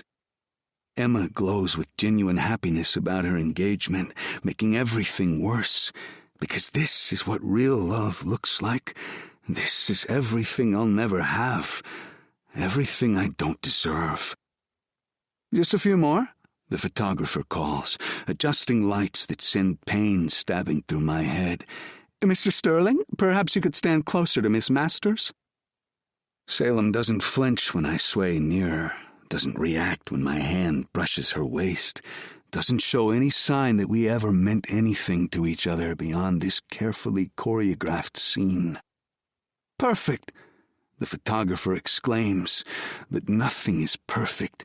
Not the way Salem holds herself rigid beside me, not the way Mother watches with calculating eyes, not the way Pastor James lingers at the edges of the crowd, a constant reminder of everything I tried to drink away. "Almost done," Salem whispers, and I hate how gentle she sounds, like I'm something fragile, something broken, something that needs her careful handling even now. "Don't," the word comes out sharper than intended, "don't pretend to care." She does flinch then, just slightly, a crack in her perfect composure that disappears so quickly I might have imagined it. "Lee, you made yourself clear earlier." The bourbon makes me cruel, honest, and desperate. This is just business, right? An arrangement, the final performance. The camera captures her careful mask slipping back into place, captures the way she steps slightly away from me, captures the exact moment I realize I've lost the only real thing I've ever had. Yes, she says quietly, perfectly poised even now. That's exactly what this is. The words hit harder than any punch I've ever taken, because she's right. This is what it's always been. A business arrangement, a careful negotiation, a perfectly executed performance by someone who deserves so much better than my mess of a life. Mother calls for more poses, more arrangements, more perfect documentation of her perfect family, and through it all, Salem plays her part flawlessly, while I drown in bourbon and memories, and the growing certainty that Pastor James was right. I'll never be suitable for anyone's real love story, especially not hers. Ladies and gentlemen, Mother's voice rings through the ballroom, commanding attention like always. We have a very special announcement. Emma steps forward with her fiancé, both of them radiating joy that makes my stomach turn. Or maybe that's the bourbon. Either way, I find myself reaching for another drink as Mother launches into her perfectly rehearsed speech about love and family and joyous matches. Through the crystal blur of my glass, I watch Salem. Watch how she maintains her smile, even as she starts easing toward the edge of the crowd. Watch how she measures her retreat so carefully that almost no one notices. Almost no one except me. She's leaving. Really leaving. Not just the party, but my life. Walking away with the same quiet dignity she's shown all night. No drama, no scenes, no chance for me to fix any of it. I want to stop her, want to explain about the bullies, about Promised Land, about how everything real and fake got so tangled up I can't tell the difference anymore. But the bourbon's made my legs heavy, my thoughts scattered, my timing shit, because before I can move, Charlotte appears. Lee.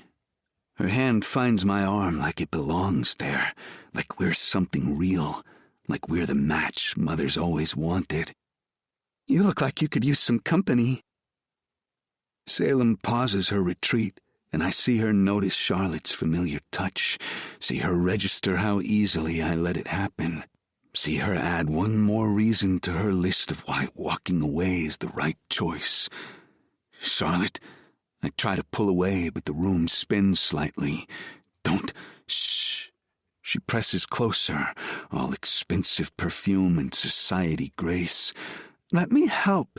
It's obvious you're having a rough night. Salem's still watching, still seeing everything, still adding to the evidence of my unworthiness. Get off me. I finally managed to push Charlotte away, probably too roughly, judging by the gasps from nearby guests. But I don't care. Can't care. Not when Salem's almost to the door and I'm about to lose everything that matters. Salem! Her name comes out too loud, too desperate, too drunk. She stops, but doesn't turn around immediately. When she does, her composure breaks my heart all over again. Don't. Her voice carries quiet strength that makes me feel smaller somehow. Please don't do this, Lee. Not now. Not like this. I need to explain. No. She shakes her head slowly. You need help, and I can't be that for you. Won't be that for you. I deserve more than watching someone I care about destroy himself. The gentle truth of her words hits harder than any rejection could. And suddenly I'm 16 again, listening to Pastor James explain all the ways I'll never be enough, all the ways I'll never be accepted, all the ways I'll never deserve real love. Except this time, it's not religious doctrine or society rules telling me these things. It's the one person who made me believe I could be more. Move! I try to push past Charlotte, but the room tilts dangerously. Salem, please, stop. Salem's voice cuts through my drunken haze. Just stop, Lee. Look at yourself. Look at what you're doing. This isn't you. But isn't it? Isn't this exactly who I am? The drunk disappointment, the unsuitable son, the boy who needed conversion therapy to learn how to be normal. You don't understand. I manage, hating how my words slur. I saw him. He's here. Pastor James. From Promise. I cut myself off, but it's too late. Something shifts in Salem's expression. Not pity, thank God, but understanding, maybe. Compassion I don't deserve. I know. She steps closer, but still maintains careful distance. I assumed he had something to do with what Aries told me before. I noticed how you started drinking more after he made his appearance, but that doesn't matter. She pauses, choosing her words like she knows how close to breaking I am. Everyone else might be willing to watch you drown, but I'm not. I can't be a part of the reason you destroy everything good in your life. There is nothing good in me. The truth spills out, bourbon brave and brutal. They tried to fix that, tried to make me better, but you saw through it all, didn't you? Saw how broken I really am. No. Her voice carries quiet strength that makes me feel even weaker. I saw someone who counts ceiling tiles at 3 a.m. because he understands what it's like to need patterns to feel safe. Someone who cleans things 3 times without complaint because he knows what it means to need control. Someone who could be amazing if he'd stop trying to drink away who he really is. Each word hits like truth, like hope, like everything I'm losing. Salem, no. I'm many things, but I will not be a part of your self-destruction. She steps back again, creating more distance. I won't be collateral damage in this war you rage against yourself. I owe myself more than that, and you owe yourself more than this. Charlotte tries to touch my arm again, but I shake her off roughly. Don't fucking touch me, Lee. Salem's voice gentles even more. Go home, get sober, figure out who you want to be, but don't expect me to stay and watch you choose destruction over healing. I've seen enough people destroy themselves trying to be everything for other people. Be something for yourself. Choose you. The reference to Chelsea hits even through my drunk haze, because she's right. She's always been right about everything, and I'm losing her anyway, because I'm exactly what Pastor James said I'd be. Unlovable, unworthy, unfixable, just like always. Lee Sterling? Mother's voice cuts through the awkward silence, sharp as broken crystal. You are making a scene. Control yourself. My father steps forward, only just now noticing something is off. Lee. His tone is a low threat, but I scoff. Something snaps inside me. Maybe it's the bourbon. Maybe it's watching Salem walk away. Maybe it's seeing Pastor James hovering at the edges of my breakdown like a vulture wanting to help fix me again. Control myself? I laugh, and it sounds unhinged even to my ears. Like you controlled me? Shipped me off to conversion therapy? Tried to pray away everything that made me different? Lower your voice. She steps closer, perfect smile cracking slightly. This is your sister's engagement party. Fuck the party. The words explode out of me. Fuck your perfect society events. Fuck your suitable matches. Fuck everything about this fake fucking world you've built. I wave at my father. And fuck you too, because we both know who runs this family, and it's sure as hell not you or grandfather. Gasps ripple through the crowd. Charlotte retreats, finally getting the message. Pastor James starts forward, probably ready to offer more therapy, but I'm not done. You want to cut me off? Do it. Want to take my trust fund? Take it. Want to erase me from the family photos? Be my fucking guest. My voice carries through the stunned silence. I don't want any part of this anymore. Don't want your money or your connections or your fucking approval. You're drunk, Mother hisses. You don't know what you're saying. No, Mother. For the first time in my life, I know exactly what I'm saying. I meet her eyes steadily, even as the room spins. I'm done. Done pretending. Done trying to be suitable. Done letting you make me hate myself for who I am. Her perfect composure finally cracks. You will regret this, son. No. I glance at Emma, seeing something like pride beneath her shock. My only regret in life was letting you convince me that I needed to be fixed. I turn to leave, my legs unsteady but my determination solid. The crowd parts like the Red Sea, no one wanting to touch the Sterling heir's very public meltdown. If you walk out that door, Mother calls after me, don't bother coming back. I don't turn around, don't acknowledge her threat. Don't give her the satisfaction of seeing how much everything hurts. Instead, I walk away from it all. The family legacy, the society expectations, the lies. I've already lost the only real thing I ever had anyway. Might as well lose everything else, too. Chapter 29. Salem. The dress Lee chose fans out around me as I slide into the rideshare car. The burgundy silk is a stark contrast to the worn leather seats. Every instinct in my brain screams about germs, about strange cars, about drivers I don't know.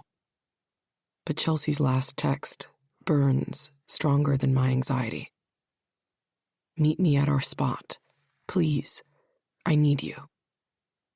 I didn't see it until morning.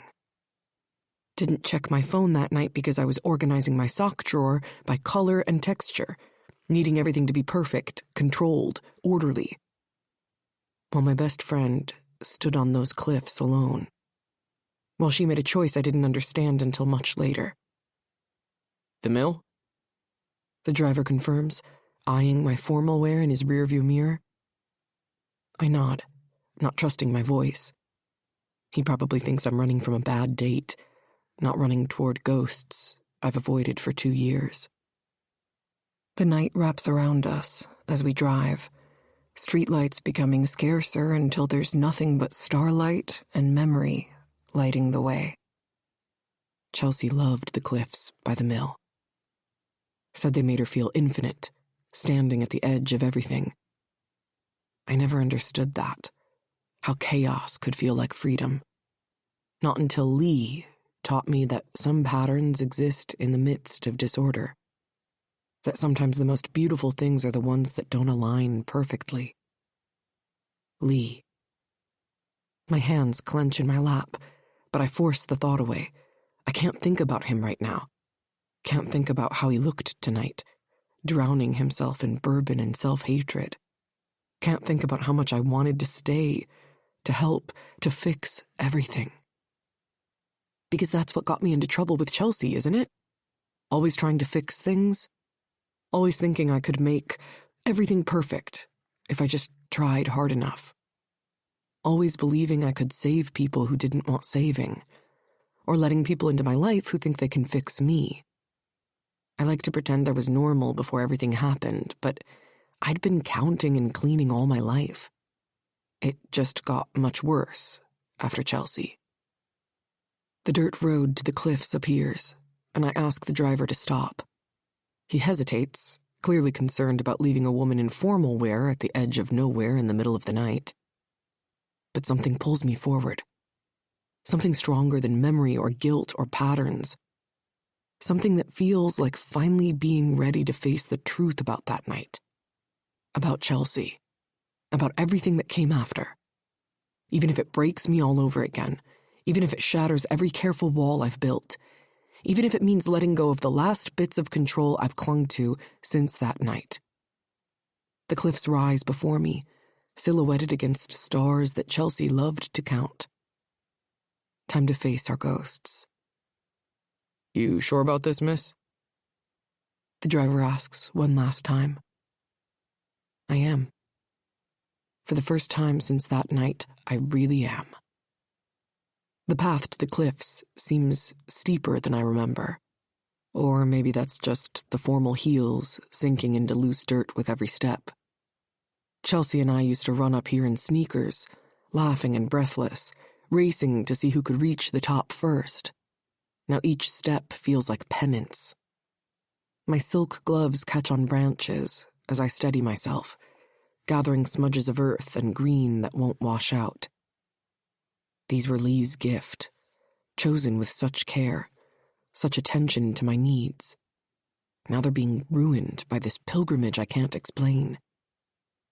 A branch snags the right glove, tearing the delicate fabric. The night air hits my skin through the rip, and suddenly I can't stand them anymore. Can't bear these beautiful things that represent everything I'm losing, everything I've already lost. With trembling fingers, I peel them off. The cool air feels foreign against my bare hands. How long has it been since I've felt anything directly? Since I've let myself be this exposed? The gloves go into my dress pocket, the silk crushed and dirty, like everything else about this night. But something strange happens as I stand there, my hands bare in the darkness. The world doesn't end. Panic doesn't overwhelm me. The need to count and clean and control everything doesn't consume me. Maybe that's Chelsea's gift, finally reaching me after all this time. The understanding that sometimes we have to let go of our careful patterns to find our way forward. Or maybe it's Lee's influence, teaching me that some chaos can be beautiful, that some disorder holds its own kind of peace.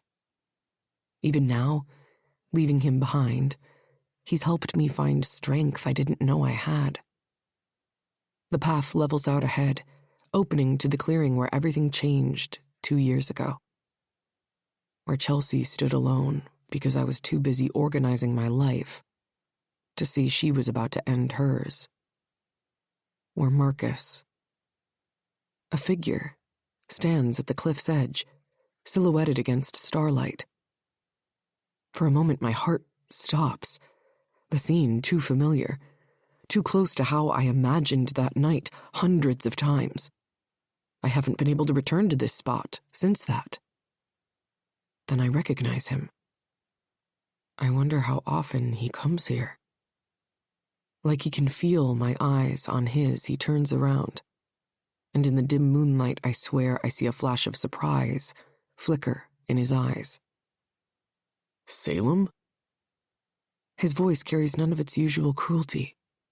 He sounds younger, somehow. More like the boy who used to make Chelsea laugh before everything went wrong. We stare at each other across the clearing. Two survivors of a tragedy neither of us fully understood. Both of us carriers of guilt that doesn't belong to us. Both of us hiding behind masks that maybe, finally, it's time to remove. Like my ruined gloves, sometimes protection becomes a prison. Like Chelsea's choice, sometimes the hardest truth is that we couldn't have changed anything. Like this moment, sometimes the most unexpected encounters bring the healing we need. "You're a long way from the gala." Marcus steps back from the edge, his formal clothes matching my own state of dishevelment. Lee finally drive you to the edge? The attempt at cruelty falls flat, his voice lacking its usual bite. We stand there, measuring the space between us, space filled with Chelsea's memory, with shared guilt, with everything we've never said. Why are you here, Marcus? My bare hands clench at my sides, but I don't retreat. Not this time. Same reason as you, probably? He turns back to the view, shoulders tight under his jacket. Can't stop thinking about her. About that night. About how everything went so fucking wrong. The words hang in the night air, heavy with the truth that we've both been avoiding. Below us, water flickers like fallen stars in the moonlight. And I remember how Chelsea used to say, this spot made her feel closer to heaven. Here the jump is too dangerous, the edge of the cliff jutting out too far above the river.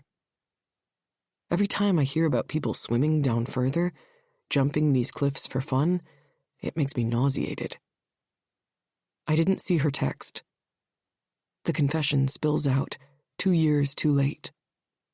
I was too busy organizing my stupid sock drawer, too focused on making everything perfect to check my phone.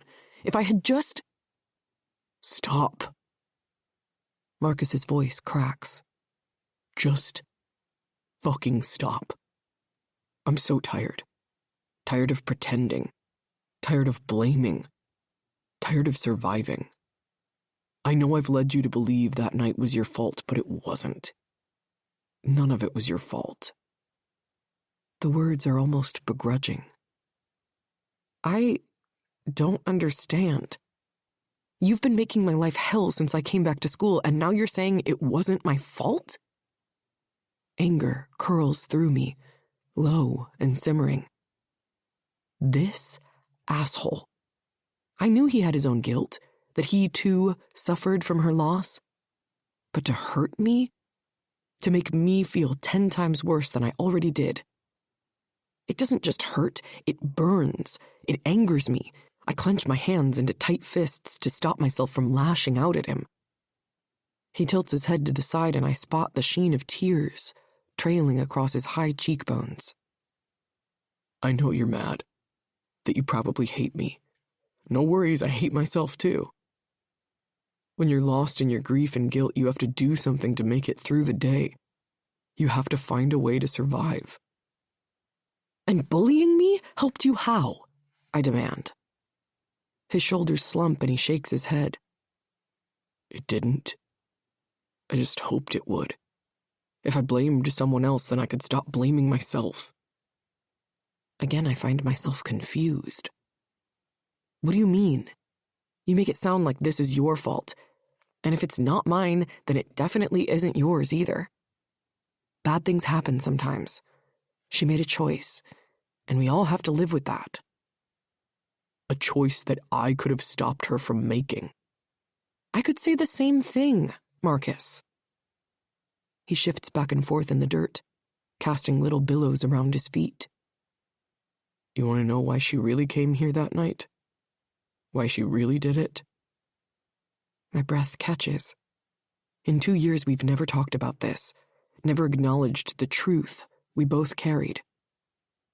Chelsea was beautiful, funny, and kind, but there was a darkness that lived inside her. She talked about dying and death more than anyone I know. I thought she used it as a form of coping, but... Marcus? The truth is she caught me fucking Amy Peterson behind the gym.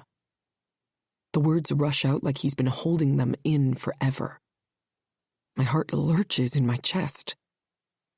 He cheated on her. He broke her heart, pushed her over the edge. I was young, stupid, and way too fucking immature for a girl like her. I didn't realize the impact it would have on her. I didn't think she would find out. She wasn't supposed to be there. But I found out later that she was looking for me, wanting to surprise me. Instead, she saw me being the worst kind of asshole. Understanding hits like a physical blow. All this time, We all thought. She texted me almost immediately. He continues, voice raw. Told me she knew, that she couldn't handle one more person betraying her, that she was done trying to be perfect for me and everyone else. He laughs, but it sounds like he's in pain. She texted you because you were the only person who never expected her to be perfect. The only one who loved her exactly as she was. The truth of that lands harder than any blame ever could. He's right. I know that. I never tried to fix Chelsea, never needed her to be anything other than herself. Not until that last night, when I was too busy fixing my own world to see that hers was falling apart. I always thought... I swallow hard.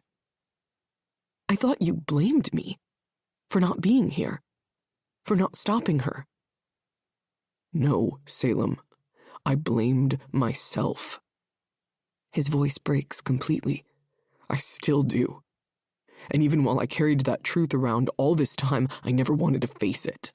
It's always easier to be angry at you than to accept the part I played in all of this. Easier to make you the villain than admit I'm the reason she stood on this cliff alone.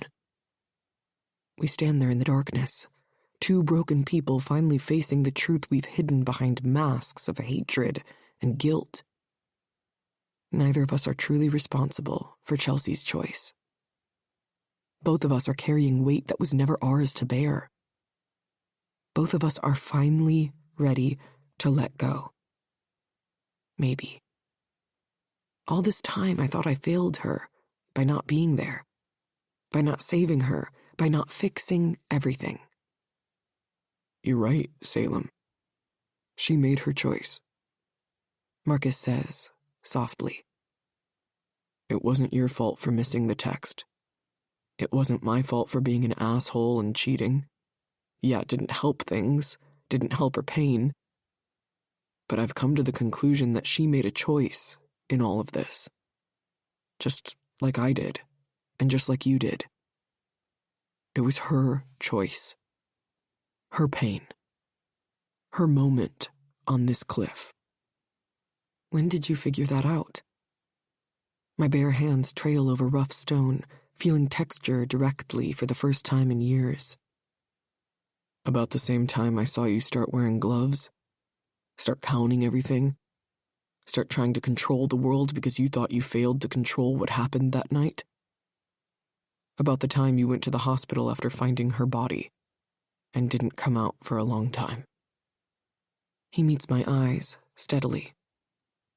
You didn't fail her, Salem. Not any more than I did.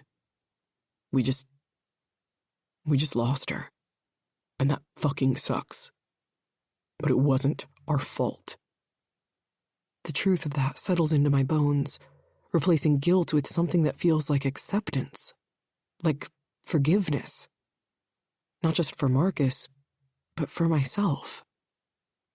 She would have hated what we became, I say, thinking of all the masks we've worn, all the pain we've caused each other. How we let her death change us. Yeah. Marcus's laugh sounds wet with tears. She would have kicked both our asses. You for hiding behind latex barriers, and me for being such a fuckface. Yeah, I was weird before, obviously, but it was never the type of weird that couldn't be controlled. I stare down at my bare hands. It hurts even more because if I'd been normal, maybe I would have been with her that night instead of at home separating my wool socks from my cotton ones. Or maybe if she hadn't been so set on being the perfect girlfriend to you, she'd have been with me, picking on me for how I rolled up each ball. She always did have a way of calling us out on our bullshit. We sit there in comfortable silence, letting 2 years of misplaced blame and guilt float away on the night breeze. Letting Chelsea's memory be what it should have been all along. Not a weight to carry, but a light to remember. I know I don't deserve it, and I don't expect you to accept my apology. But I want you to know that I am sorry. I never should have blamed you. Marcus speaks after a long silence, his voice carrying none of its usual edge. It was just easier, you know? To be angry at someone else, to make you the villain in my head, to pretend if you'd just answered your phone, everything would have been different. You aren't wrong. You don't deserve my acceptance. But I'm tired of holding on to this pain. Tired of living in a past that I can't change. I admit, surprised by how easily the truth comes now. I blamed myself for far too long, thinking that if I could just control everything, nothing bad would ever happen again. And how's that working out for you? There's no mockery in his question, just genuine curiosity. I think about my nitrile gloves, my careful counting, my measured spaces. Think about how Lee showed me that some chaos can be beautiful. Think about how my bare hands haven't sent me into panic yet. I'm better, I say, and mean it for the first time in 2 years. Not perfect, not fixed, but I'm a little better every day. Marcus studies me for a moment. Yeah, you are. I've noticed, how you started smiling again. How you let Sterling close despite his mess. How you've been letting go of some of those barriers. Until tonight, the gala memories try to surface, but they don't hurt like they did before. Until I had to walk away from someone else who needed saving. Sterling? Marcus shakes his head. He doesn't need saving, Salem. He just needs to want to save himself. Just like Chelsea needed to want to live. Just like we needed to stop blaming ourselves. The wisdom in that surprises me, and I nudge his shoulder with my own. When did you get so insightful?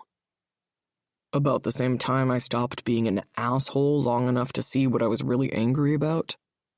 Also therapy. 2 years' worth. He stands, brushing off his formal pants. You going to be okay up here by yourself? I can stay if you want. I look out over the cliff's edge, at the stars Chelsea loved so much, at the view that used to terrify me, but now just feels peaceful.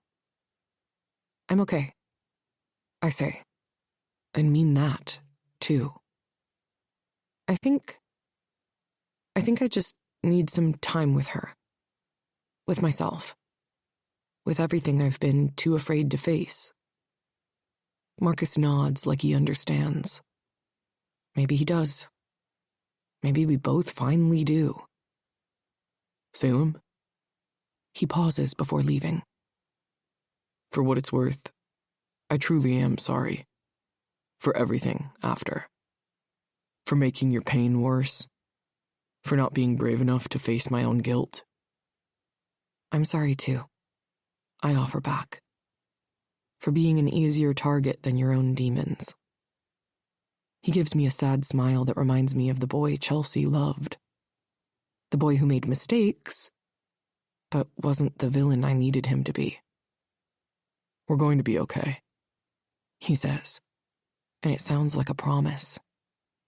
Like forgiveness. Like truth.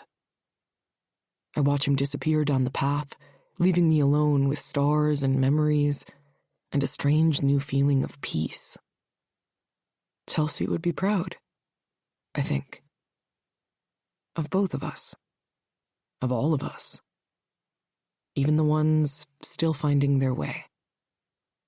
The night wraps around me like a gentle embrace as I sit at the cliff's edge, bare hands pressed against cool stone. For the first time in 2 years, I don't need to count or measure or control anything. The chaos of stars above me, of memories around me, feels almost peaceful. I'm better now, Chels. I whisper to the night air. Really better. Not just pretending. Not just wearing gloves and counting tiles to keep the world at bay, like actually better. It's been hard. My breakdown, losing you. But I can feel myself returning, little by little, and each day I catch a glimpse of the old me. A twig snaps behind me, and I know without turning around to look that it's Lee. His presence feels different from Marcus's departure.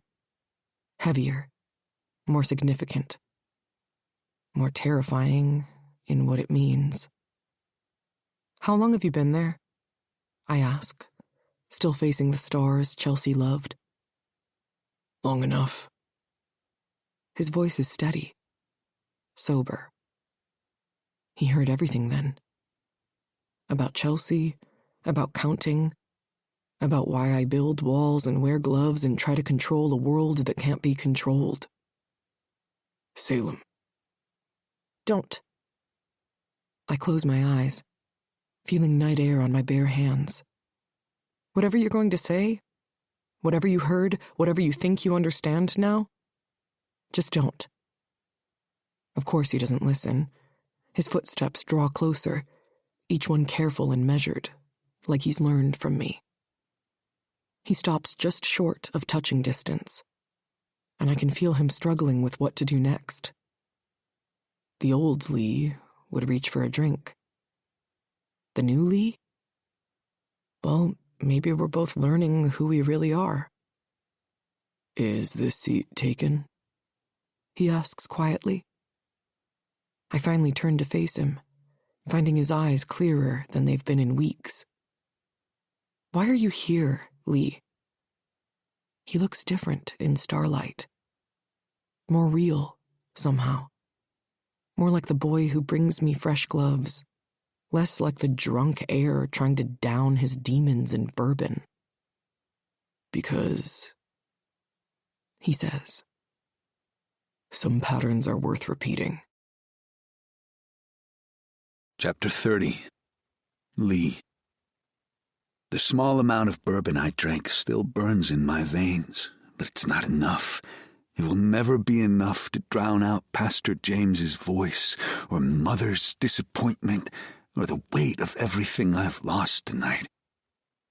The cliffs descend before me, offering a different kind of silence, the kind that can make all the noise in my head disappear. I could do it, end it all, right now. It would be so easy to stop existing, to stop trying to be something that I'll never be. But I can't yet, not with her here. When I arrived, I'd frozen in the shadows, unable to move, to speak, to breathe as their conversation unfolded. Reading her file had revealed the truth to me, but hearing her speak it out loud, her pain and anguish became real, and the pieces in my brain clicked together. Was she trying to save me like she tried to save Chelsea? All this time I thought I was protecting her, thought I was the strong one, the one creating safe spaces to help her navigate the world. But I wasn't.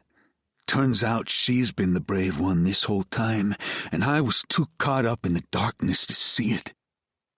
Brave enough to face her demons, brave enough to let go of misplaced guilt, brave enough to choose herself over watching someone else self-destruct. While I've been drowning myself in bourbon, running from memories, trying to drink away everything that makes me fucked up. God, I don't deserve her. Never did, never will. My chest fills with pride as I sit here, watching the starlight glimmer on the pale skin of her hands. I wish I could take a photo of her right now and keep it forever locked in my memory.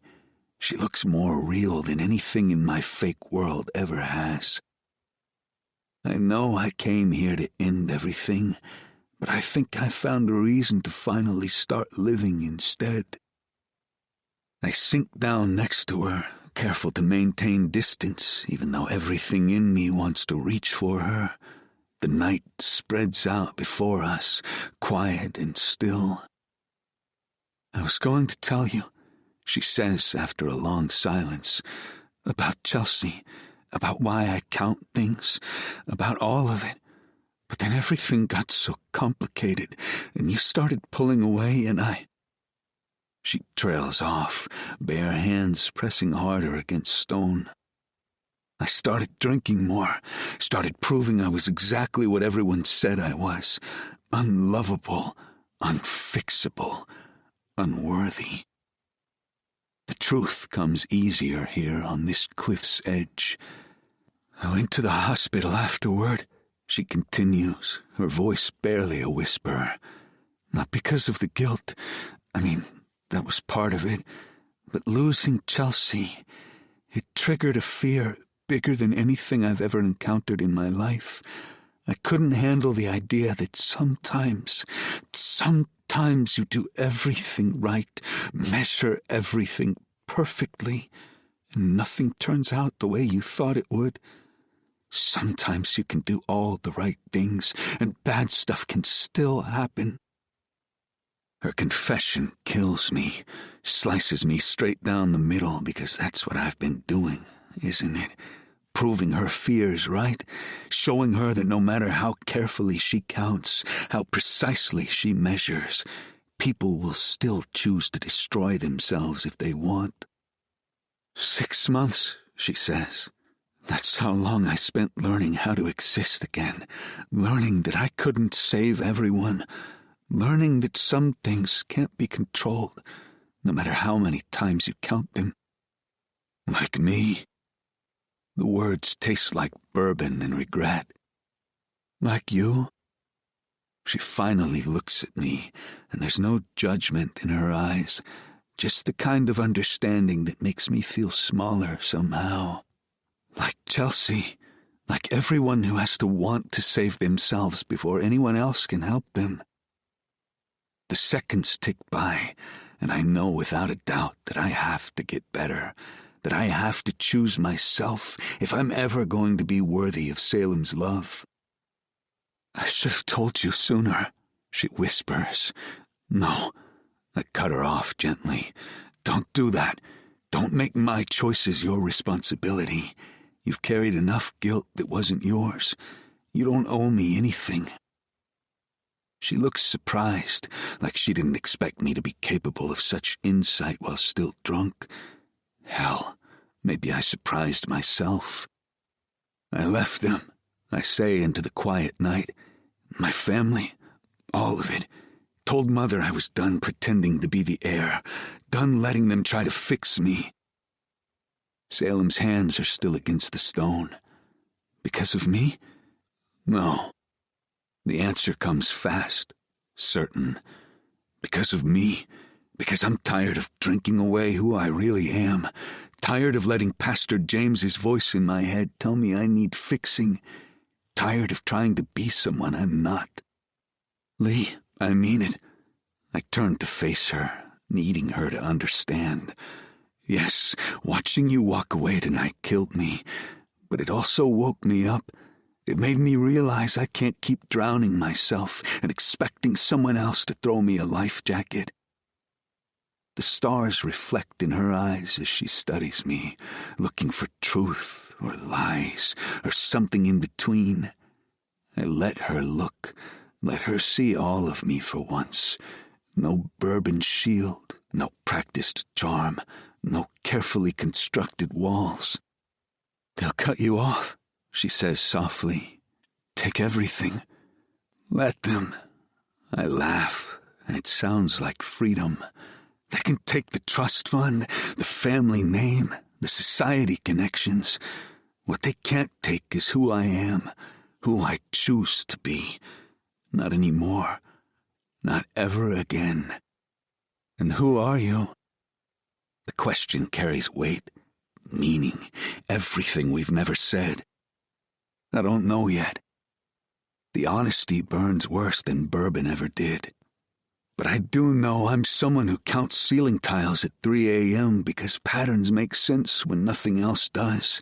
Someone who checks things 3 times because that's your number. And somehow it became mine, too. Someone who's so fucking tired of pretending to be anything other than exactly what I am. And what's that? Bisexual. My voice is strong, chaotic, a mess of ADHD and anxiety and rebellion. Someone who was told he needed conversion therapy to be suitable for society, but found more acceptance in your carefully ordered world than any country club ballroom. She's quiet for a long moment, processing. Promised Land, she finally says. That's where they sent you? To pray away who you are? To fix me? The old bitterness rises, but it feels different now. Lighter somehow.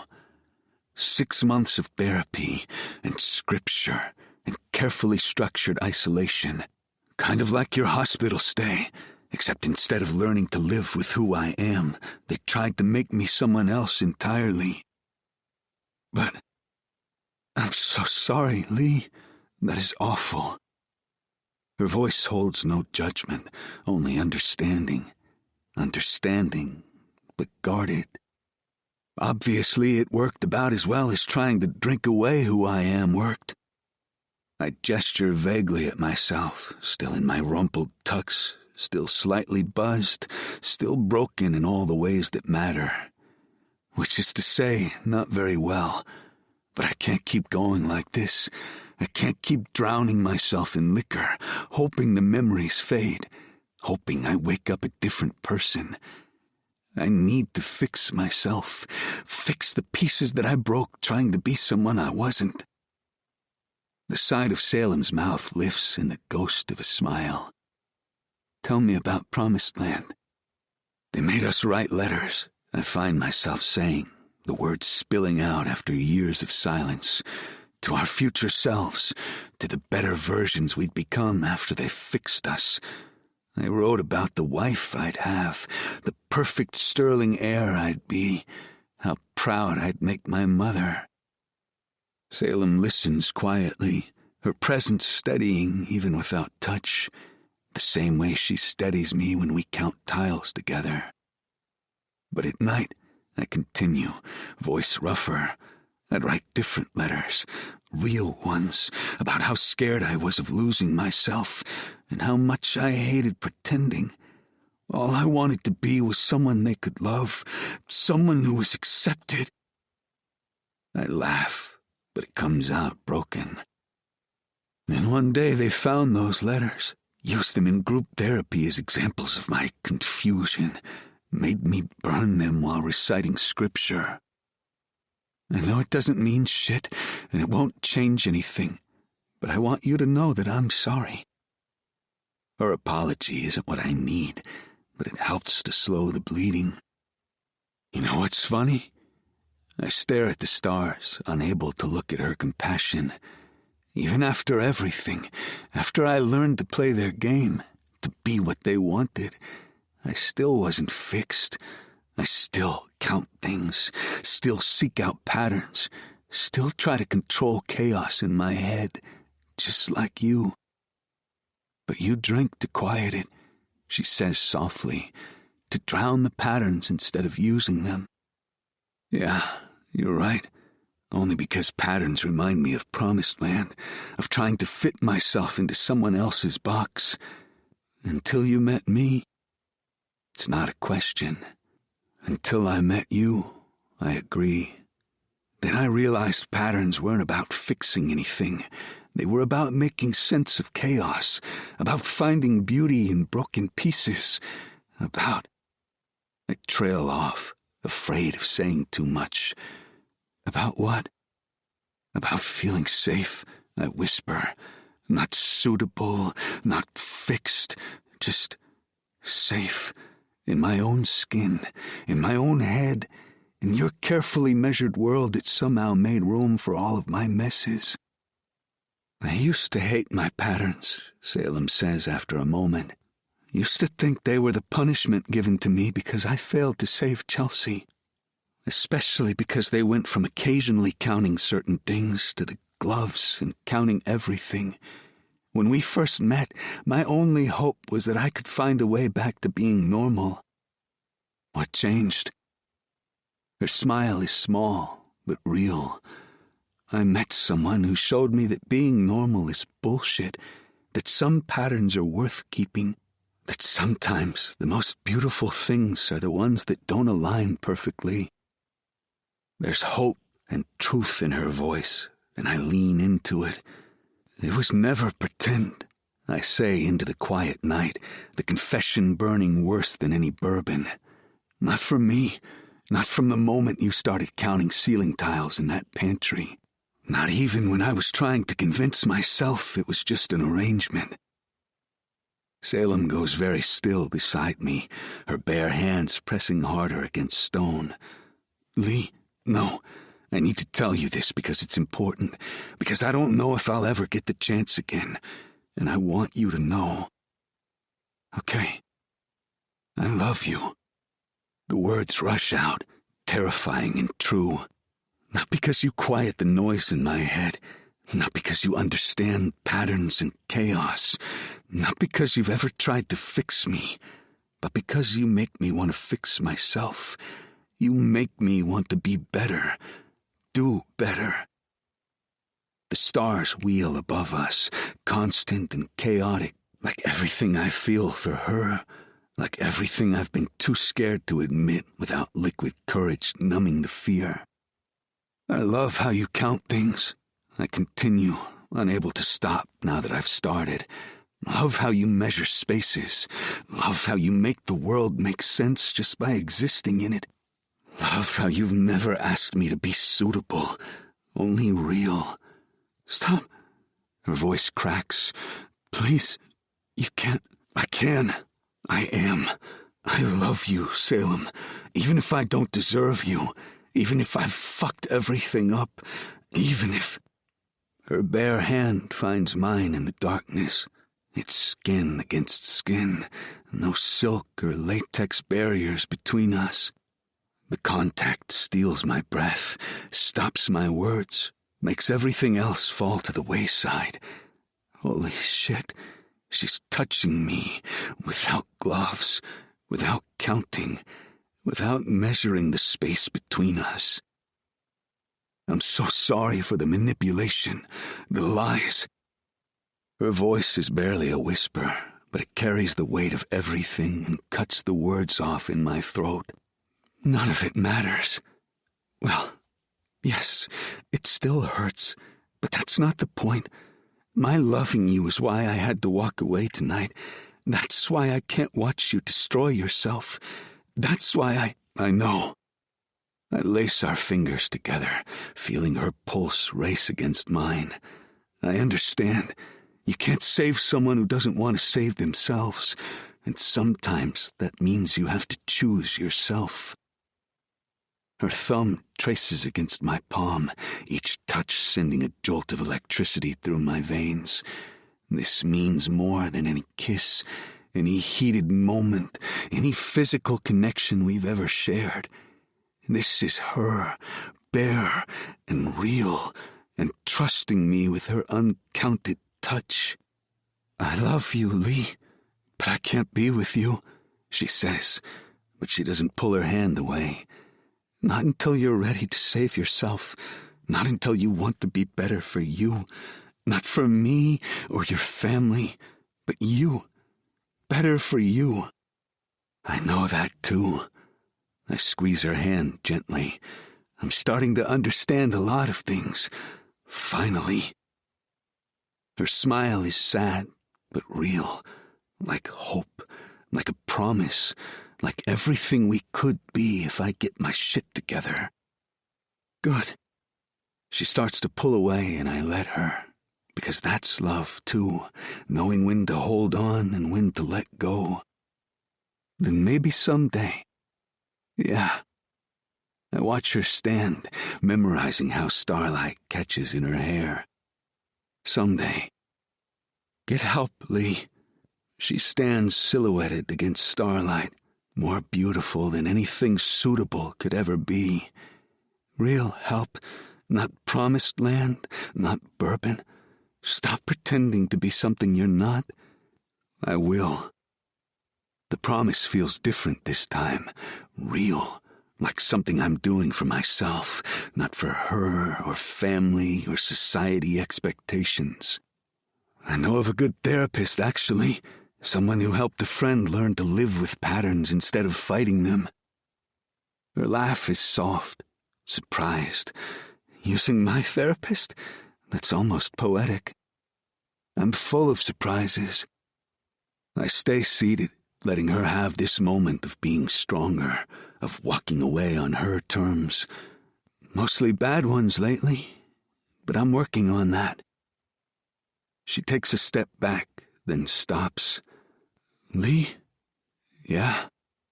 When you're ready, really ready, not just trying to win me back, I'd love to meet the real you. It's the whisper of a future together, hope that maybe soon, when I've figured myself out, that I can be someone worthy of her careful patterns. You and me both. I watch her start down the path, memorizing how she moves through darkness without fear now. And Pantry Girl? She pauses, not turning around. Yes? Thank you for showing me that some patterns are worth keeping, that some chaos is worth fixing, that some love is worth earning. She doesn't respond, but her steps are lighter as she disappears into the night. She's not running this time, not hiding, just giving me space to become someone who deserves her bare-handed trust. I stay on the cliff's edge, feeling the ghost of her touch on my palm. It's strange how for the first time in years the chaos in my head appears a little more manageable. The need for bourbon softening around the edges. The voice of Promised Land is a little quieter. Because she loves me. Hello again. Let's slow down for a minute and reset with a bit of music. Don't worry, this audiobook won't cost you a thing.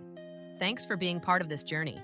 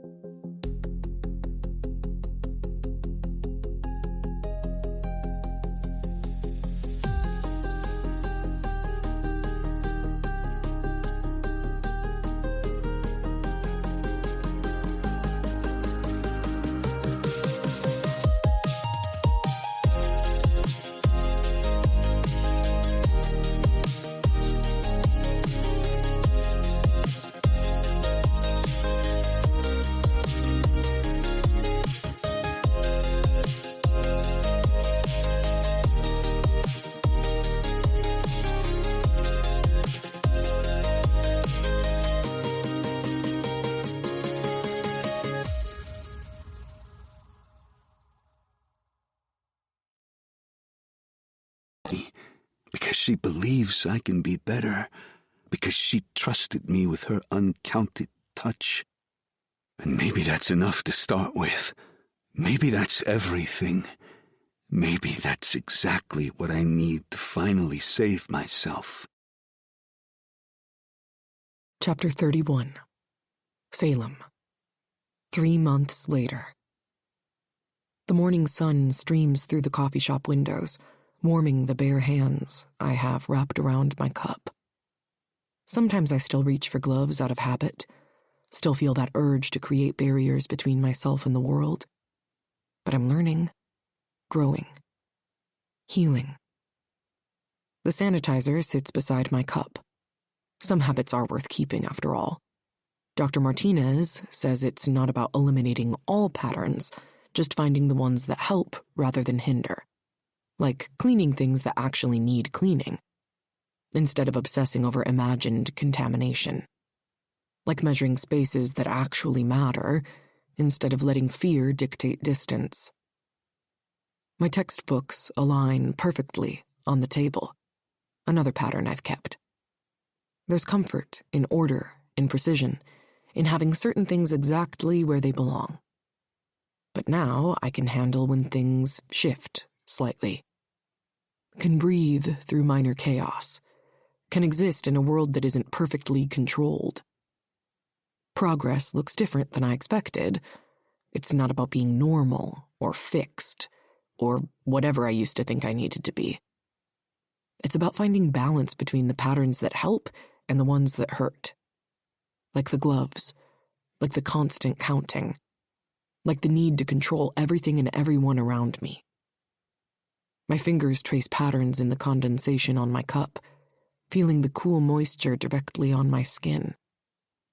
3 months ago, this would have sent me into a panic. Now it just feels real. Present. Part of existing in a world that can't always be perfectly ordered. The coffee shop bustles around me, people moving in their usual morning routines. I notice them differently now. Not as threats to my careful order, but as part of the natural chaos of life. Some of them nod as they pass, recognizing me as a regular. The barista already knows my order, and some of the other regulars keep my space open for me. I've carved out my own place here, found my own way to exist in the messy reality of life.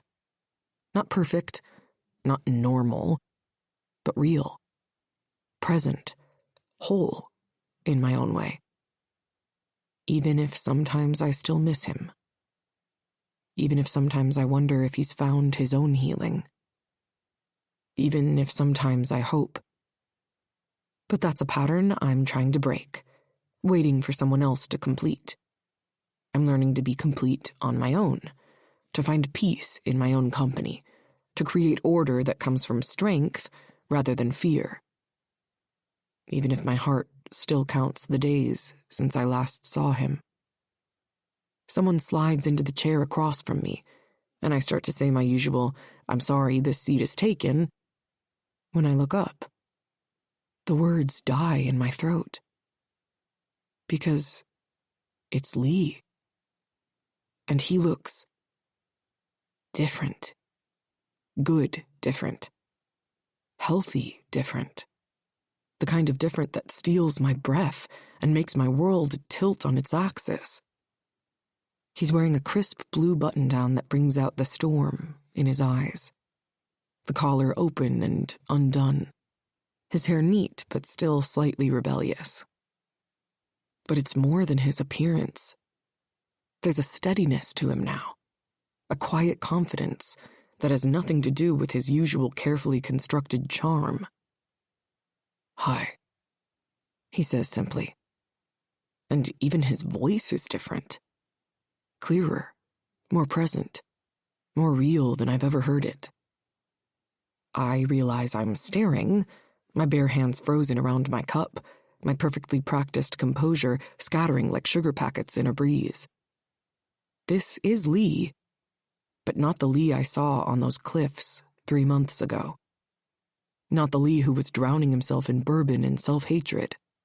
Not the Lee who needed saving from himself. this is someone new. Someone solid. Someone who looks at me with eyes that are clear and focused, and absolutely terrifying in their intensity. You're not wearing gloves. He observes softly, but doesn't reach for my hands, doesn't try to touch, doesn't do anything except notice, like he always has. You're not drinking. I counter, the words coming out barely above a whisper. His smile is different too. Real, not practiced. Gentle, not performing. 93 days sober. Not that I'm counting or anything. But he is counting. I can tell. The same way I still count some things, still need some patterns, still find comfort in certain orders. The difference is in how we carry those numbers now. Not as chains, but as markers of progress. Lee, I start, but he shakes his head. Let me, please. I've practiced this speech about 100 times, and if I don't get it out now, I might lose my nerve. I nod, my hands tightening around my cup, my world narrowing to this moment, this man, this version of us that feels simultaneously familiar and completely new. The morning catches in his hair, highlighting strands of gold I never noticed before. Or maybe I just never let myself notice. Too busy maintaining walls and counting spaces and keeping careful distance. But now he sits across from me solid and present and real. Now he looks at me like he sees all of me, torn patterns and healing pieces alike. Now everything feels possible in a way it never has before. And I find myself holding my breath, waiting to hear what this new Lee, this steady Lee, this healing Lee, has to say. Lee takes a sip of what I realize is just plain black coffee. No bourbon added, no chaos hidden in amber liquid. His movements are measured, deliberate, like he's learned his own kind of patterns, like he's found his own way to make sense of the world. You look good, I say, because someone needs to break this charged silence, and because it's true. The shadows under his eyes are gone, replaced by a kind of peace I've never seen in him before. His hands are steady as he sets down his cup. No tremors, no desperate need to reach for liquid courage. I feel good, he says, and his voice carries a certainty that makes my heart stutter. Clear, present, real, maybe for the first time since, I don't know, a long time ago. I wonder what kind of healing he's done in these 3 months, what kind of peace he's found while I was learning to exist without gloves. I have a job, he continues, his eyes never leaving mine. At a tech startup, doing cybersecurity, if you can believe it. Turns out all those years of hacking my family's accounts taught me some marketable skills. Well, that and the degree I somehow earned between keg stands. I can't help but smile at that. At how he's turned rebellion into legitimate work, chaos into order, destruction into creation. Psh, you're too much of a gentleman to do a keg stand. It's beer funnels or nothing for you. But, joking aside, I can believe it. You've always been smarter than you let people see. Yeah, well... He runs a hand through his hair, a gesture so familiar it makes my chest ache. Turns out I'm good at more than just drinking and fighting. Who knew? I knew. I say softly, and his eyes snap to mine. I always saw more than the chaos you showed everyone else. Something shifts in his expression. Vulnerability, maybe? Or hope?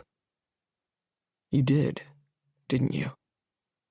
Saw through every mask, every performance, every carefully constructed wall. just like I saw through your gloves and counting and patterns. The truth of that settles between us, heavy with meaning and possibility, because he did see through my barriers, just as I saw through his.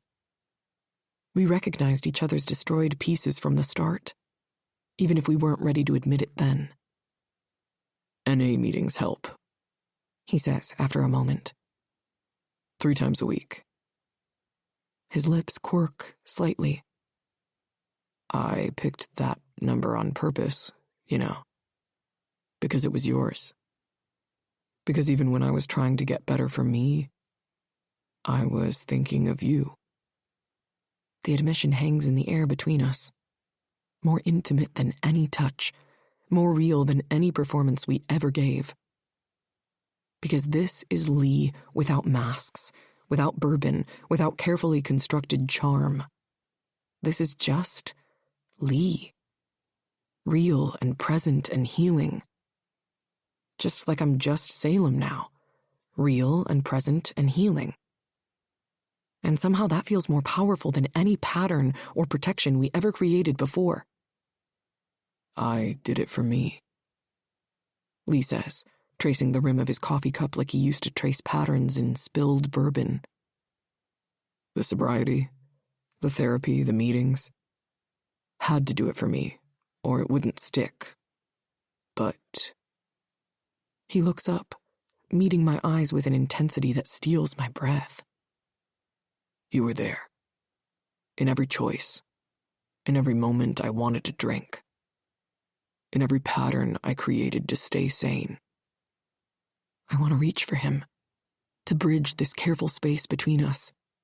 My bare hands itch to touch, to confirm he's real, to make sure this isn't another performance.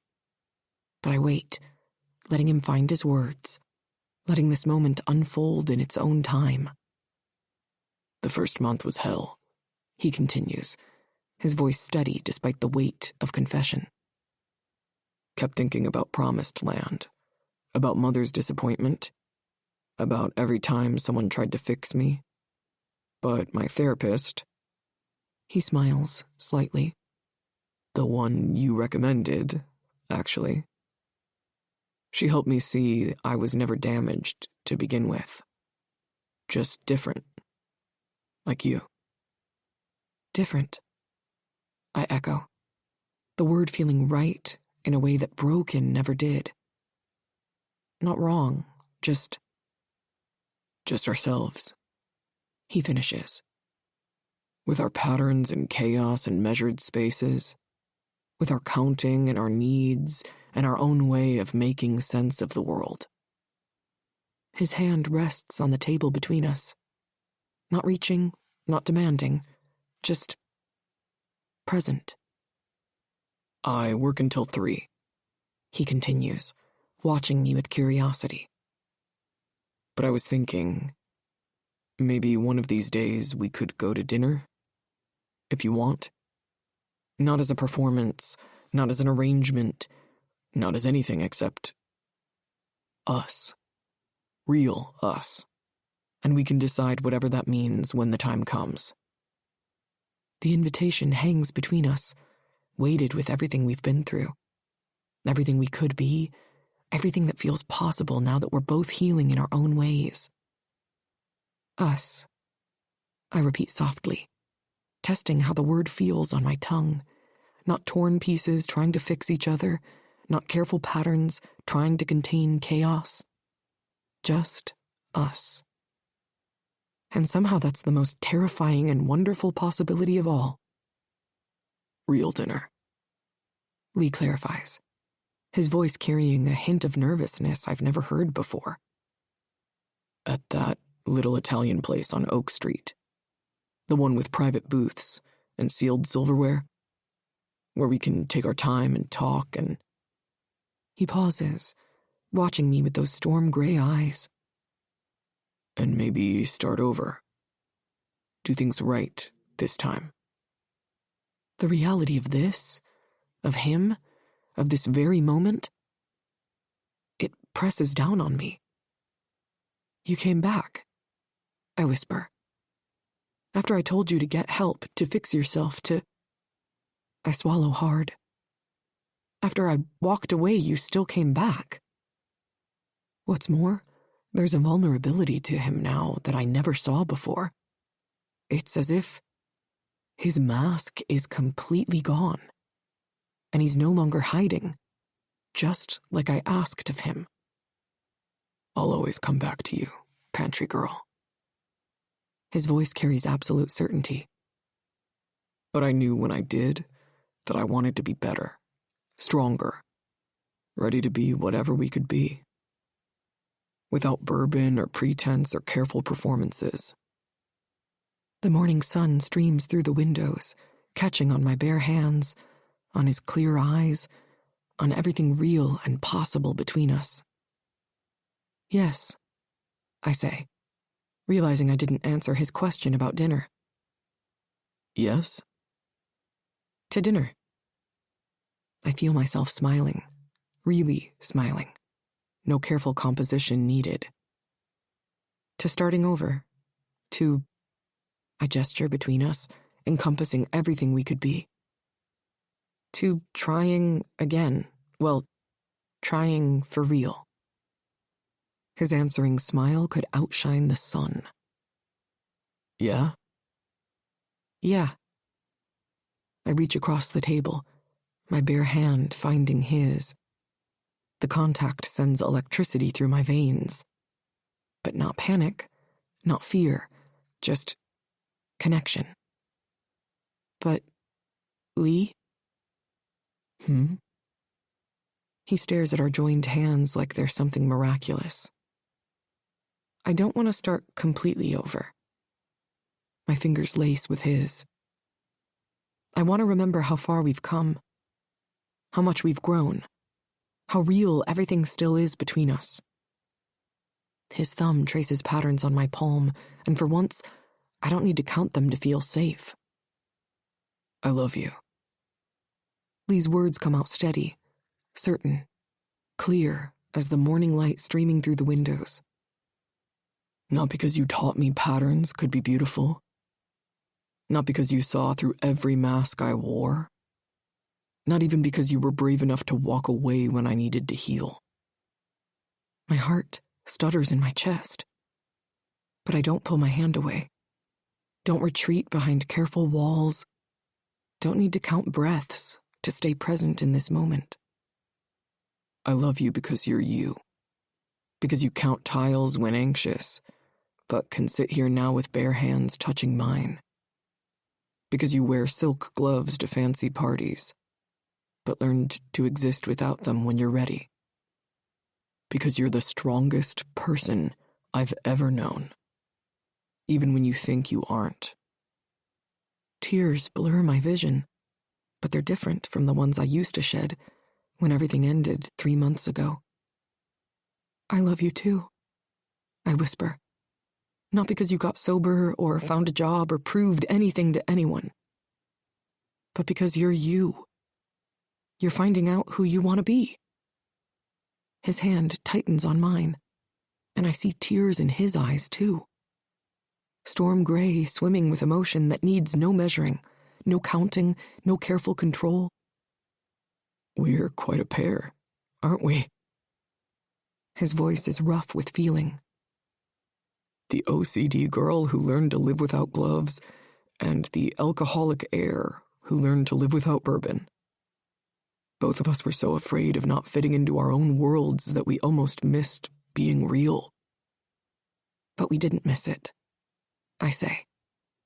Understanding blooming like a slow and steady dawn. We just needed time. Needed growth. We needed to learn how to love ourselves before we could love each other properly. Yeah. He lifts our joined hands, pressing a kiss to my bare knuckles. The contact sends shivers down my spine, but not from fear. Never from fear. Not with him. Not anymore. So, what do you say, Salem? Ready to be real with me? No arrangements, no pretense, no careful performances. Just us. with all our patterns and chaos and perfectly imperfect pieces. I look at our hands, at his clear eyes, at everything possible stretching before us like an uncounted future.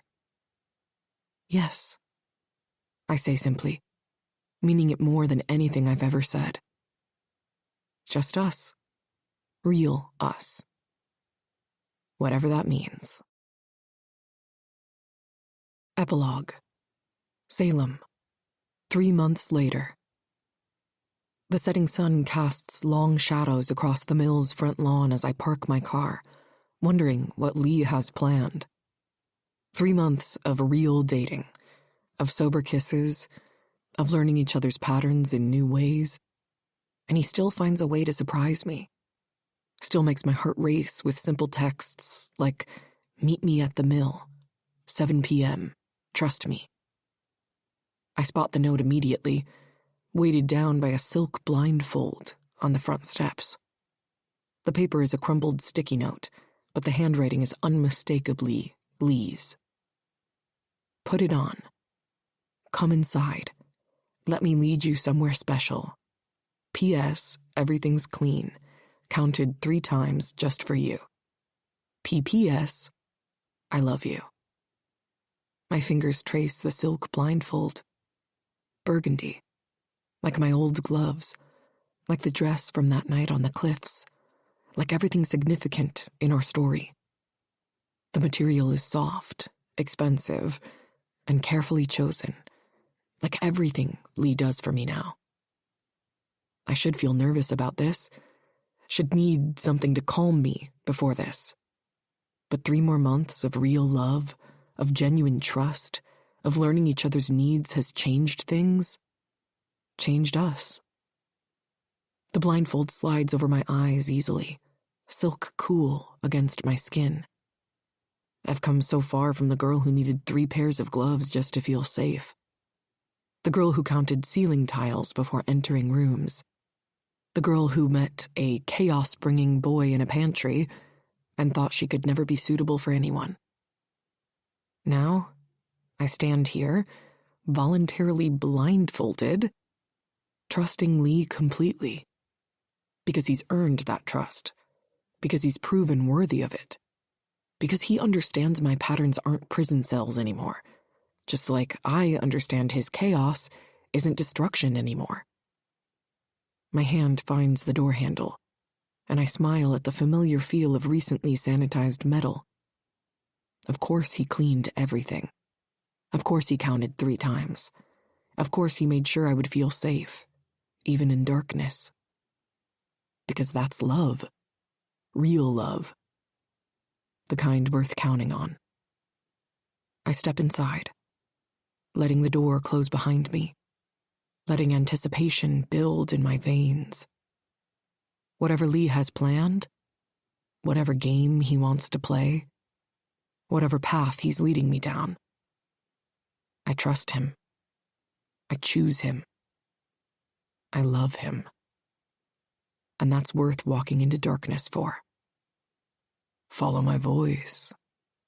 Lee calls from somewhere to my left, his tone playful but gentle. Unless you're scared. The challenge in his voice makes me smile behind the blindfold. He knows I'm not scared. Not of him. Not anymore. Not since we learned to trust each other's patterns and chaos in equal measure. You'll have to do better than that, I tease back, moving toward his voice. The floor is clean beneath my feet. He really did think of everything. I know all your tricks by now. His laugh echoes through the house, bouncing off walls in ways that make it hard to track. But I know this game he's playing. Know he's leading me on a specific path. Know every step has been planned and counted and prepared. Do you? His voice comes from a different direction now, somehow both further and closer. Know all my tricks? Because I think... He pauses, and I hear movement above me. I think I still have a few surprises left. Heat pools in my belly at his tone. That perfect mix of playful and dangerous that only Lee can manage. My other senses heighten behind the blindfold, catching subtle sounds. His careful footsteps, his measured breathing, his deliberate movements through the house. "You're overthinking," he calls out, closer now, so close I can almost feel his presence. "Stop counting steps and just feel." He's right. I'm falling into old patterns, trying to measure and map and control. But that's not what this game is about. Not what he's trying to show me. "That's it," he murmurs as I relax, letting instinct guide me. "Trust yourself. Trust me. Trust us." The word us still sends shivers down my spine. Still feels like a miracle and destiny and choice, all wrapped into one. Still makes me want to count my blessings instead of my fears. His footsteps retreat again, leading me on this careful chase through darkness. But it's not really darkness anymore. Not with him here. Not with love lighting the way. "Getting warmer," he teases as I follow, letting my fingers trail along clean walls. Or should I say, getting closer to where everything began. The pantry. Of course. Where else would this path lead? Where else would Lee bring me for whatever he has planned? My heart races, but not from anxiety or fear. From anticipation, from trust, from love. Because whatever waits in that pantry, whatever game Lee's playing, whatever path he's leading me down, I'm ready for it. His footsteps quicken, and I follow the sound, almost catching him around what feels like the main staircase. My hand brushes fabric, his shirt, maybe, but he dances away with a low laugh that sends heat coursing through my veins. "Almost," he teases, voice rough with something more than playfulness. "But not quite fast enough, baby. Come find me." I know these halls now, even blindfolded. Know the path to our pantry like I know my own heartbeat. Know Lee is leading me there with deliberate precision, each step calculated to build anticipation. "You're doing that thing again," he calls, voice echoing slightly. "That thing where you try to make patterns out of chaos, where you try to predict instead of just feeling." A pause, then closer. "Stop thinking so hard and just chase me." He's right. Again, always, even blindfolded, even in darkness, even playing this game of cat and mouse, I'm trying to control everything, trying to map his movements, trying to calculate instead of feel. "That's not what tonight's about," he murmurs, suddenly right behind me. His breath ghosts across my neck, making me shiver.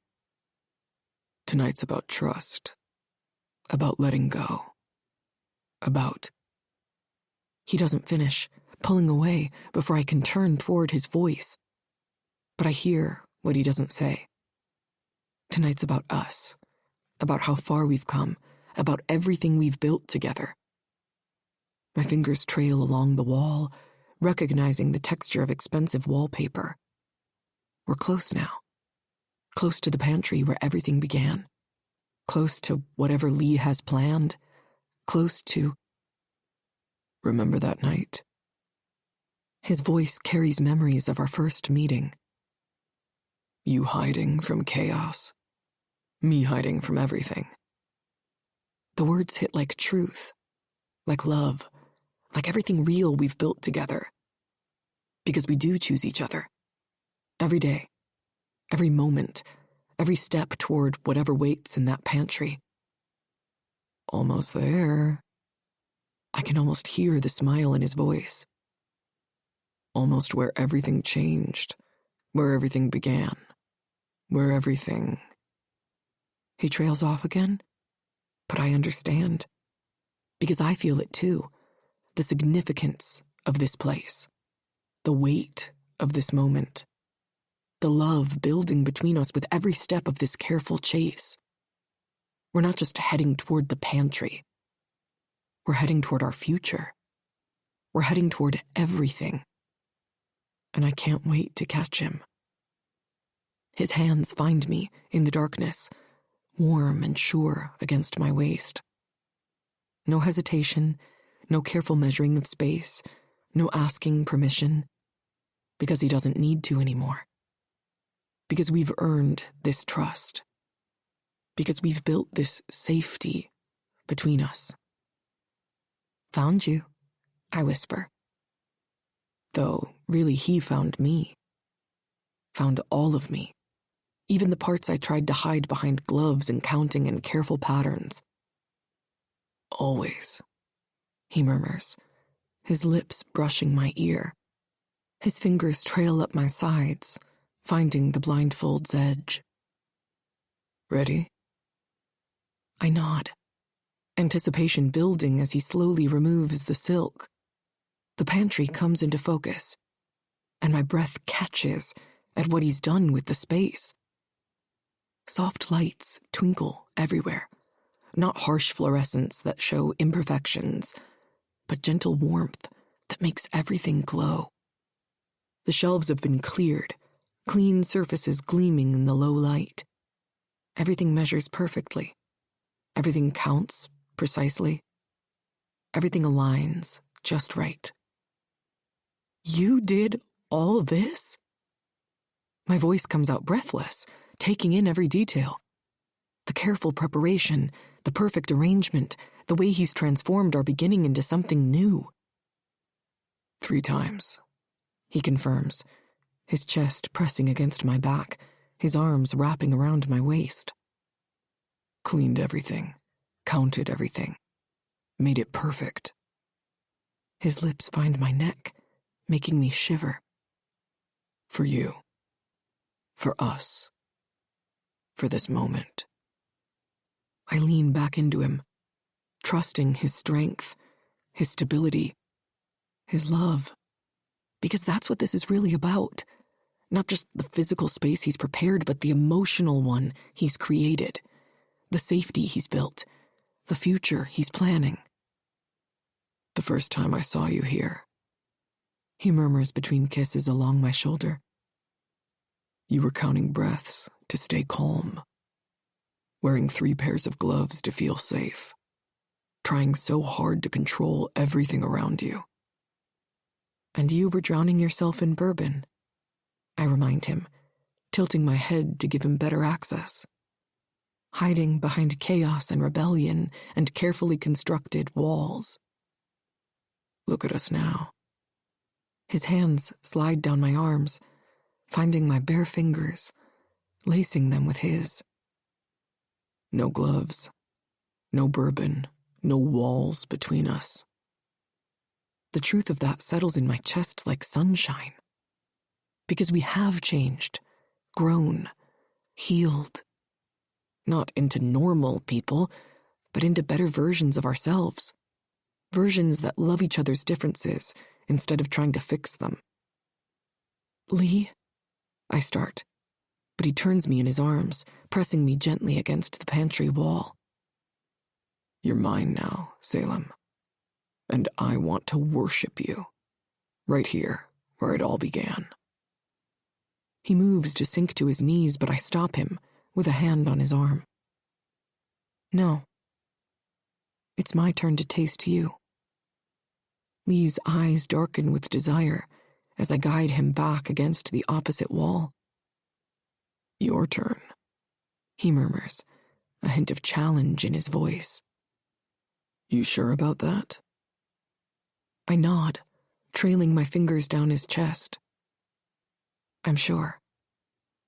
I want to show you how much I trust you. How much I love you. His breath catches as I slowly sink to my knees, maintaining eye contact. This is new territory for us. Me taking control. Me initiating this level of intimacy. But that's what tonight is about, isn't it? New beginnings, new trust, new love.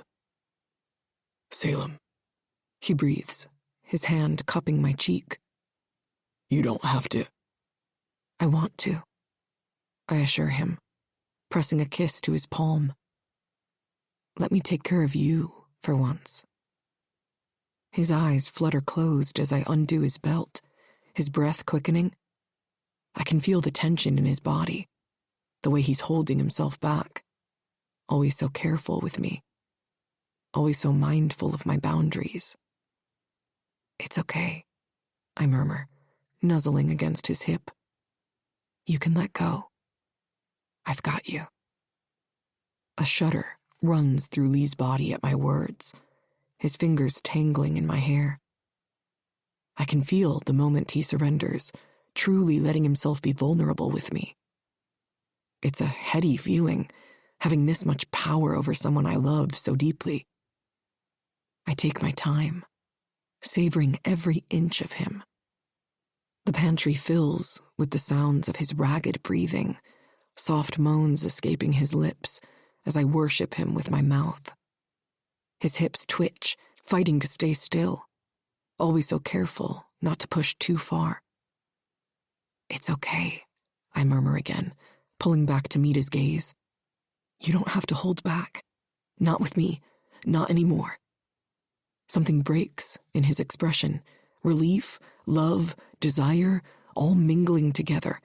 His hand tightens in my hair, guiding me back to him.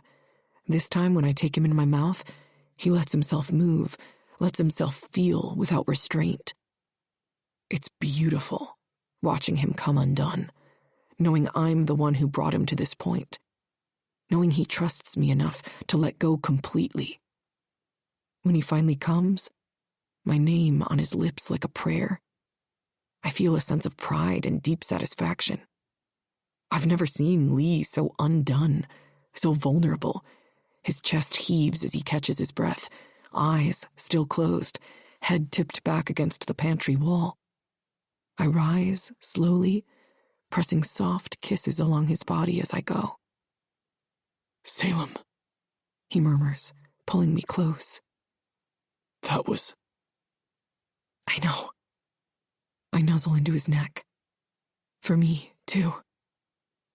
We stand there for a long moment, just holding each other, basking in the afterglow and the intimacy we've created. Lee's hands trace gentle patterns on my back, and I can feel his heartbeat gradually slowing beneath my palm. I love you. He says softly, pressing a kiss to my forehead. So much. I love you too, I reply, tilting my face up to meet his gaze. Thank you for all of this, for trusting me, for letting me see you like that. A slow smile spreads across his face, tender and a little awed. Thank you for trusting yourself, for taking control, for showing me a new side of you. I feel a blush creep up my cheeks, but I don't look away. Because he's right. This is a new side of me. A bolder, more confident version that I'm still getting to know. It felt good, I admit softly. Being the one in control, for once.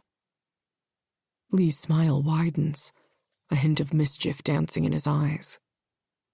Oh yeah? Well, don't get used to it. I still have plans for you tonight. A shiver of anticipation runs down my spine at his words. Is that so? And what exactly did you have in mind? Instead of answering, Lee spins us around, pressing me back against the pantry wall. His lips find mine in a searing kiss that leaves me breathless. When he pulls back, his eyes are dark with renewed desire. First, he murmurs, trailing kisses along my jaw. I'm going to return the favor, show you just how much I appreciate what you just did for me. He nibbles down my neck. Then, we are going to see Eli and Sebastian's baby, since they have been cloistered up. Sebastian being overprotective until Belle put her foot down about seeing our niece. His mouth raises and switches to the other side. After that, I'm taking you home, undressing you, and we'll spend the night trading control. How does that sound? I shove at his chest a little and make him meet my eyes. Does this mean I get to peg you? He sputters and then tilts his head like he's considering. Salem Masters. Am I turning you into a wild child after all? How do you even know what pegging is? I clear my throat, heat creeping into my cheeks. Well, I did some Googling about bisexuality, and, well, that came up a little bit. He grabs my hand and tugs me out of the pantry. New plan. Go see the baby, go home, and I want to see what kind of porn you've been watching without me. My heart feels full as he practically shoves me into the car and we drive away. I can still taste him on my lips, and I snatch up the iced tea he has waiting in the cup holder. It seems like I'm in for a long night. This recording of The Misfit was presented by Dreamscape Media, LLC. Narrated by Renee Thorne and Ryan Stone. Produced by Haley Taylor. Text copyright 2025 by J.L. Beck. Sound recording copyright 2024 by Dreamscape Media, LLC. Thank you for listening. Please check dreamscapepublishing.com for Dreamscape's latest releases. If you liked The Misfit, here are 2 similar RB Media titles you may enjoy. Anger Bang, written by Avery Flynn, and narrated by Kirsten Lee and Lance Greenfield. Anger Bang is about a paleontologist seeking revenge by sleeping with her sister's groom's brother. You may also enjoy Until Willow, written by Aurora Rose Reynolds, and narrated by Orr Nash. Until Willow is about a guarded woman and a broken man who share a kiss that sparks love and a deadly chain of events. Anger Bang and Until Willow are both available now, wherever you get your audiobooks.